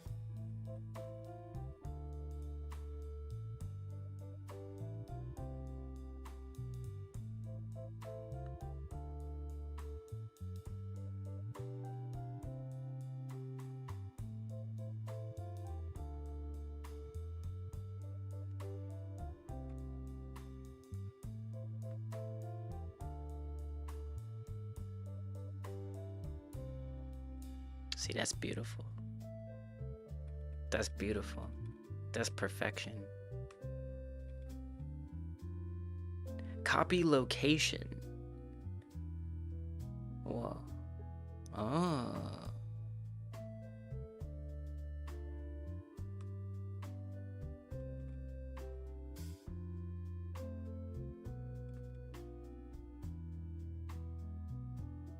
That looks so good.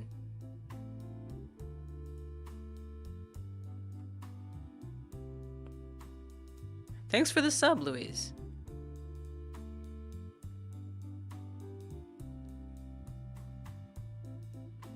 On YouTube.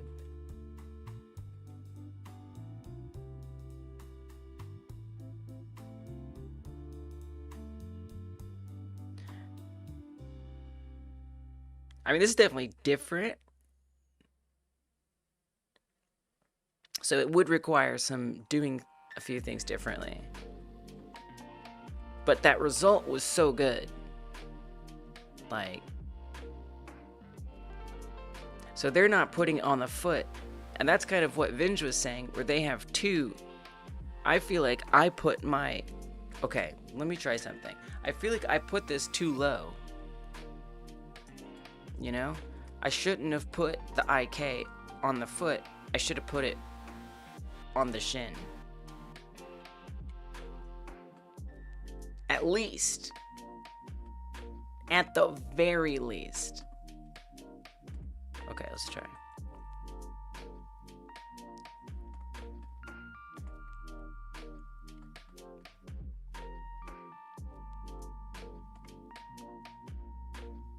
So this one becomes the IK. So now there's like no IK anywhere.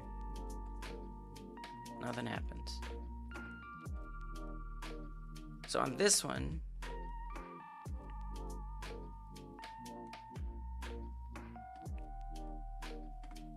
target the rig. Bone is gonna be our bend bone. And then the pole is our pole.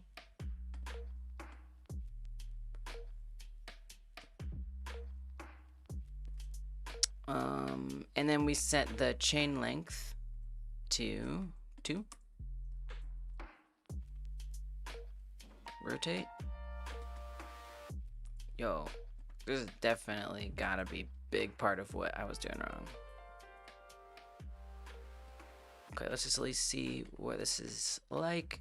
Oh, it's great. It's great. It's much better. Now, we still have the bend, the twist. It's still a similar problem here. Don't get me wrong. But a lot of things make a little bit more sense now. Like, it just feels a bit more logical in how it's all set up. Now, they also had their bend bone, like,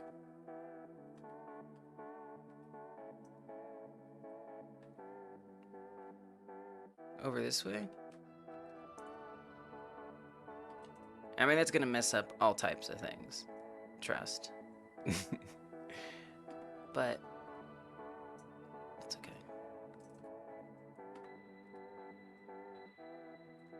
Actually, it was fine. Okay. Now, with this copying situation, what is that about? Tell me more about that. Yeah, it rotates all the way around. We don't want rotating all the way around. Yeah, the pull angle. Limits. Okay, yeah. Put it back to 0. Viewport display. Select axis. Whoa. Whoa. This has got some good tips. This has got some good tips. Okay. I see that. The x-axis points straight towards the pull target. Change bone shape into sphere. Oh. Okay. Wow, I forget about that you can do that. It's like somewhere in here. This.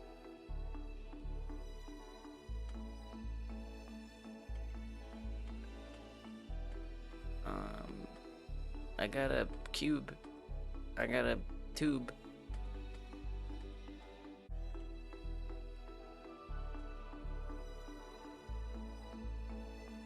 Does it really matter? Wait, why does this make it easier? Oh, because it's like bigger. Oh, you mean the one like the bending one? Yeah, it's a good idea. I see what you're saying. Maybe. Oh yeah. Oh yeah, that's good. That's a good call. It is kind of large though. Okay, Vinge.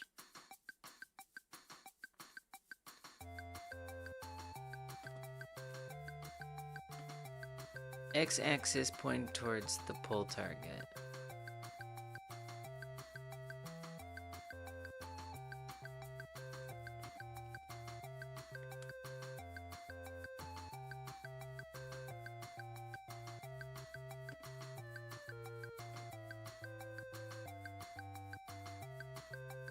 Okay.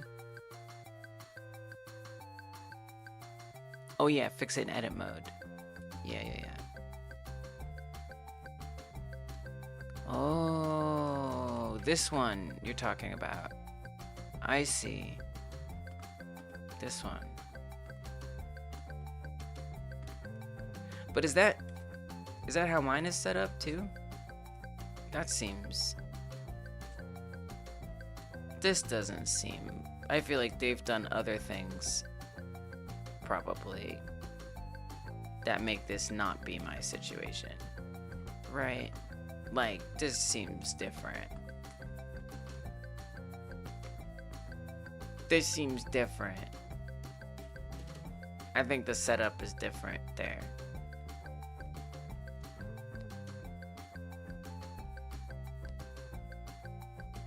I feel like this copy transform is what I really want to get.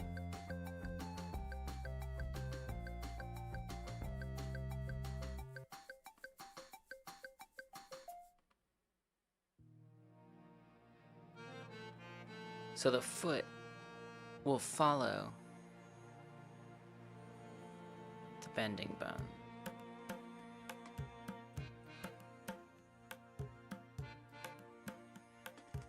Okay.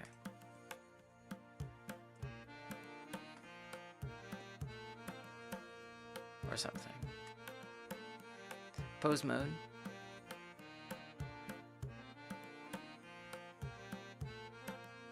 Yeah. Sounds good, Distron.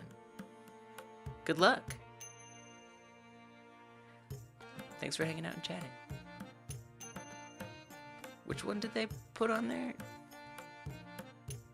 Was it like just a whole copy location? Okay. Copy. Based on this. I don't know if this is gonna achieve what I actually want. I feel like it's already doing that. Yeah, we don't need that. This is set up a bit differently anyway.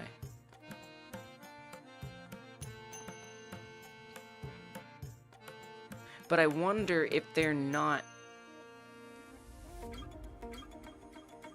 Hey, Danny. Welcome. That didn't help me. What if, Oh, I didn't set it? Well, yes, that'll do it. Okay, obviously that will do something bad. It didn't really make any difference, though. Okay, wild idea. What if I make this rotation? What is that like?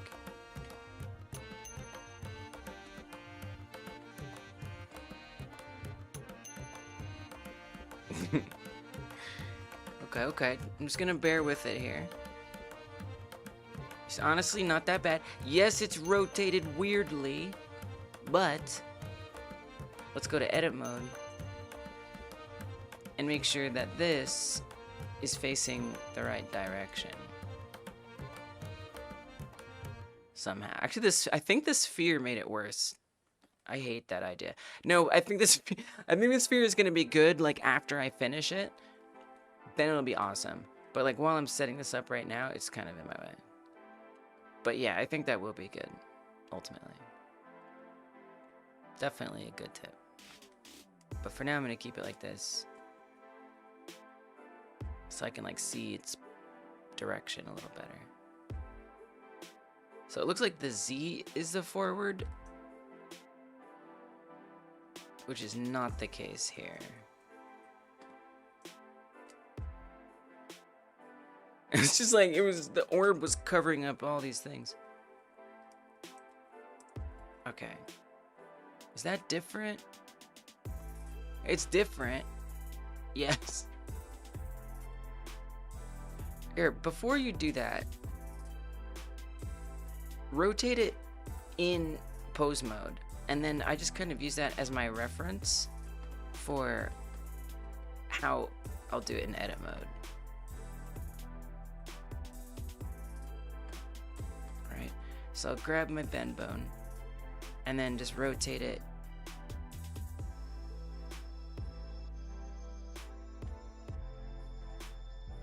on the x-axis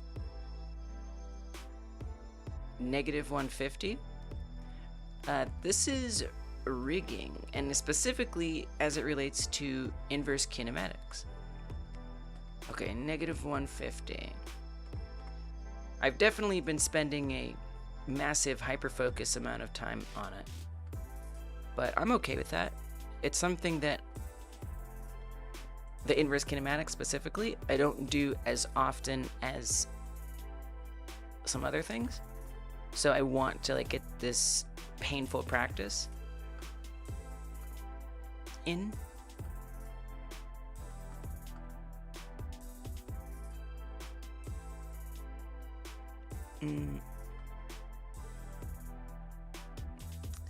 So this needs to rotate on the x-axis -150, apparently.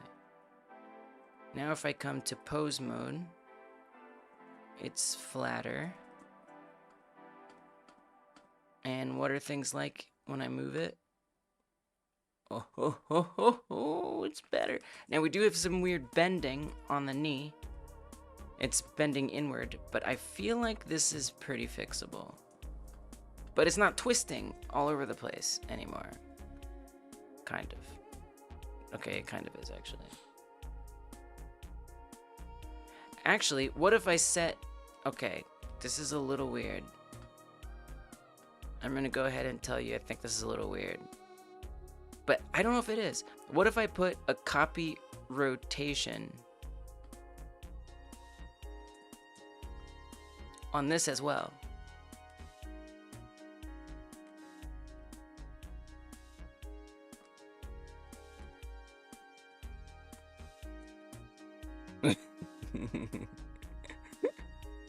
Bad things happen. Terrible things happen. Okay, that was not correct. And what about the foot? Yeah. Well...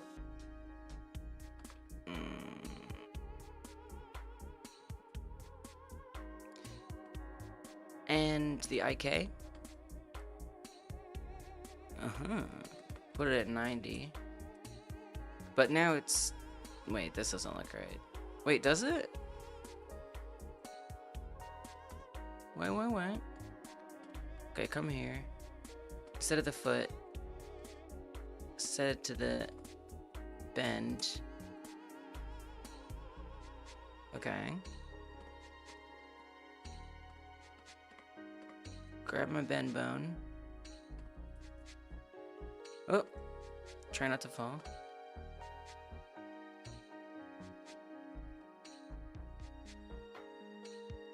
It's not bad. It's not bad.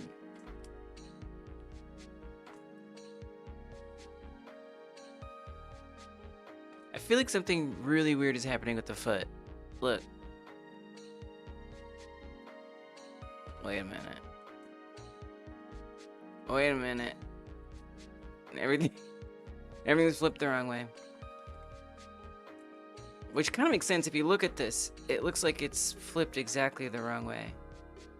Oh dear.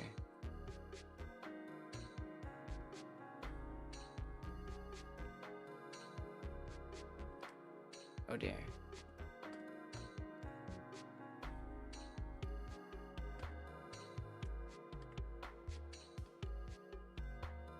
I've made mistakes. If you do -90, it untwists it. So this actually is, in theory, better. I just wish the leg wasn't like bent inward like that.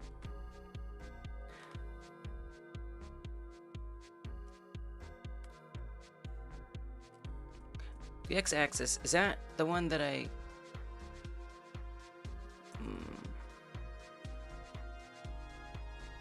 See, now it's bending a bit more.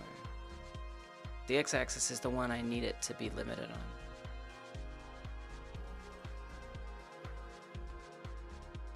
Okay. I feel like it's close. I feel like I'm close. I should, you know, and I could follow. I don't follow tutorials well. I get too distracted. And I rather muddle around for hours and get nowhere than concentrate on a tutorial.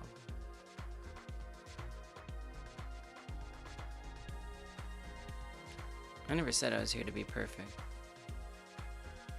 Why does that... What if I do invert?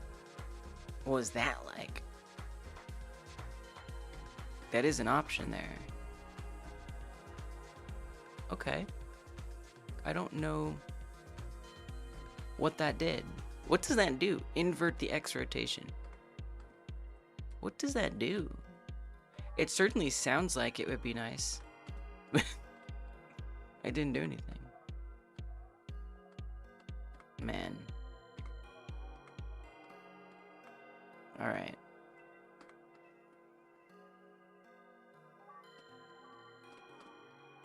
Cup rotation onto that knee was a mistake.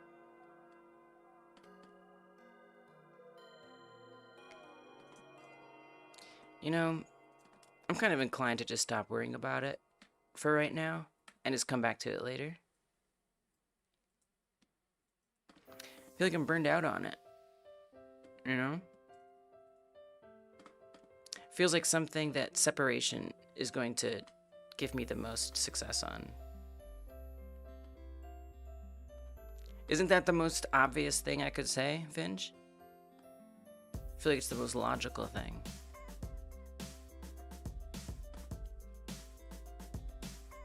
Hence why I said it.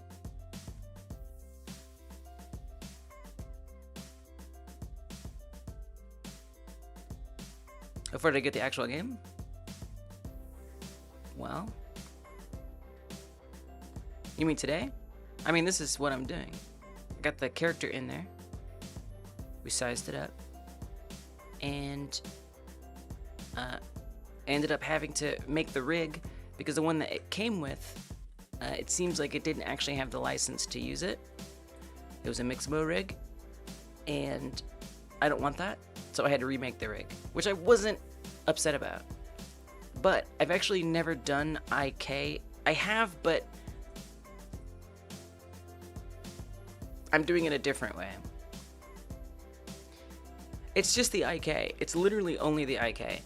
And I'm doing it in a way that I haven't done it before for specifically a human leg in particular. And so I'm just kind of winging it and clicking around. But, yeah. Alright, so I'm going to put this up here. Target that. Target the pole. I'm just vibing, you know, with the struggle. It's a struggle vibe.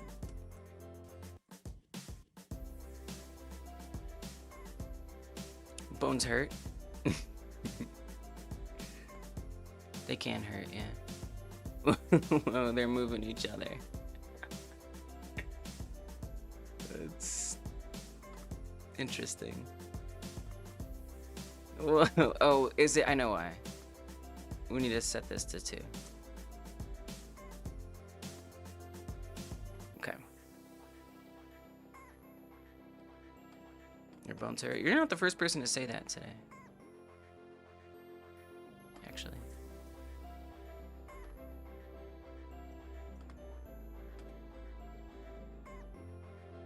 So you're not alone.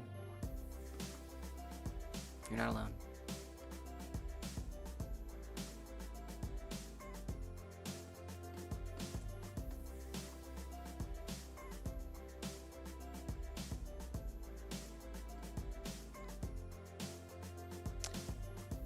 So I started building your own character rig. You don't trust any free rigs? You don't know their owners and usage terms? Yeah.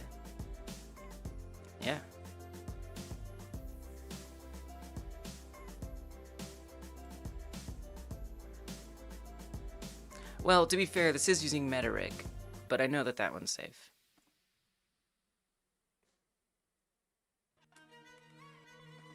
I'm not worried about metarig. But it came with, this asset came with a Mixamo rig, which I feel like is a Mixano. Wait, this is pretty good. Even though the leg is bent weird, no, it's still twisting.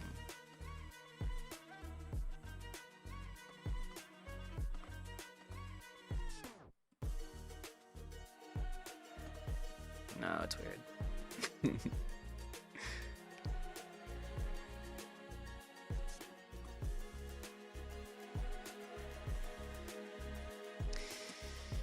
Yeah. What do we put on here? Nothing. -90.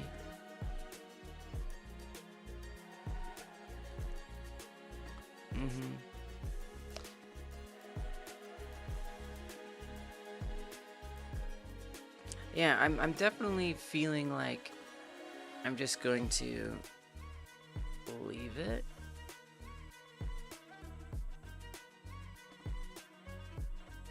And come back to it. Maybe. I keep saying that, and then I'm like, wait, I have another idea. See, it's just that kick out. That's the one thing I want to change. Is it not, the knee not go out to the side like that. That's it. It sounds so simple. And it probably is.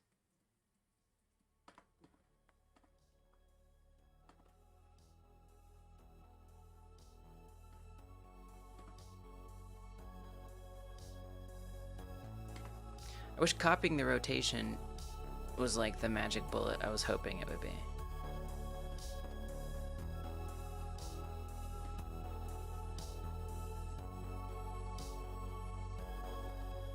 It wasn't.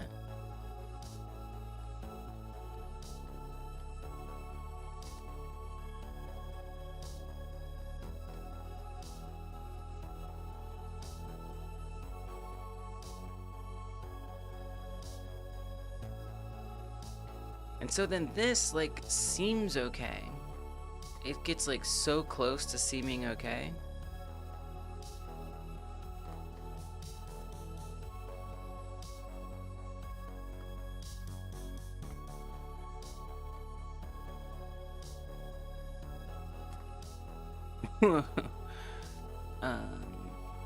Gonna need that knee to bend, though. Would be great. If you could just have knee bend. Okay. Yeah. Yeah, alright. I'm seriously moving on, though. I'm gonna do something else. We're gonna leave it like this. I'm done with this for now. I'll come back to it another time. I know I spent way too much time on it. I zoned out.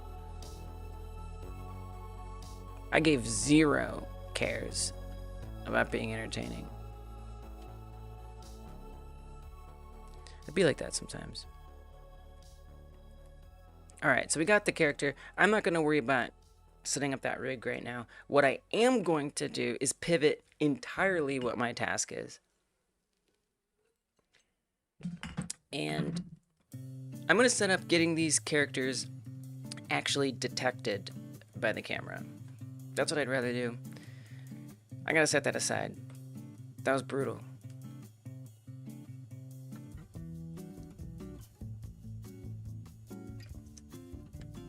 Rig attempt, IK, wow. I also want to say, let me tell you something else. Let me tell you something else. I had a good IK rig that I set up myself, but it used a different method. I was determined to learn the constraints method. But look at this one. This one is okay, right? Right? Or is it, does it have the same problem? And I just like was okay with it. No, this one's pretty good. Because at the very least, it's interesting. It's like, it's not as bad of a problem. Like, I can't directly keep it from rotating. Actually, I kind of can. No, this one's pretty good. And then this one doesn't even use like a bend bone at all. This one has the entire leg rigged up normally. If I remember correctly, like I swear y'all, there was like a button. Yeah, like this stuff, Rigify type. Y'all, I think I could have saved us all hours of this. Okay, hold on a minute. I'm not really done with this. I'm not. But I am gonna clear all of that. Wait. I think this is not necessary. I think all of this was not necessary. So let me just take us through the sequence of events. Okay. I looked at my spider monster for inspiration on how to set up IK stuff. Well, my spider monster does not have a particularly human rig. Decidedly not human. And that rig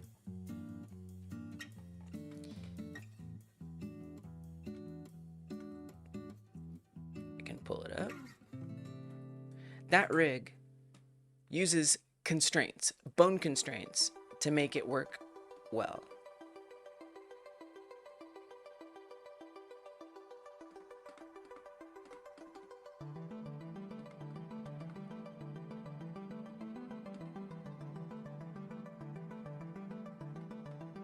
If I can get into pose mode, I will show you. Okay. So this works amazing. But this is a different type of body. It's not the same as a human leg. And for that, I was using bone constraints to make all that work. So what I couldn't do is what I did over here for this guy. For this one, I used Rigify's built-in inverse kinematic setup because I would assume it is designed to function well and easily with a regular humanoid bone setup. Now, I can obviously use constraints to do it, but I'm not enjoying that anymore. I enjoyed poking around, but I will say I'm exhausted.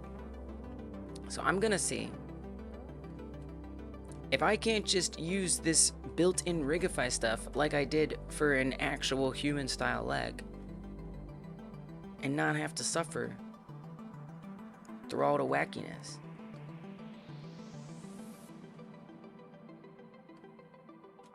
Because I distinctly remember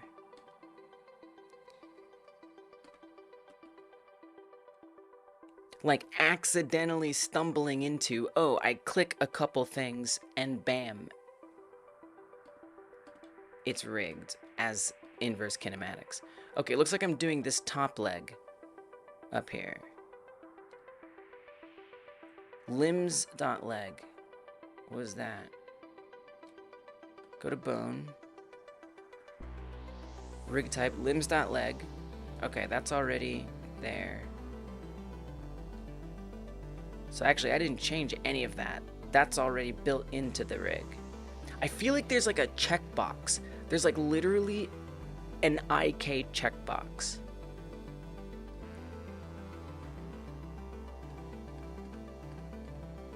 How did I do this? No constraints. Like it sounds like I'm making that up. A checkbox? Yeah. And it just activates it. Like that should be, that's like the advantage of using this plugin, is that it should handle that. Let's search this. Okay, that's the only kinematic thing on the armature. As for the bones, I feel like it's like IK. I feel like it's the letters IK. I'm gonna sort this out. In fact, I will go back to this live stream. When did I do that?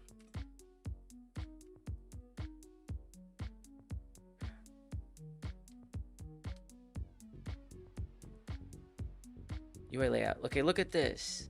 These are like selected, and these aren't. What is that?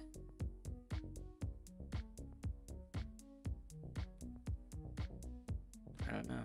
It says UI layout though, which doesn't seem as useful here or as relevant. Oh, here, click that.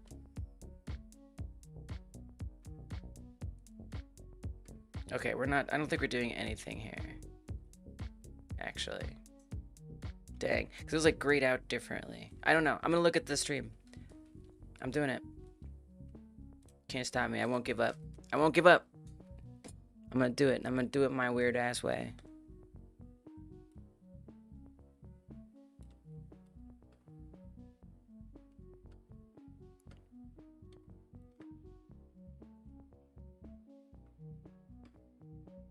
You can do it, YouTube.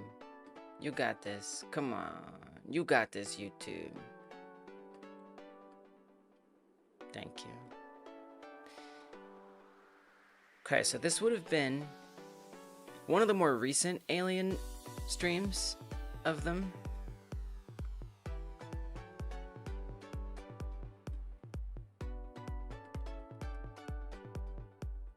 It was Frogger. Headpieces, skins. I'm only slightly afraid that I did it off stream, but I don't think I did. Remaking my alien character, walk cycle reanimation, improving walk cycle. I mean, come on. It has to at least touch on it there. This is my pivot. My pivot is I'm going to do it like I did it on this other one. I've decided. Now this starts to look more like modeling. Okay, okay. Setting up this.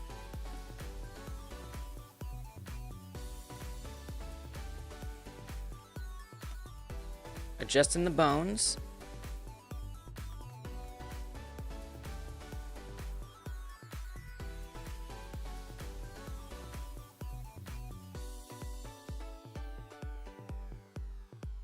Okay, no IK here. See, look right here. Auto IK. What the hell is that? That's a damn checkbox. That's what that is. Okay, okay. Is that up here? Auto IK. Checkbox. IK! See, I told you. I told you. I told you. There's a checkbox. Done. Inverse kinematics. Oh my god. Oh, it's great.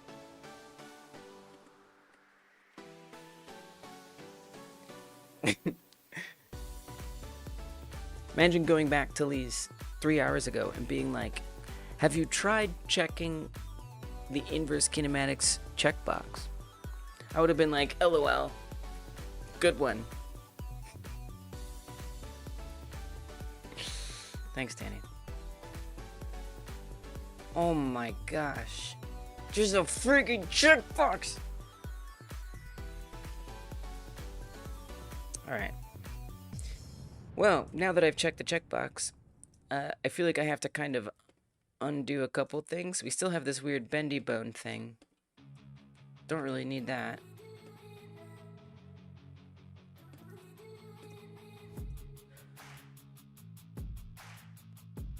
Moving the foot certainly causes some oddness, but moving this leg, it's perfection. So I would say we just don't move the foot. The foot doesn't get moved. We leave that alone. It even makes me wonder if it couldn't just be locked down in a way. Like you don't get, like just don't, we never need to move it. Because this leg, this can always move. And if it needs to rotate, you know, obviously we can rotate it. No problem. But really, why should I need to move the foot? Anyway. You know? It doesn't matter, like, in a lot of ways.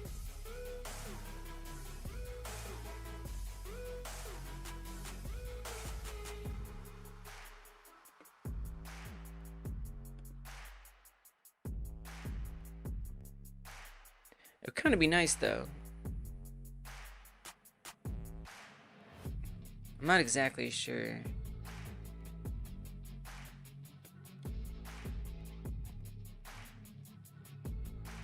We aren't making FIFA. We don't even move the foot. Well, even if we were, I just have to rotate it. That's all I need to do. Even if you're in FIFA. Literally, even then, wouldn't need to move it. With that said, your point is taken. This looks like it ain't doing anything.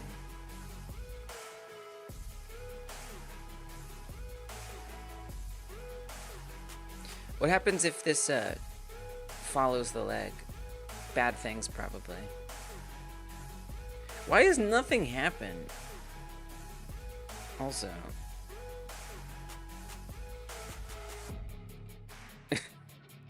It just like is literally doing nothing. Almost like I can't limit it, like something else is controlling its limitation. Yeah, it doesn't even let me move it technically. Oh, there we go. Okay, just press those locks. Great. Done. Perfect. Locks are what we do.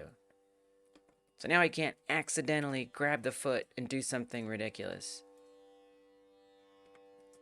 Interestingly, grabbing the toes is not so bad. But again, all I really would need to do in theory is No, it is kind of helpful. Nah, it's that foot. Leave that foot alone. Alright, y'all. This is it. It is done. That was easy. Now, it's funny because with the arms, I gotta feel like, actually, with the arms, I probably didn't have to do that either. You know?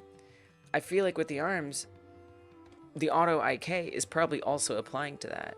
Like, if I go back to the alien, I could be wrong, but I assume that this also has... It's also using the built-in IK. So, like, what are we doing here? I say just even get rid of literally everything that was done. It was all a mistake. Look at that. It's built in! It's freaking built in! Let's go. You want to make a rig in Blender for your games? Friggin' get the Rigify plugin and be done with it. Good job. Hey Lime, welcome. You figured out how to rotate FPS view up and down? Nice. You should have Wolfenstein ready approximately before sun turns into a red giant. Nice. That's like soon. That's a relatively, you know, it's eventually. You know, it's probably. You're probably gonna. You got this. You definitely got this. Oh my goodness. That was something. I don't need no damn pole. Get these poles out of here. Trash. Garbage. It's called Rigify. Rigify is all you need, baby. Damn. And it's auto IK, so guess what? It's gonna be on the whole damn body. Like, even everything is gonna be friggin' IK. Oh my god. Now, certainly, we can start to think about how some of the, how you say, weight painting might be bad, which is kind of what I thought I would have gotten to about 2 hours ago. But instead, I took us on the journey that we got taken on. So I'm gonna tell you something. Friggin' using all that constraint stuff, if you don't have to, don't. If you're making a human, just don't. It's not worth it. I don't care about that 6-minute tutorial. I don't want to follow it, do you? Maybe you do. I don't. I want to click a checkbox. And it just worked. Imagine how cool I would have looked 3 hours ago if I had clicked that checkbox. Y'all would have been like, she's amazing. She's so good. She's so skilled. But that's not the reality I get to have. Instead, it's the struggle. At the end of the day, that's what this is all about. Sharing the struggle. I'm struggling to find something I'm trying to find right now. Speaking of the struggle. It continues.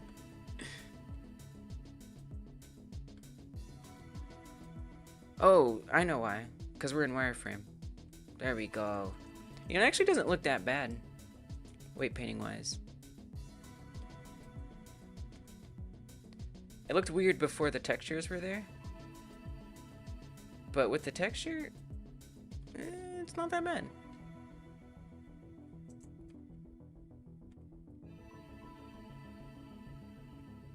I mean, it's a little weird. It stretches a bit oddly. You probably want to adjust that.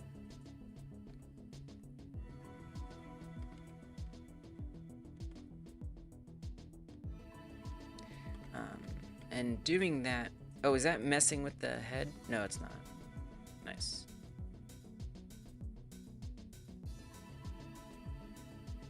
It just has like a weird little pointy... Oh, those are ears! Like, what is that? What are the little pointy things coming out of the side of the head? Forgot about those being ears. So to adjust the weight painting,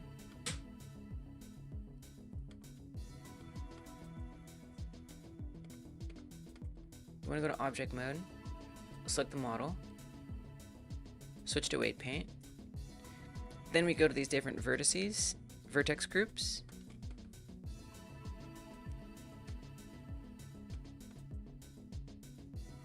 And find where these adjustments would be better done. Who is this nondescript man? This is a police agent who is doing bad things and needs to be held accountable with the camera. I feel like I just showed you. Like a second ago. I feel like I just showed you the gameplay. Pretty sure. I feel like wireframe helps a lot here. Okay, that's the opposite of what we want. Let's move this to be less impact.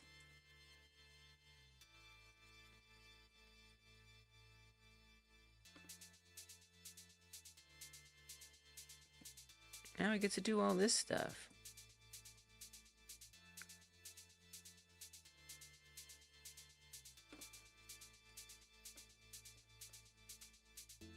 There's a lot of different modes, actually, where you can kind of do like a blur or like a general weight paint area.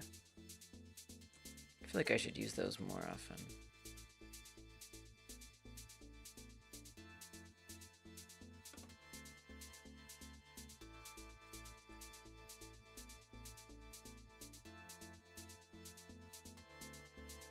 Okay, let's see what this is like.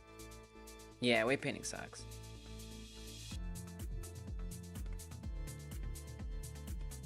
I'm not even gonna sugarcoat that one.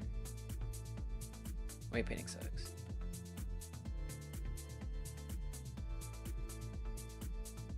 Okay, a little too much going on at the armpit.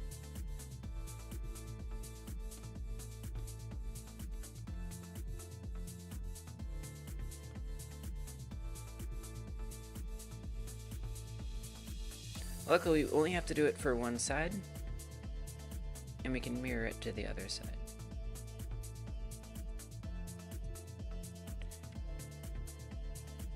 And this model is really nice and low poly. I don't know that it's all the best deformation points, but the low polyness is a big win. Just means there's less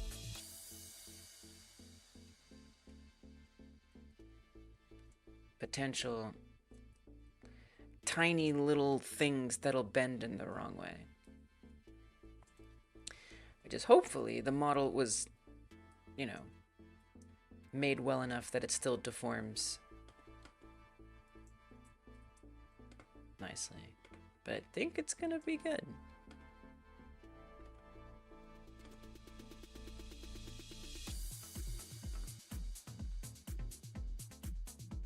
It's not bad. It's still kind of influencing like all of this a bit more than I could ever want. Which I guess isn't the worst, necessarily.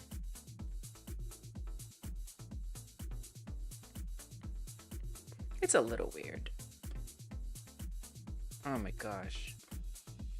It was a friggin' checkbox.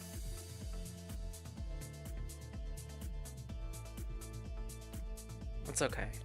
Oh, I see. See, it's a little...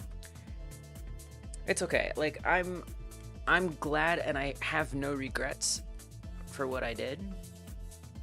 Although, if I had realized sooner that it was a checkbox, I would have also been very happy. That would have been fine too. But since that isn't what happened, I can appreciate the learning experience, the pain that will make sure that I'm like, wait a minute, I'm rigging a human, it's a checkbox.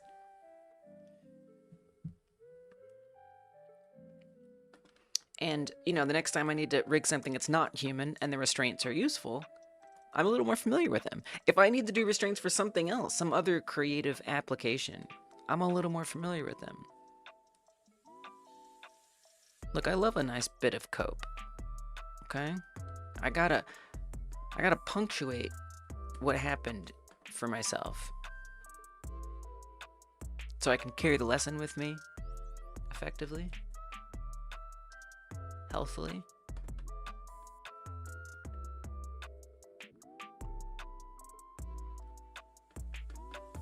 Move on. Okay, I do feel like a little more influence on the shoulder would be nice. No. Oh, less. Less influence, I guess. Okay, but that's not going to be enough. Yeah. You know, and I think maybe some of it comes down to the armature, or the topology. Oops.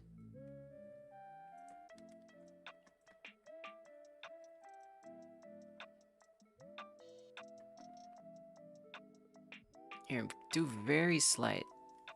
Just like a little bit. You know? Oh, don't do that. See where that gets you. Select the armature. We'll go to object mode. Select the armature. Oh, that looks maybe better. But it's really about the movement, not just where it lands, but how it gets there.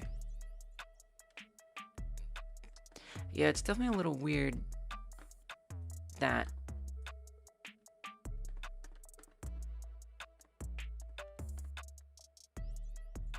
this part isn't moving.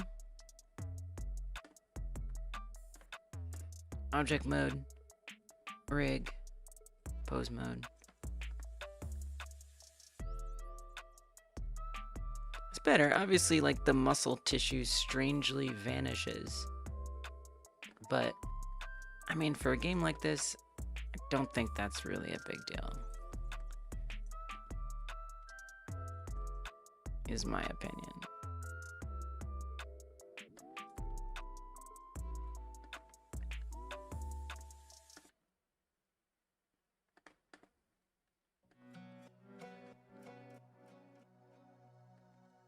It was a checkbox. I'll never forget that for the rest of my life. Mark my words. I'll be on the deathbed, whispering to myself, it's just a checkbox for human IK in Blender.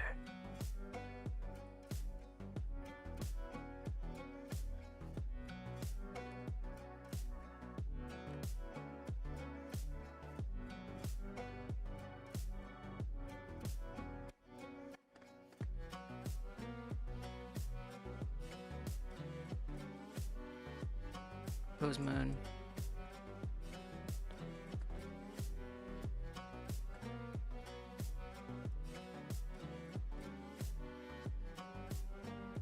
Gets a little funky in there.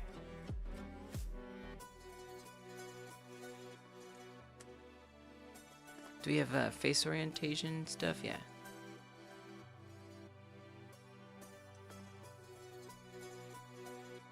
See, like, pops in and pops out. This is it, you know, weight painting sucks.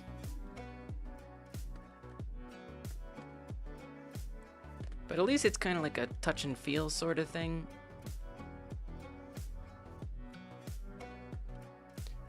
At this point, it's a relief. Yeah, probably not. I concur.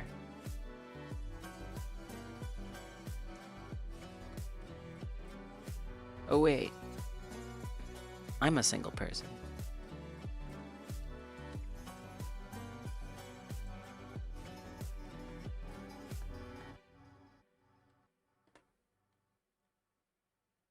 Forgot about that, didn't you?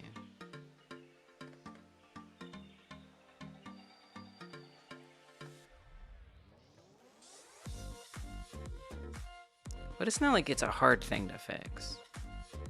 Just gotta do it.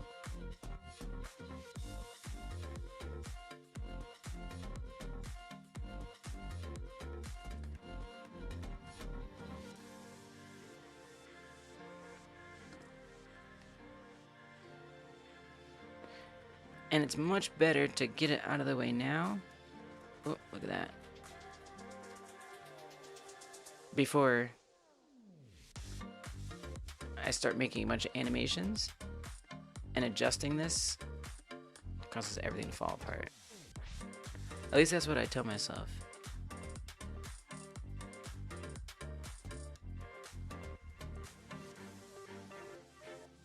What the hell's going on in there?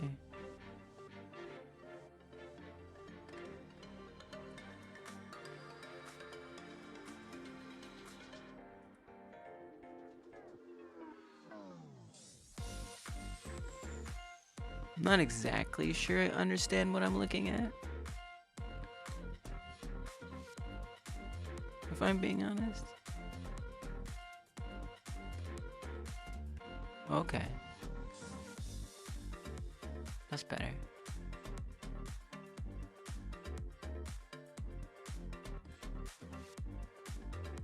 Those verts are hiding.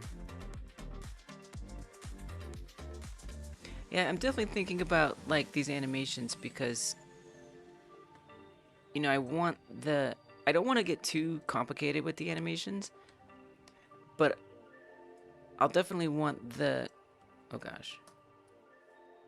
I want these characters looking like they're doing some very exaggerated arm movements, especially. I want them like pinning people down, wrestling. But it'll be like, it won't be that complicated. But it'll be...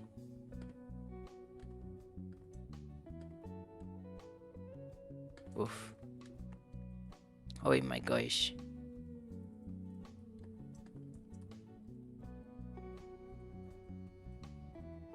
Underneath a paintable spot. It's devastating, really.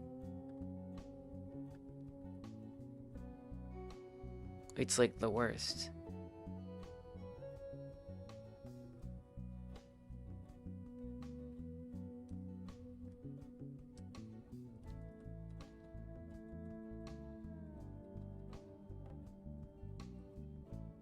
And then it kind of comes down to, well, sometimes you just have to accept that you're not going to be able to move it with the arms all the way above the head. You know, sometimes that just has to be okay.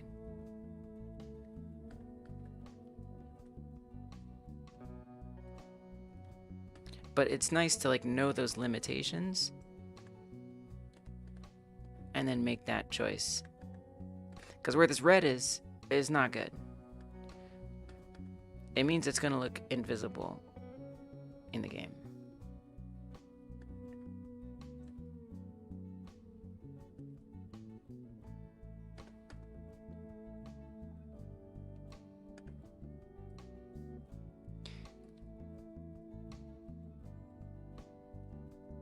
But it's pretty hard to change here. I feel like it's just like, gotta accept that just can't move that much. Vertex assigned to the wrong bone. Oh, you're right. I forgot about that. Oh, that's so true. Good call. Yeah. Yeah, I forgot about that. That's a good point. Like, we're overlapping between the different bones. I know, I get so, like, into the one, and it's like, well, you gotta think about the other bones. What's up, Mr. D-Boy? Welcome. How you doing?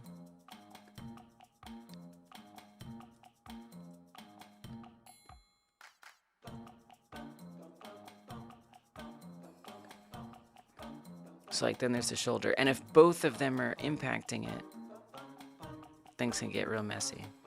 I feel like I'm just gonna let go of it because, like, this is fine. This is fine. You know, I don't think I'm going to need them to put their hands over their head. And if I do, then oops. But look, barely any tearing here. The little bit of pop out right there. And yeah, the arm looks a little pinched. I don't care. If it means that this thing stays together and I don't have to go into all the other vertices or vertex groups, screw it. I don't want to go in those vertex groups.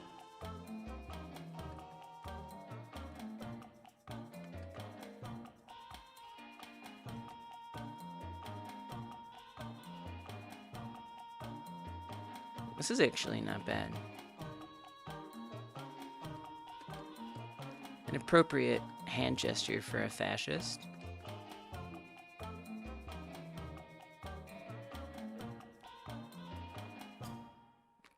Yeah. So the Game Like Jam is a game jam that I host every other month. This is one such month. And the theme is Wolfenstein 3D, the original. So we're making Wolfenstein-likes. Indeed.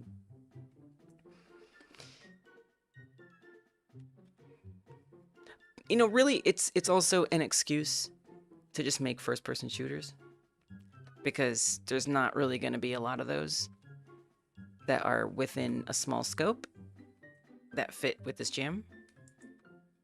So,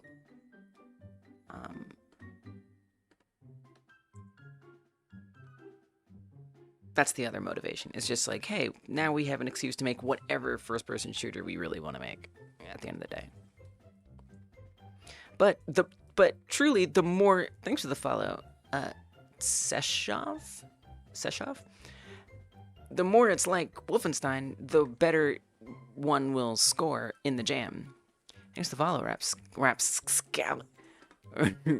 Rapscallion. Next game like is Retro Persona.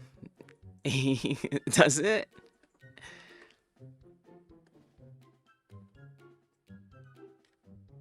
Yeah, Persona's an interesting one. I'm really glad you suggested that.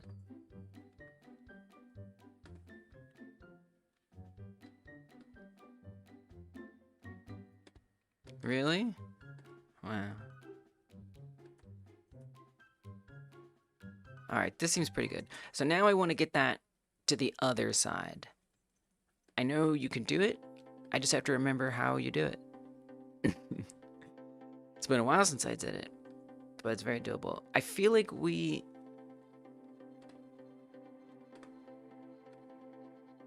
gotta look it up. I don't remember how to do it, but it's very doable. Blender, copy, vertex, group, weight, other side mirrored. Germany, US releases. Wow. Sunglasses. Hey Brett, it's going great. I spent like 2.5, 3 hours hyper-focused on something that didn't end up being the way that I did it. I found out, basically, all I had to do was press a checkbox, and I spent 2 to 3 hours nudging every other thing. Thanks for the follow. Hyper, like your name. 2 to 3 hours just nudging a million other things for it not to be the right choice.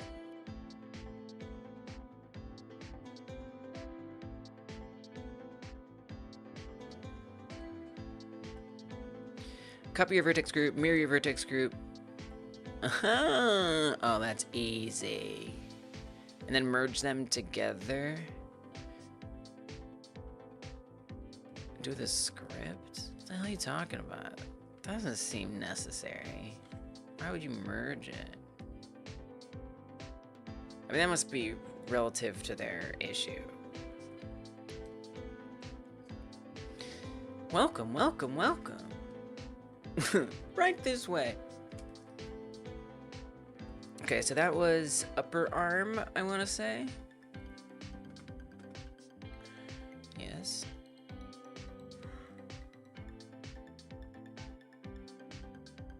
Duplicate vertex group.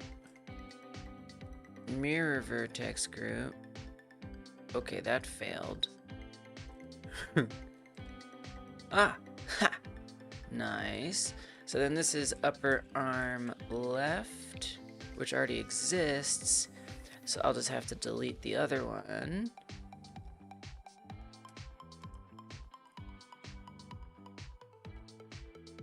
Remove that. And then call this upper arm left. Bam. Easy. I don't know what merging. I gotta know merging. I'm working on my Wolfenstein-like, which is going to be about filming fascists mistreating people on the streets.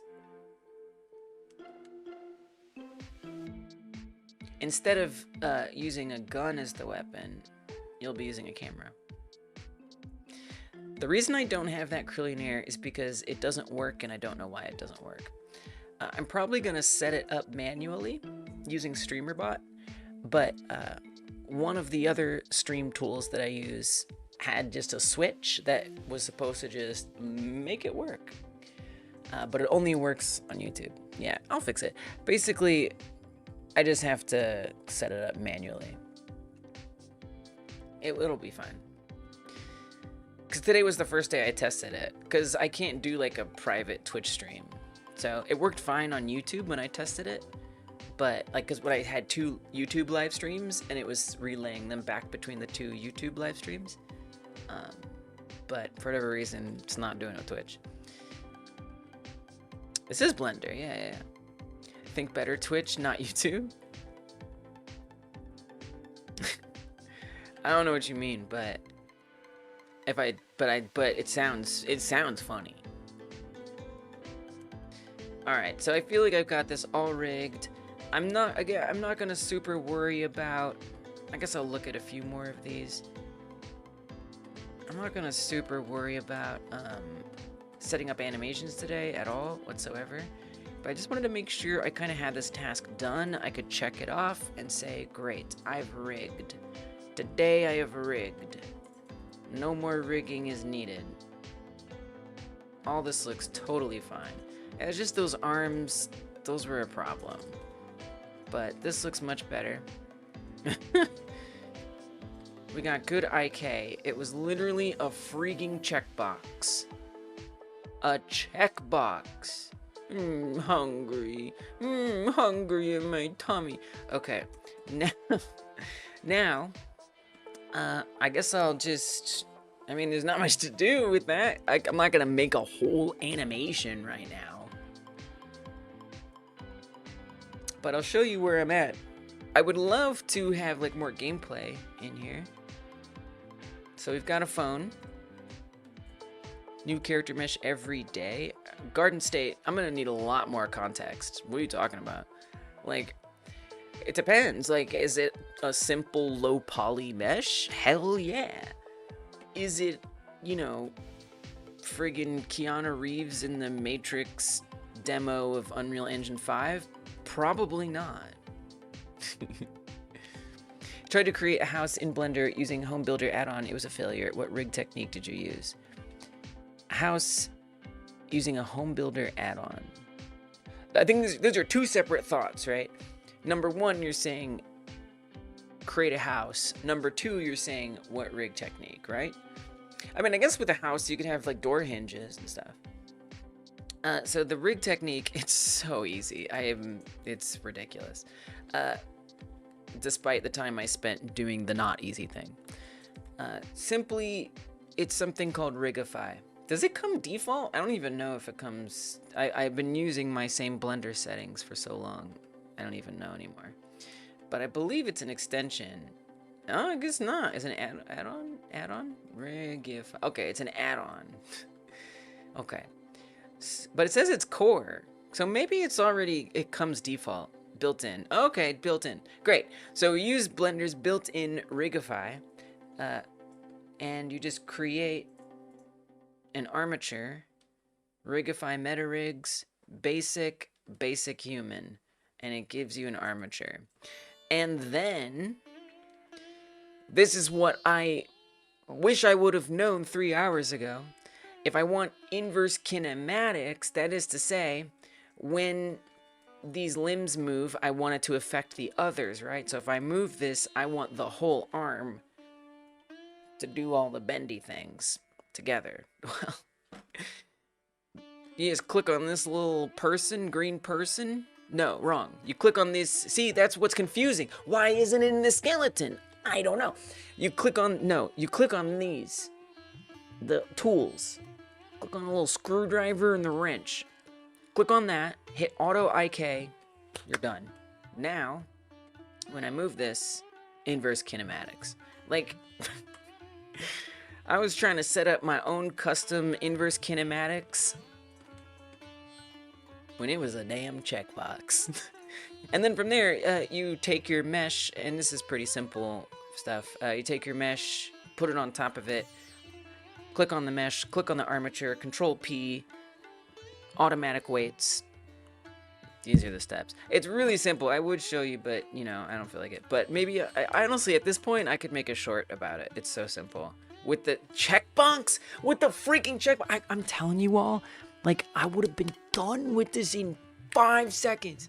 I can't believe but I didn't know. But this is the journey I needed. I needed to spend 3 hours trying to make my own freaking IK rig to experience the pain that, you know, in 3-4 months when I go to make another person rig for some reason, to make me be like, wait a minute, Lise, this is a checkbox.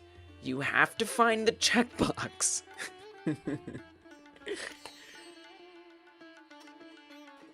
I think there's a 0% chance I'm gonna forget the checkbox now. But if I had found it 3 hours ago, I feel like I probably wouldn't have remembered next time. That's the cope. That's my cope for today. What's your issue with Blender? Everything is so small to see. It is small. Yeah. Hey, Halloween Ghoul, welcome.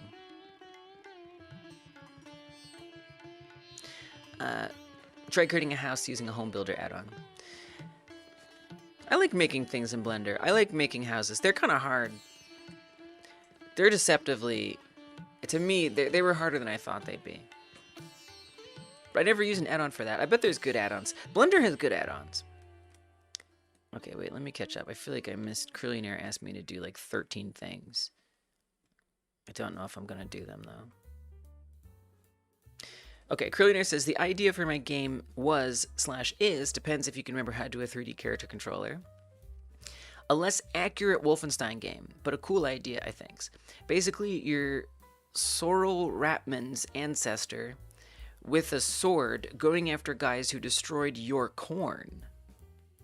Okay? So you're an angry person with the sword. Or you're Okay. All the weapons were going to be either melee or projectiles since guns don't exist yet, which isn't very Wolfenstein. Yeah, well, there's throwing objects. Whoosh. But yeah, it is. Look, you take the inspiration, you do whatever you want with it. You know? You do whatever you want with it.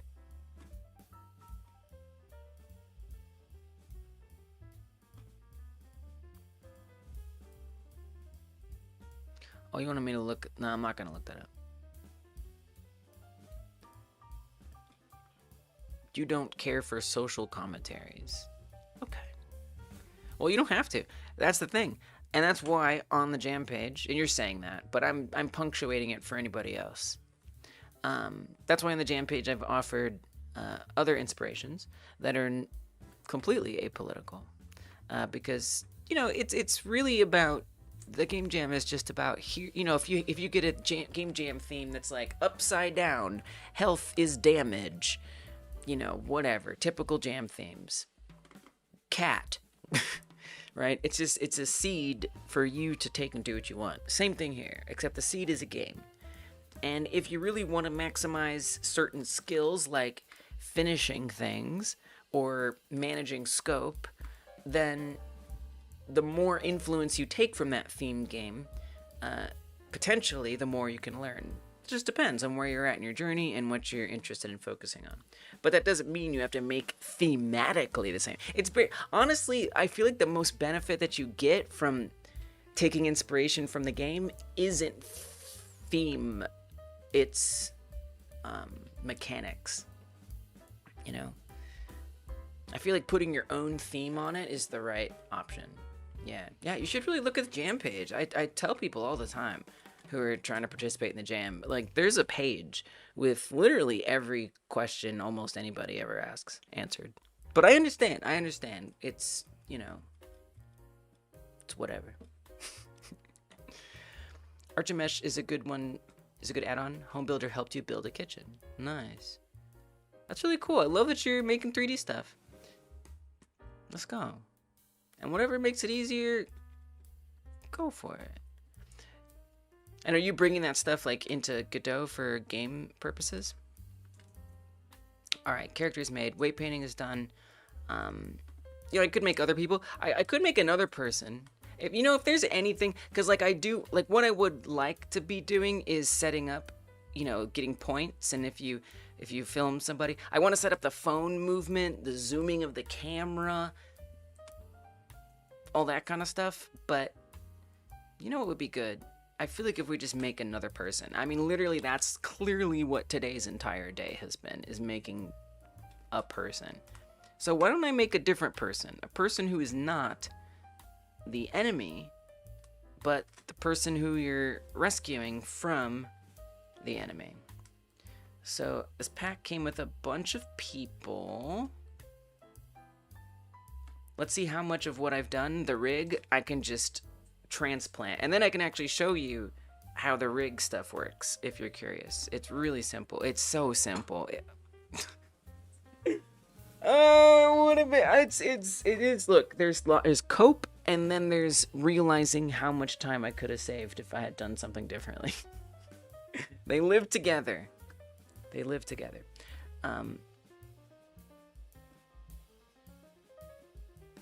Okay, let me see these different people. Oh no. No, not grandmother. Okay. I mean, you bring it into Godot for gaming purposes. Love that. Love that. That's cool because it's different, you know, like the context of making stuff for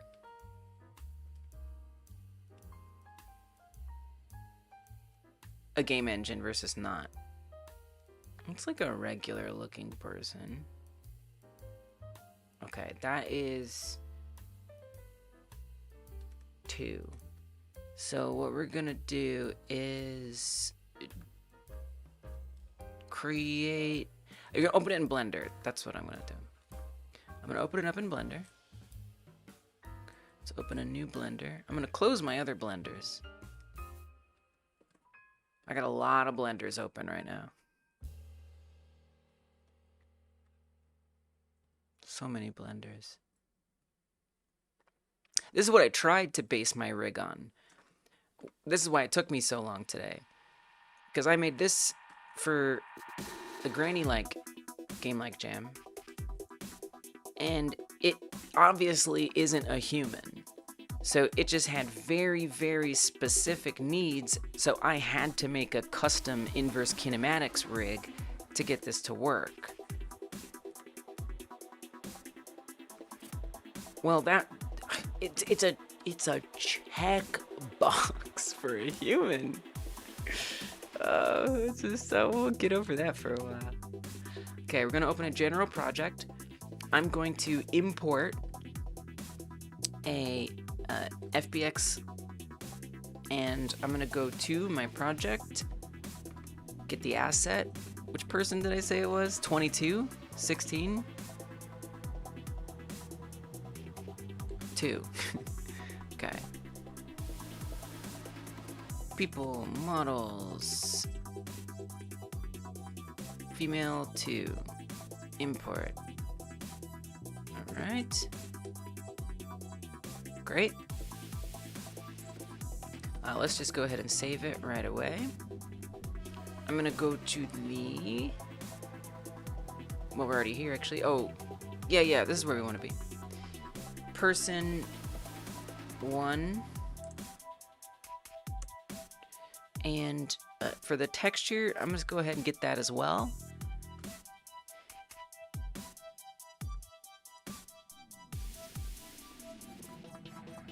Textures.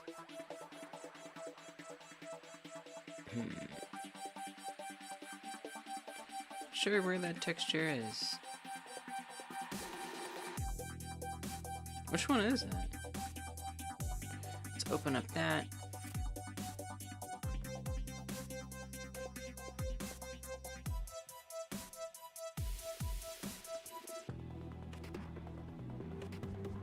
But where is it? There it is. Got it. Okay, I'm gonna duplicate this.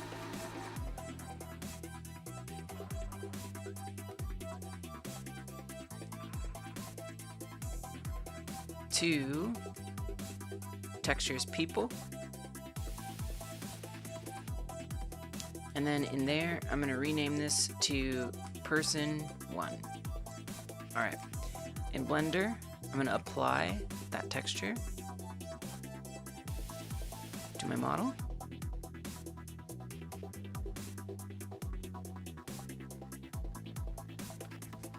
So it already has an armature. I don't actually want the armature that's on there. Oh, so we gotta do it. There's a couple of things I gotta do real quick here.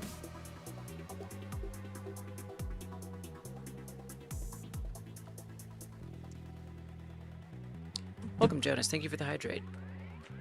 How to import it? Yeah, character body 3D is a good way to go. Yes, I concur. Because it has move and slide. It's good for... It's good. Because you get velocity. Yes, I agree. Absolutely, 100%. Character body 3D. Okay, so we're gonna separate this, which is gonna... this model is about to get real different as soon as I get rid of this armature. So I'm gonna take the mesh out. I'm gonna delete the armature, and then this armature modifier, I'm gonna remove it. Actually didn't get that weird, which is good. Next, I'm gonna get rid of all of these vertex groups because we're gonna make our own. Back to the material. Let me make sure I'm in the right render. Switch to Eevee. Go to the materials. I'm just gonna call this person 1. Then, once this decides to open, take your time. You know what, Blender? Take your time. Take your time. You know what? It's okay. Look, okay? I've already... So, if you wanna... It's just a drop down. It's a drop. You can... Thank you. We're gonna clear the existing texture. Textures people. Pull up person 1. Switch to material preview. And we should see the person on there as soon as it decides to load it in. Put that node in the first scene tree. Nothing saying node can't be used. It's good to know. You can put that node first in a scene tree. Nothing saying node can't be used. I mean, there's things you have to do. Like, it's not as simple as pressing one button, of course. Start with the node 30. Okay, I see what you're saying. All right, can we circle back to that? Let me do this, and then let's circle back to that. All right, and by the way, our Discord has some really, really friendly, helpful, eagerly helpful people. If you ever have questions like that, go through the Discord, go to the Godot channel, and people will definitely be super happy to help you. But I got you. Just give me a second. All right, so we've got the material. This is good. Here's what I'm going to do before I do the rig. I need to make sure that this thing isn't gigantic or too small. I want it to be sized similar to that other person.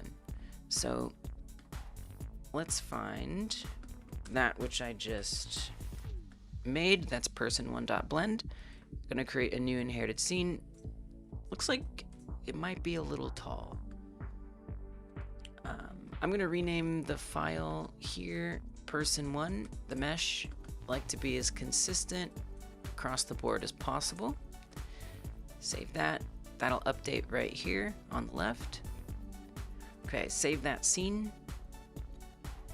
Go to people. This is person1.tscn.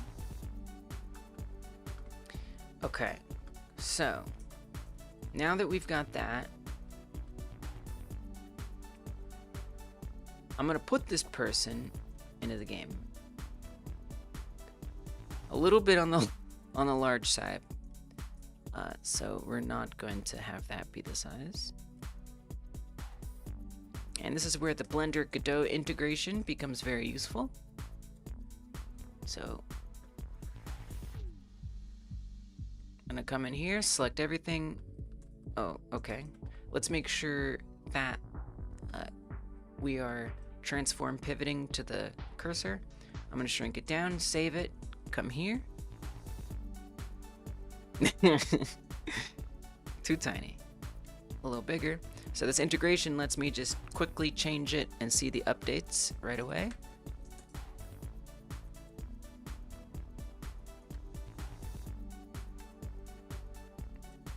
Seems okay. Some people are shorter than others after all. Let's make them a little bigger.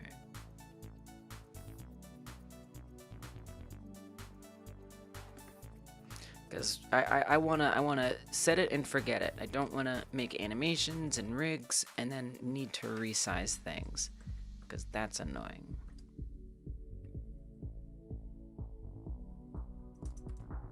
All right, let's go with this.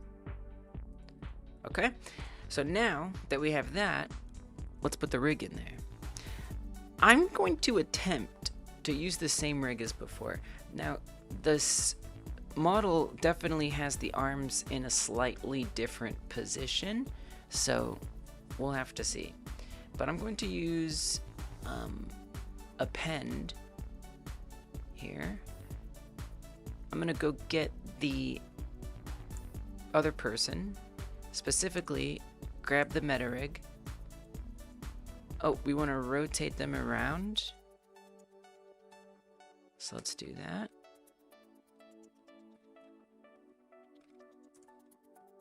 So we're facing the right direction. Hey, what's up, Rogi? I did not make this. I did not make this person. This is an asset pack. So I take no credit there. Okay, so obviously I need to adjust the size of this. I'm gonna switch to wireframe view so it's a little easier.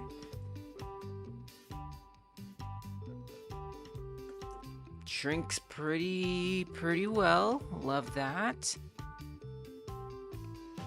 Not bad at all. Yeah, it is. And it's a public domain. It did have a Mixamo rig in it, and I just don't get down with that because I just don't know, license wise, I'm just not really interested. So, in whatever the implications could be. So, I'm just making my own rigs for it. Whoa. Maybe we could do... You could put the 3D cursor up higher. What if you did that? It's not gonna be perfect, but...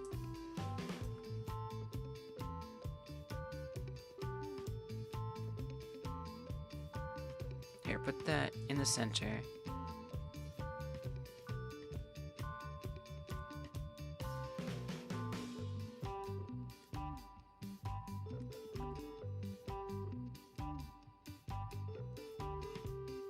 Let's get it pretty close.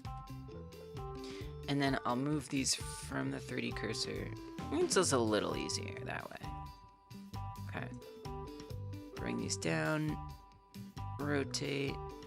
His arms seem a little bigger, so I'm gonna shrink them. And just try to get it set up good enough.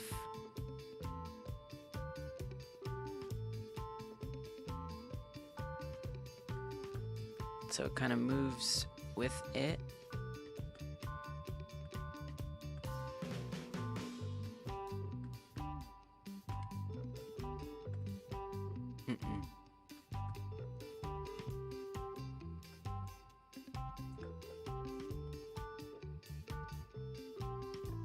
I'm gonna have to look at this in all the other angles as well. Very important. Seems pretty good though.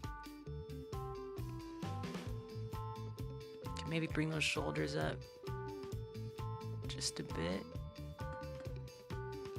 And then I think the rest of it is probably fine.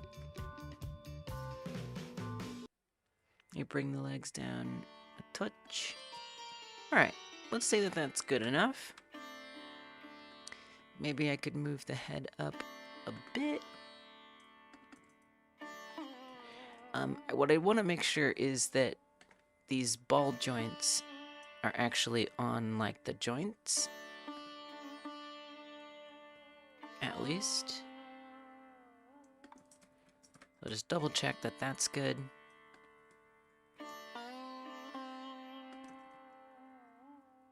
Or at the places that I want them to bend, anyway.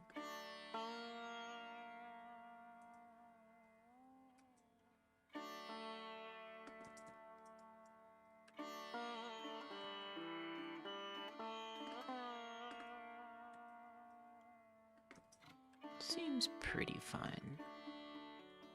Alright. Now,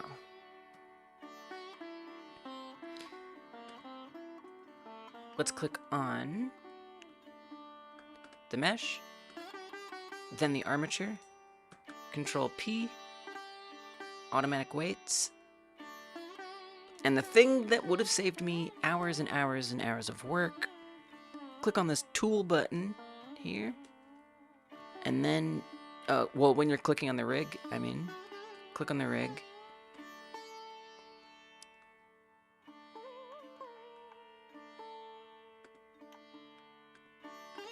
Click on the tool button.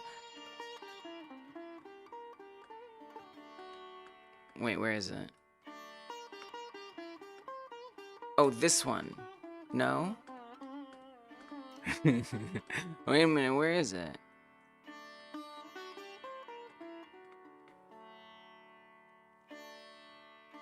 There should be a button here.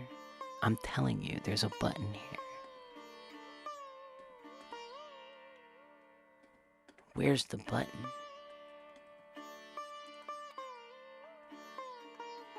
Let me make sure everything's hooked up correctly. Let's go to pose mode. Yeah. Oh, there it is. Oh my God, Blender. Okay.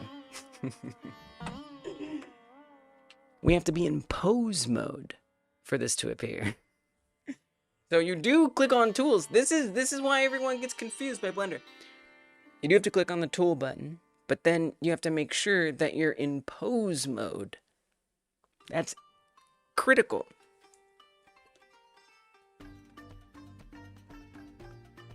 So in object mode, we click on the object, we click on the rig, hit Control P, set parent to automatic weights, go to pose mode after selecting the armature, then in the tool section, click on Auto IK, and now it's going to be perfectly rigged. This would have saved me so many hours. And bam. That's it. Rigged. Done. You know, I'll double check some of the deformation because it's going to potentially do some weird automatic weight painting that I don't agree with. So I'm just going to double check some of these. It's probably mostly okay. What am I pointing at? I don't know. What did it look like I wasn't pointing at? Yeah, context-specific menus. Blender always pulling shenanigans. I know. I know. Don't I know it? It's fine. Again, I always find that this, like, area is a little weird to me. But it's That's fine. As long as you don't have like red. Oh, we got a little. It appears that the base mesh has a slight issue. Let's fix that real quick. I don't know what's going on there. What if we just try a quick little merge? No? Okay. What's going on in there? What is that? We don't like red. Red is not good. If you're red, you're dead.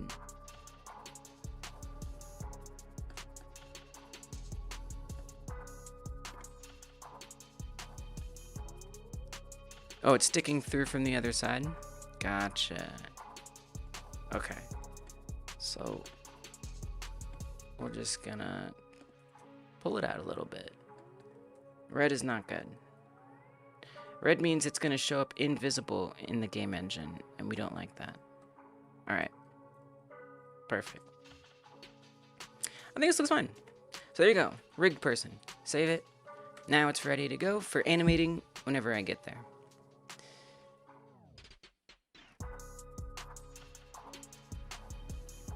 It looks like you're on the left side pointing up when the thing you're talking about is on the right side. Okay. I believe you.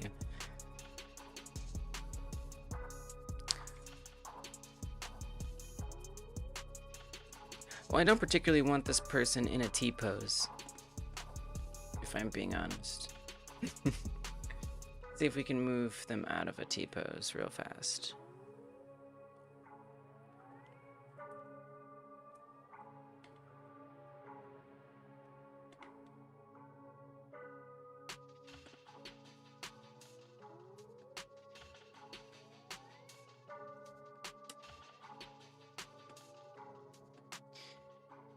And then we'll say use wherever that is, somewhere,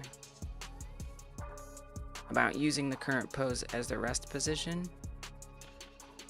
I'm not exactly sure how you do that. Rest. Apply pose as rest pose. No. No. No. That wasn't the pose. Pose. Apply pose as rest. Apply selected as rest pose?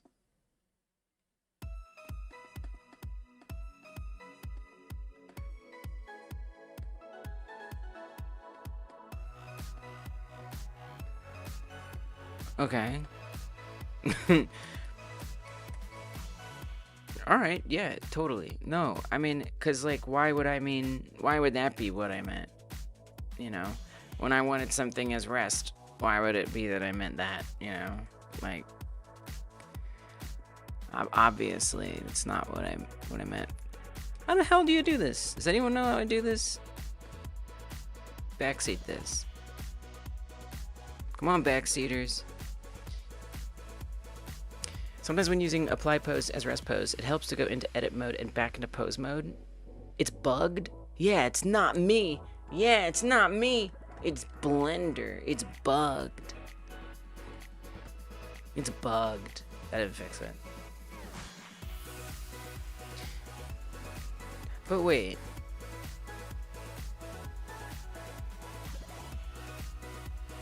What do you mean exactly? Like, go here. Oh, it didn't work. Okay. As long as it didn't work. Basically what I'm trying to do is get arms being down as the default. I've always had a little trouble setting this up, honestly. What if I move to rest and then do it? No. Blender's always bugged? I don't know. I don't know if I agree with that. Select all bones and then pose. I am selecting all the bones, aren't I? Pose. Apply rest as pose. Oh, the opposite. Oh. Instead of doing apply pose as rest, Oh no, wait. No.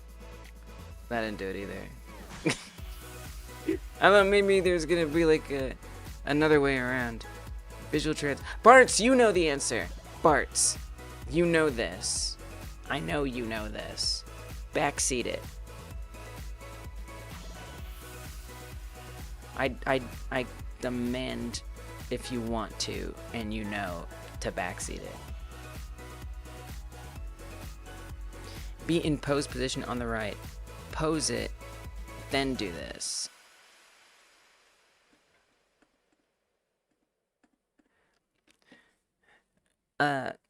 Trying to get the rest pose to be different.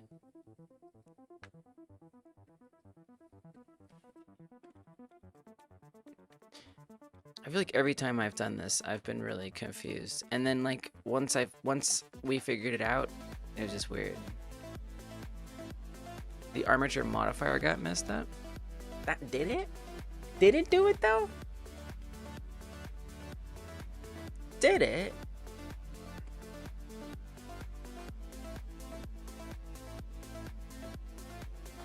Apply the current pose as the new rest pose. I did. I used the search thing. I used the control click.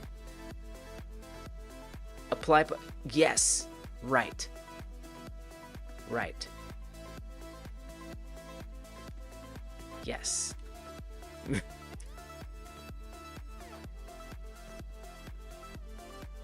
It is. It's definitely there. It's just, it's not. Do I need to select the mesh at the same time? Wait a minute. Wait a minute. Maybe we need to select the mesh and... You know what I mean?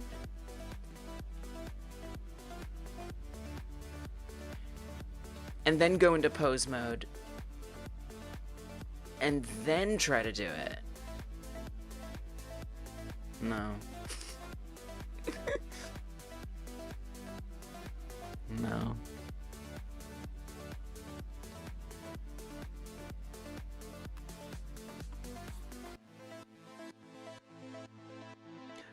Go into pose and apply transforms. Things are happening so fast.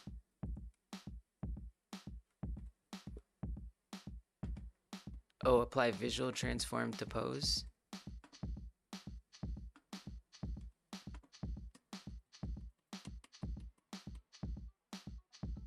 All right, well maybe we just leave them in an A pose. They just don't get to look like a normal person. You know, the alternative is I just animate it. I just animate an idle. That's gonna make my life a lot easier. Screw this. Let's make an animation. I'm just gonna make an idle. This is what I'm gonna do. This is how I'm gonna fix this.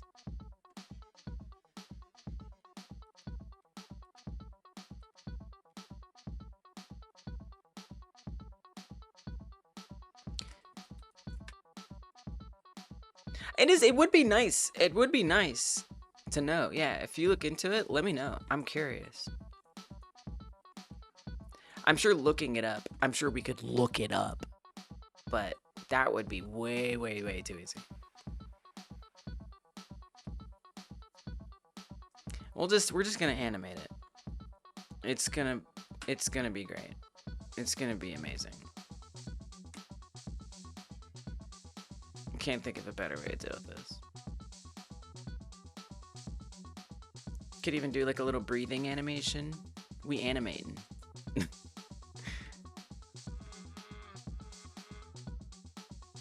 How do you want to do a breathing animation? That's a good question, because everything is IK. Probably would want to turn off some of these bones to not be IK.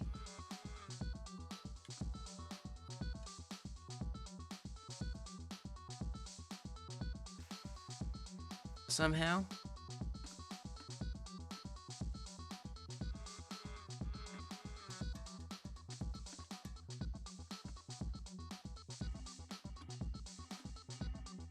Anyway, it's not a big deal. Breathing's tough because you kind of need to put like something on here. You have orientation for your job tomorrow? That's kind of exciting though. Do the apply post thing a lot, but it always takes about 30 seconds of fiddling. Doing it secondhand with chat delay is too hard. Thank you for trying. I appreciate it. Oh, did I undo the animation already? That didn't last long. Pose modes. Oh, it's there. No, it's there. I don't even know how I'm going to do a breathing, because normally I separate things out. If I was going to do breathing, I would probably do a shape key for that, if I'm being honest.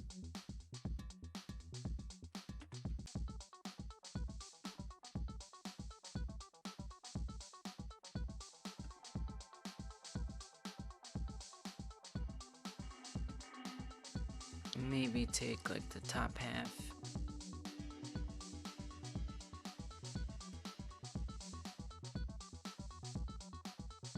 Probably easier like this.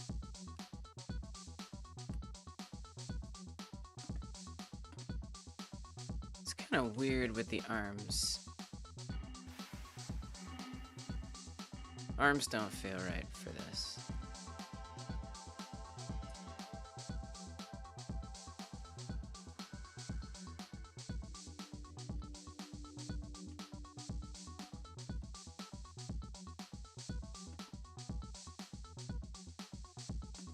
Even too much of those shoulders just ain't right.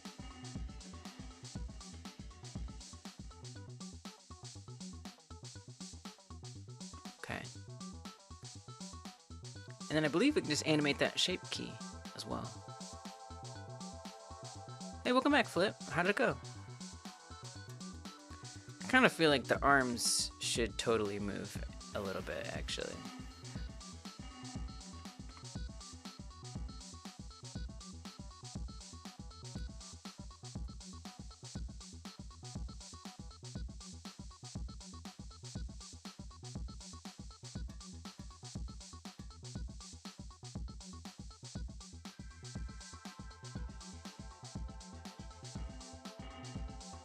Okay, now try it. Nice. We breathing. Oh, we breathing, baby.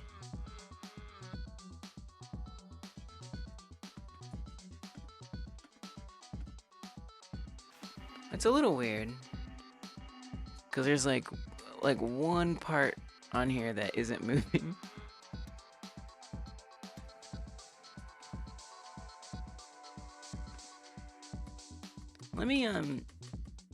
Let me go back. Let me go back to when I was first doing this, and I'm gonna go ahead and just actually select the arms.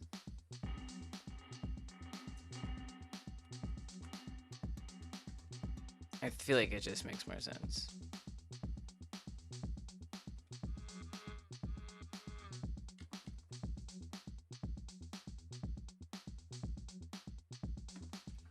Get rid of that. There you go. Okay. Up. We breathing.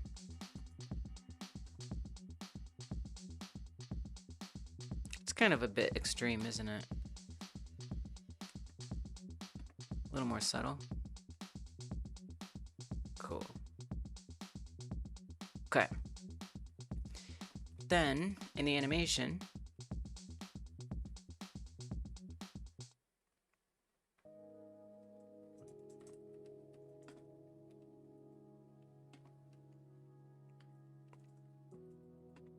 we'll find that shape key.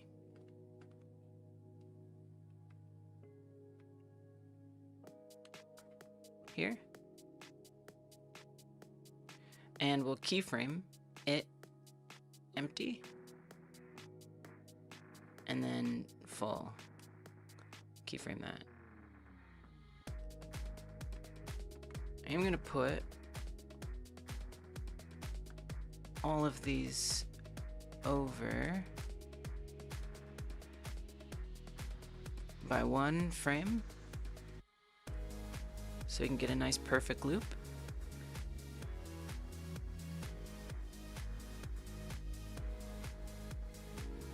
I'm trying to zoom in.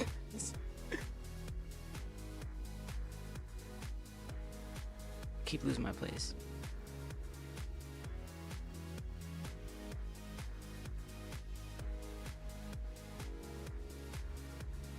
Okay, just one frame back.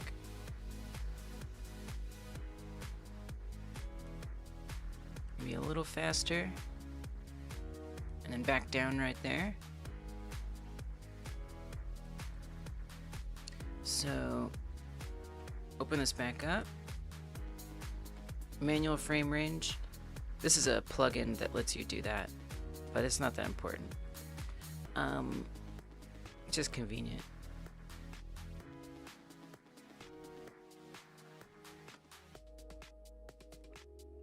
Put this at 39.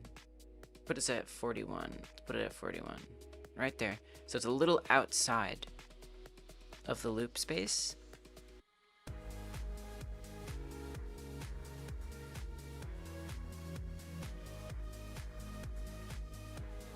Oh, my bad. We gotta go way out here. I feel silly. We're gonna go out here. That, I should have known that, but that's okay. 70. Let's do 70. Put that at 70. Then we take the original and we put that on there. Now loop it. There we go. There we go. We breathing. We are an entire person. I could use some adjusting. It's not the best breathing. I could see some adjustments being made there. It's a little weird, but you know, now that we see it, I can make it better.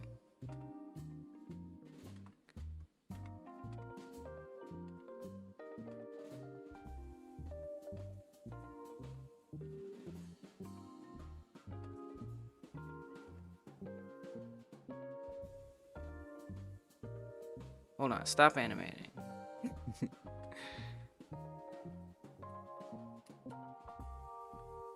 Come over here.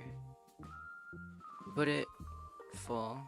So that's filled up with air. It's too much. It's too much.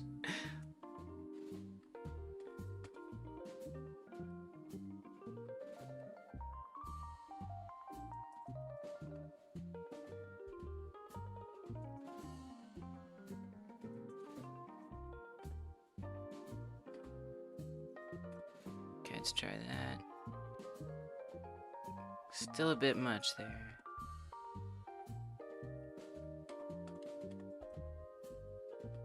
Kinda wish I could redo it. I can. There's no reason not to. Yeah. I feel like I need to redo it. No problem. So what we'll do is I'm gonna take this whole section.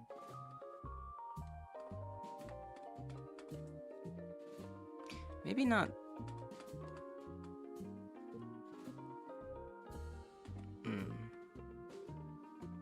I feel like what we can do is actually bring it from the the bases. Yeah. Oh. Yeah, show me that. I didn't know I could do that. Oh, nice. Wait, that's super convenient.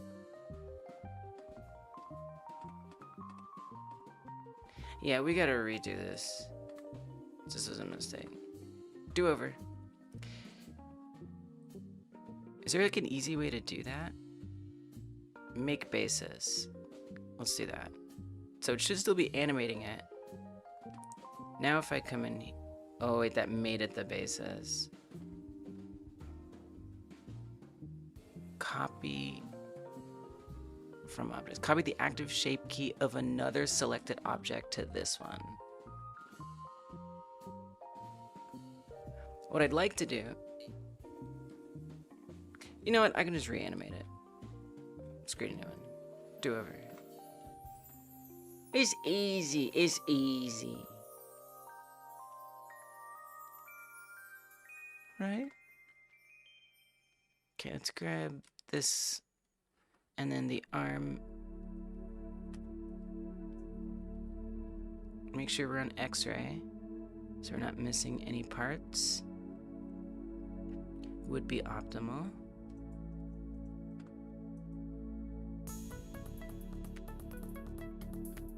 Would love if mirror was working. Raiders! Hey, what's up, Yato? How you doing? What were you getting up to? It's good to see you. Yato is here now. Everything's okay, 'cause Yato is here. Hey.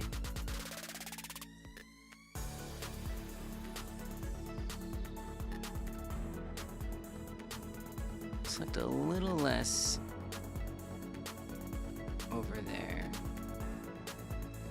Because this proportional editing could probably even change how the proportional editing is going.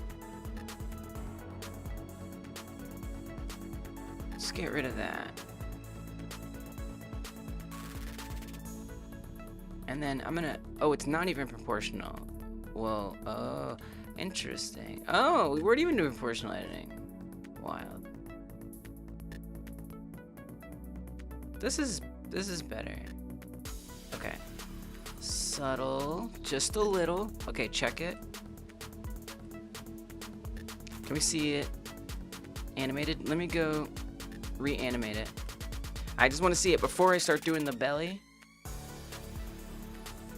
I want to see it.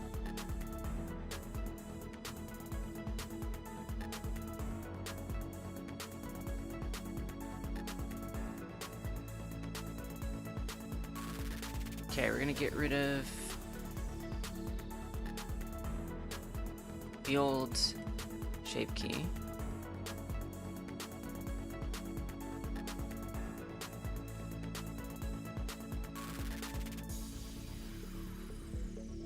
Keyframe the default value, go near the center, fill it up, keyframe, go to the end, empty it, keyframe. Yeah, it's a bit extreme. I could also like not go to full 1 as well. It might be, maybe I should do that. No, I don't really want to do that. I would rather have 1. You can also adjust like the minimum. No, I'd just rather have 1 be what it's supposed to be. That almost looks like too subtle. Maybe not. It's pretty good. Doing good? You were fighting with stairs. Still with those stairs? Are they still appearing on ceilings or on roofs?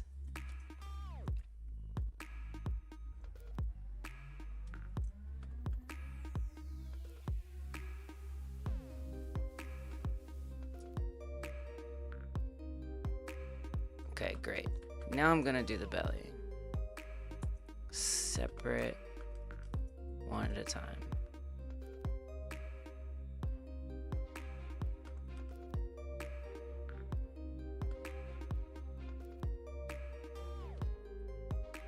But you want to make sure here, put this, fill that up. Now do it.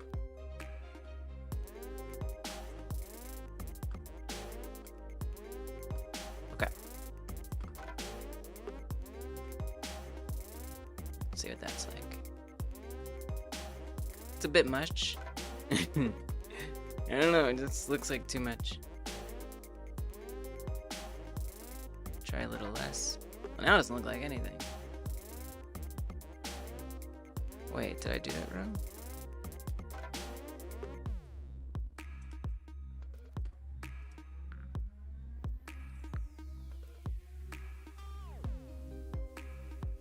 Kinda don't need to do the belly. Scale is off, but you needed to figure out how to support defining what direction you walk. With the switchback, you go to the ground of the back and then hit a landing and head towards the back of the house. So wait, is it for like walkthroughs? I thought it was like generated, just a generator. But you make it sound like... So I think what Yato is working on is like something for AutoCAD software. For blueprinting houses in like a more automatic way. And you were trying to get, so that way you don't have to like place it one by one. Oh yeah.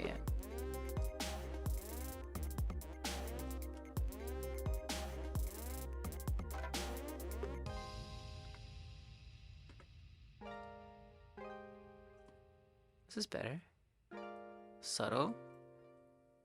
But there. Just a little bit.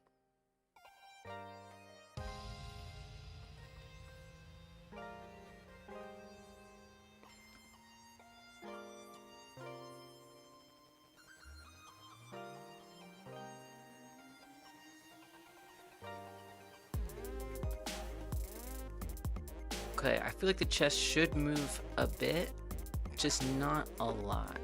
And I don't want, yeah, weird sternum stuff. Weird sternum stuff is a no-no. Nice. Breathing. Oh, we're breathing, baby. It's so subtle. Now, one thing we can do if I want it to look like more intense is I can set, I believe, the range max. And then, like, in theory, I could animate it beyond that. Looks like I could put this way up and it'll just like keep extending. So like if for whatever reason heavier breathing is desired, it could be done. Well, it even kind of looks like breathing. Look at that over there. That's funny. All right, let's get back into Godot. One thing though, I do see that it has this weird animation left behind that I'm not fond of particularly. And it's more evidence of that Mixamo stuff. I don't want this Mixamo stuff. Okay? I'm not interested in the Mixamo stuff. So if that could just like get out of here, that would be great. Because it's still listing it as an animation. But I want it to go away. I want it to be gone. Like, delete it. I never want to see it again. Like it was never here.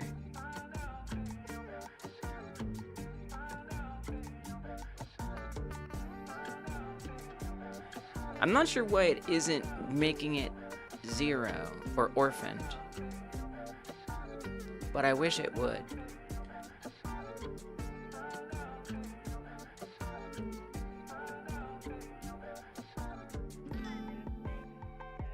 Someone sharing a brain cell? Someone is sharing a brain cell.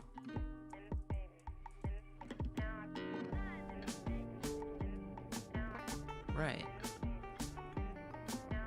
Okay. I feel like that's just like somehow left over in the data. I'm gonna choose to not care about it. Alright, back to Godot. So it's not gonna be playing by default. I would have to like tell it to play it.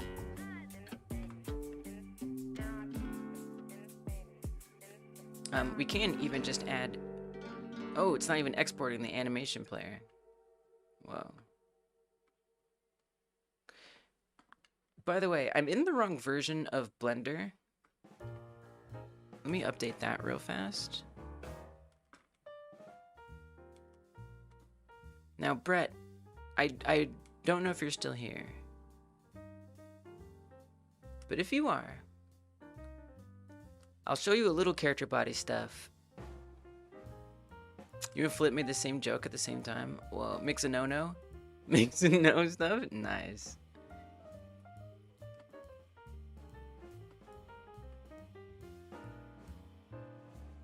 People person. Oh, that's not blend. Oh, no, no, no, no, no.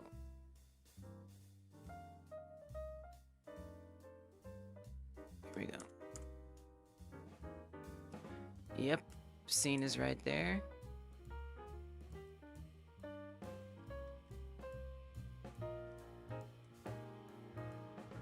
No, it's there. It's there. It is there. Okay. You know, it's fine. We'll just make a new one. You know what? Don't worry about it. I'll make another one. Ain't no thing. Forget about it. Open anyway. Open anyway. Oh, it's so mad at me. It hates me.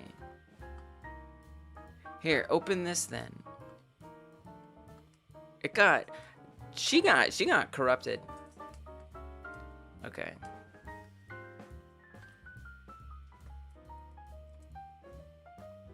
Person1.blend is corrupted. I do fear...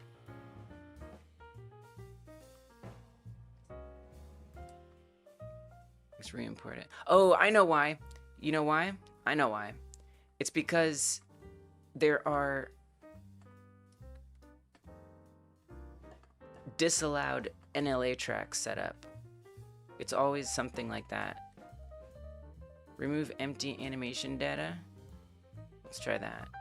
If the animation player tracks are corrupted somehow, then it won't even import it. Let's try getting rid of these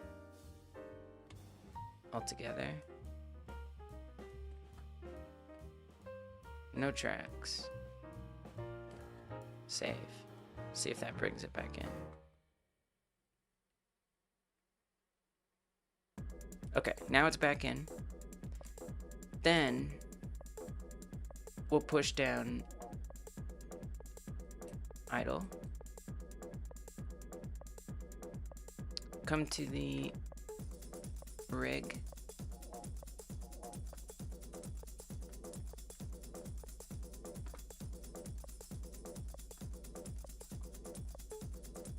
And push that down.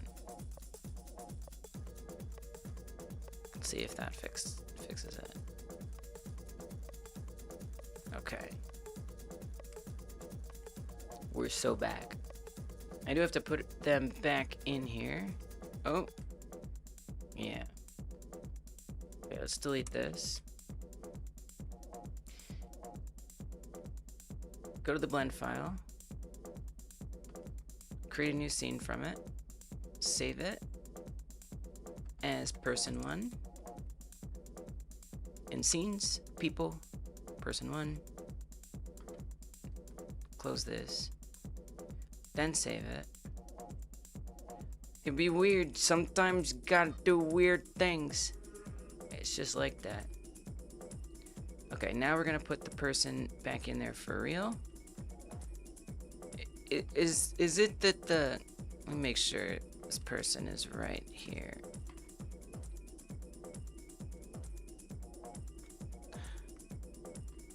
It's probably a bit late for this, but the person is sunk a little bit under the ground, which I don't like. Well, we didn't move the object in the animation, so it should be fine. You're good. The sidewalk is still a little high, but I'd rather make sure that that's right on the ground. Okay, I do think Brett, aka B Maddie, completely left, which is fine. I'll do the character body thing real fast and maybe tag them in Discord. Okay, but then if I want to get that animation actually working, I'm going to add an animation tree. Set this animation player. Create a blend tree.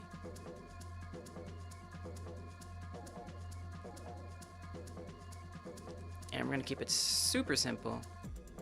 all I'm gonna do is just output the idle to here. And we should now have a not a posing. Oh, we gotta loop it. And hopefully a breathing person. Now I have to make the same thing for the other character, but it's okay. So this loop mode, I need to set that to linear, and then we'll get the breathing animation because it has to loop over and over again for it to work. Yeah, totally, Rogi. Completely. Okay, we breathing. We are breathing. Let's go. And now we're not A posing. Alright. So I know Brett probably isn't here anymore, but I'll record this real fast.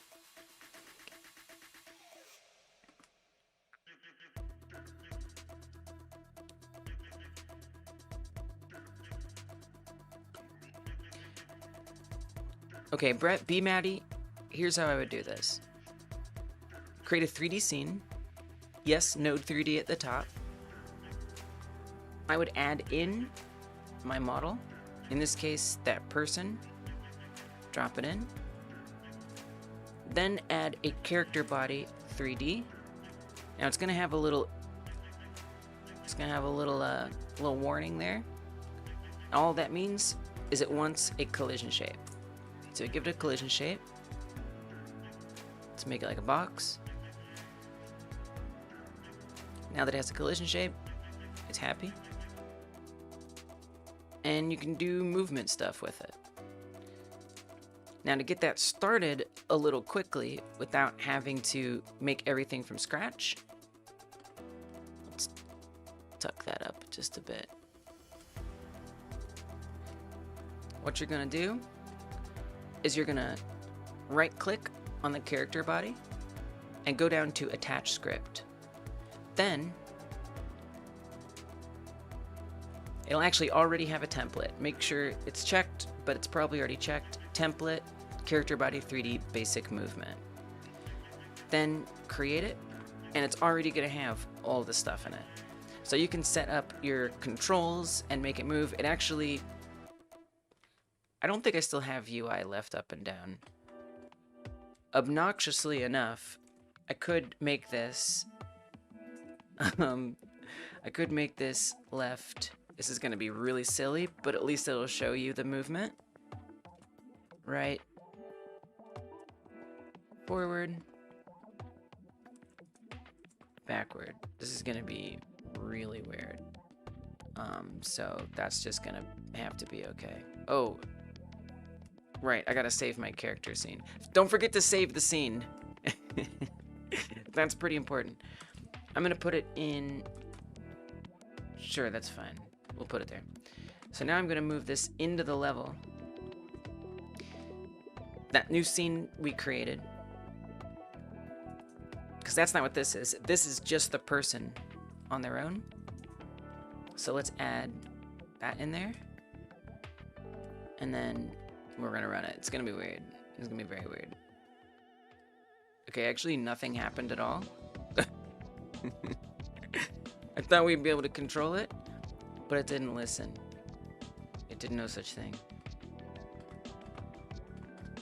I'm not really sure why, but that's how you do it. You have to figure out how to get the controls to work. I don't know why they're not working, but hopefully that was helpful. And from there, you would do stuff. I don't know why it's not picking up the input. There's probably a really good reason why it's not. Is there ever a time you want a character body without a collision shape? Maybe. I mean, probably not. If there is, I don't know what it is. My guess would be no. Alright, hope that was helpful. Good luck! In Rogue? Yeah, I guess so. I mean, here's the thing. Character body, what makes character body useful is that, yeah, it's multiple. Yeah, you're right. I probably need like unhandled input or something. Yeah, you're totally right. Wait, but it's not using input, so never mind. You're not totally right, but that's okay. Actually, what if I but wait, maybe to your point, maybe you are right. Because I do use input over here. Yeah, but I'm not using input for the movement. Yeah, no, you're not right. What if I comment out this? Is kind of what I was thinking. And then I come over here. Nah. Yeah, I don't know. It doesn't matter.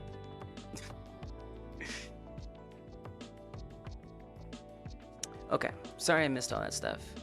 But they asked that question, and I wanted to get it answered. Yedo, if you're still here. It takes me like, I feel like it takes me 10-20 minutes. Always. Scale is off, but you need to figure out how to support defining which direction you walk. Right, and then I was trying to figure out, like, what do you mean by walking? It's a multi-step tool. It generated a 2D floor plan with the outline of all the elements, right? But in that data, it includes if the walls have windows or doors or are stairs. That data is then passed through the script to generate a Python code. Have a 3D floor plan. Right, but what does that have to do with walking? I think maybe the ads got you before I asked that. Like, you said there's walking. So is there, like, when you say walking, do you mean, like, the solver, like, trying to walk through and make it all happen? Or, like, is it, like, it generates a 3D space that can be walked around in? That's pretty cool. Walking as if it was real, not real walking. Got it. Thank you. I was gonna be like, wow, your tool is way more than I even thought. Go give Yedo a follow if you're interested in what that's about. Some AutoCAD stuff. Well, y'all, I mean, I think I did what I wanted to do today. I think I achieved it. I think I'm feeling good about it. Honestly, I did it. You came right at the end, Raiders. I feel like this is good. We got people added in. We got them rigged. We even got one breathing like a person. I really thought this person was gonna move around with me, but that's okay that they're not. So that was my task. That was my whole day. Was getting the person in. But now I know I can animate them. So we can set up situations where they're doing stuff. And then what I'll work on next is having something happen when we're focusing them in frame. My plan is to make it look a bit like this. So if you have the person in the camera frame, there'll be like this UI thing that like fills up, like a progress bar. And then some like score, what was it someone said? Toast notification will pop up. And then that's it. So you're just like running around the town, filming things, and moving on to the next thing. Just like speeding around, over here, over there, and that's it. Maybe like, so I also think like the battery dying could be fun, and you have to like go charge it, film everyone. You have to go charge it, or this is honestly stretch goal stuff. Like, I'm trying to think as basic as possible. Like, let's just get around, get points for filming different situations around. And then the other thing would be that the agents might attack you, right? And so you have to avoid them and not take that damage. I also want to make it so the player can zoom the phone in and out, move it left and right, maybe even up and down. So I really want to experiment with how all of that moves. Like, you can actually navigate the camera a little more effectively. Desafunk says, gotta add a person who tries to take the camera. Yeah, exactly. Well, that'll just be damage. That'd be kind of fun, though. It's actually a really fun idea. Like, someone takes it and they run, and you have to, like, chase them down. Like in Yoshi's Island. right? When you lose Mario. Do you know what I'm talking about? Does anyone play that game?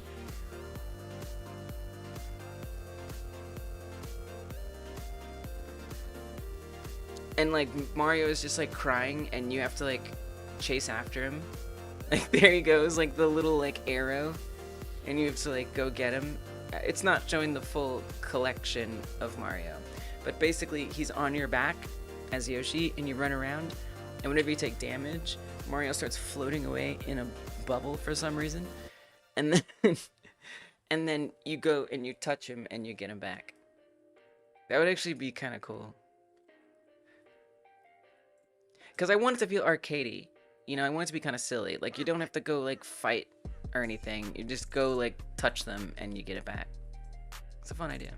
So anyway, so I'll be back on Thursday, working on that a little bit more. As always, I love hearing about what y'all are working on, how y'all's progresses are going. We're going to find someone on YouTube and on Twitch to raid. If you're watching on YouTube and you haven't hyper smashed the like button, I hope you'll like the stream. It helps so much. Just a little reminder about the thumbs up. Okay, let's see who's around on YouTube. Hopefully there's somebody to raid over here. We got Randy. We got Moonwood. I think we're gonna be doing Moonwood. That seems like the right choice. How long has he been up? 3 hours. So he's probably gonna stop within an hour or two. I feel like he usually does around 4 or 5 hours. But that's okay. He's good fun to hang out with. He's working on a game in RPG Maker, and we can go on both Twitch and YouTube. By the way, you think he's got 15 minutes? You think he's gonna end real soon? Because look, if you think that's true, let me say something, okay? Because he normally ends when you do. Because most of y'all streaming on Twitch and on YouTube, not to call you out, don't be raiding on YouTube if you stream on YouTube. I'm just saying. And so I'd rather send the YouTube people somewhere that's not going to end. Yeah, you're right. 4, 3. Okay, maybe we don't go to Moonwood. Maybe we do this Randy person. I don't know this Randy person is going to be particularly... I don't know.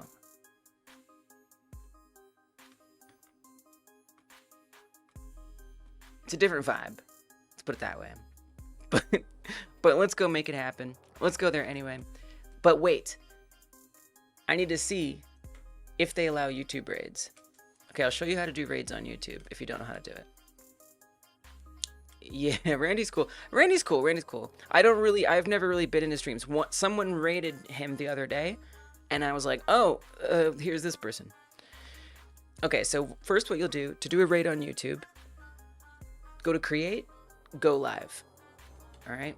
That's going to open up your, what I call your live console. Click on the live stream, scroll down, go to edit once it appears. Stream settings, edit, customization, scroll down, redirect. Now find some streamers. I don't know if Randy's gonna have it turned on. Oh, I don't think we're gonna be able to do it. We gotta put more than that. I feel like it would appear if we could. I don't think it's gonna be turned on. We could ask him though. We could ask him. But he probably won't. Dang! Let's see if there's anyone else streaming game dev. Hold on, we're gonna see. We're gonna see if we can find someone. Let's go live. Lo-fi girl. No. Oh, nobody's streaming game dev! Well, how about this, YouTube? What if I send you to Lo-fi girl? Some chill tunes, you're gonna wake up and you're just gonna be like, oh, look, this is great music. I love this. And you'll go back to sleep and it'll be nice. Because I'd rather you at least be able to go somewhere. Thanks for the follow, Ruff. Appreciate it. Well, anyway, this is how you do a YouTube raid.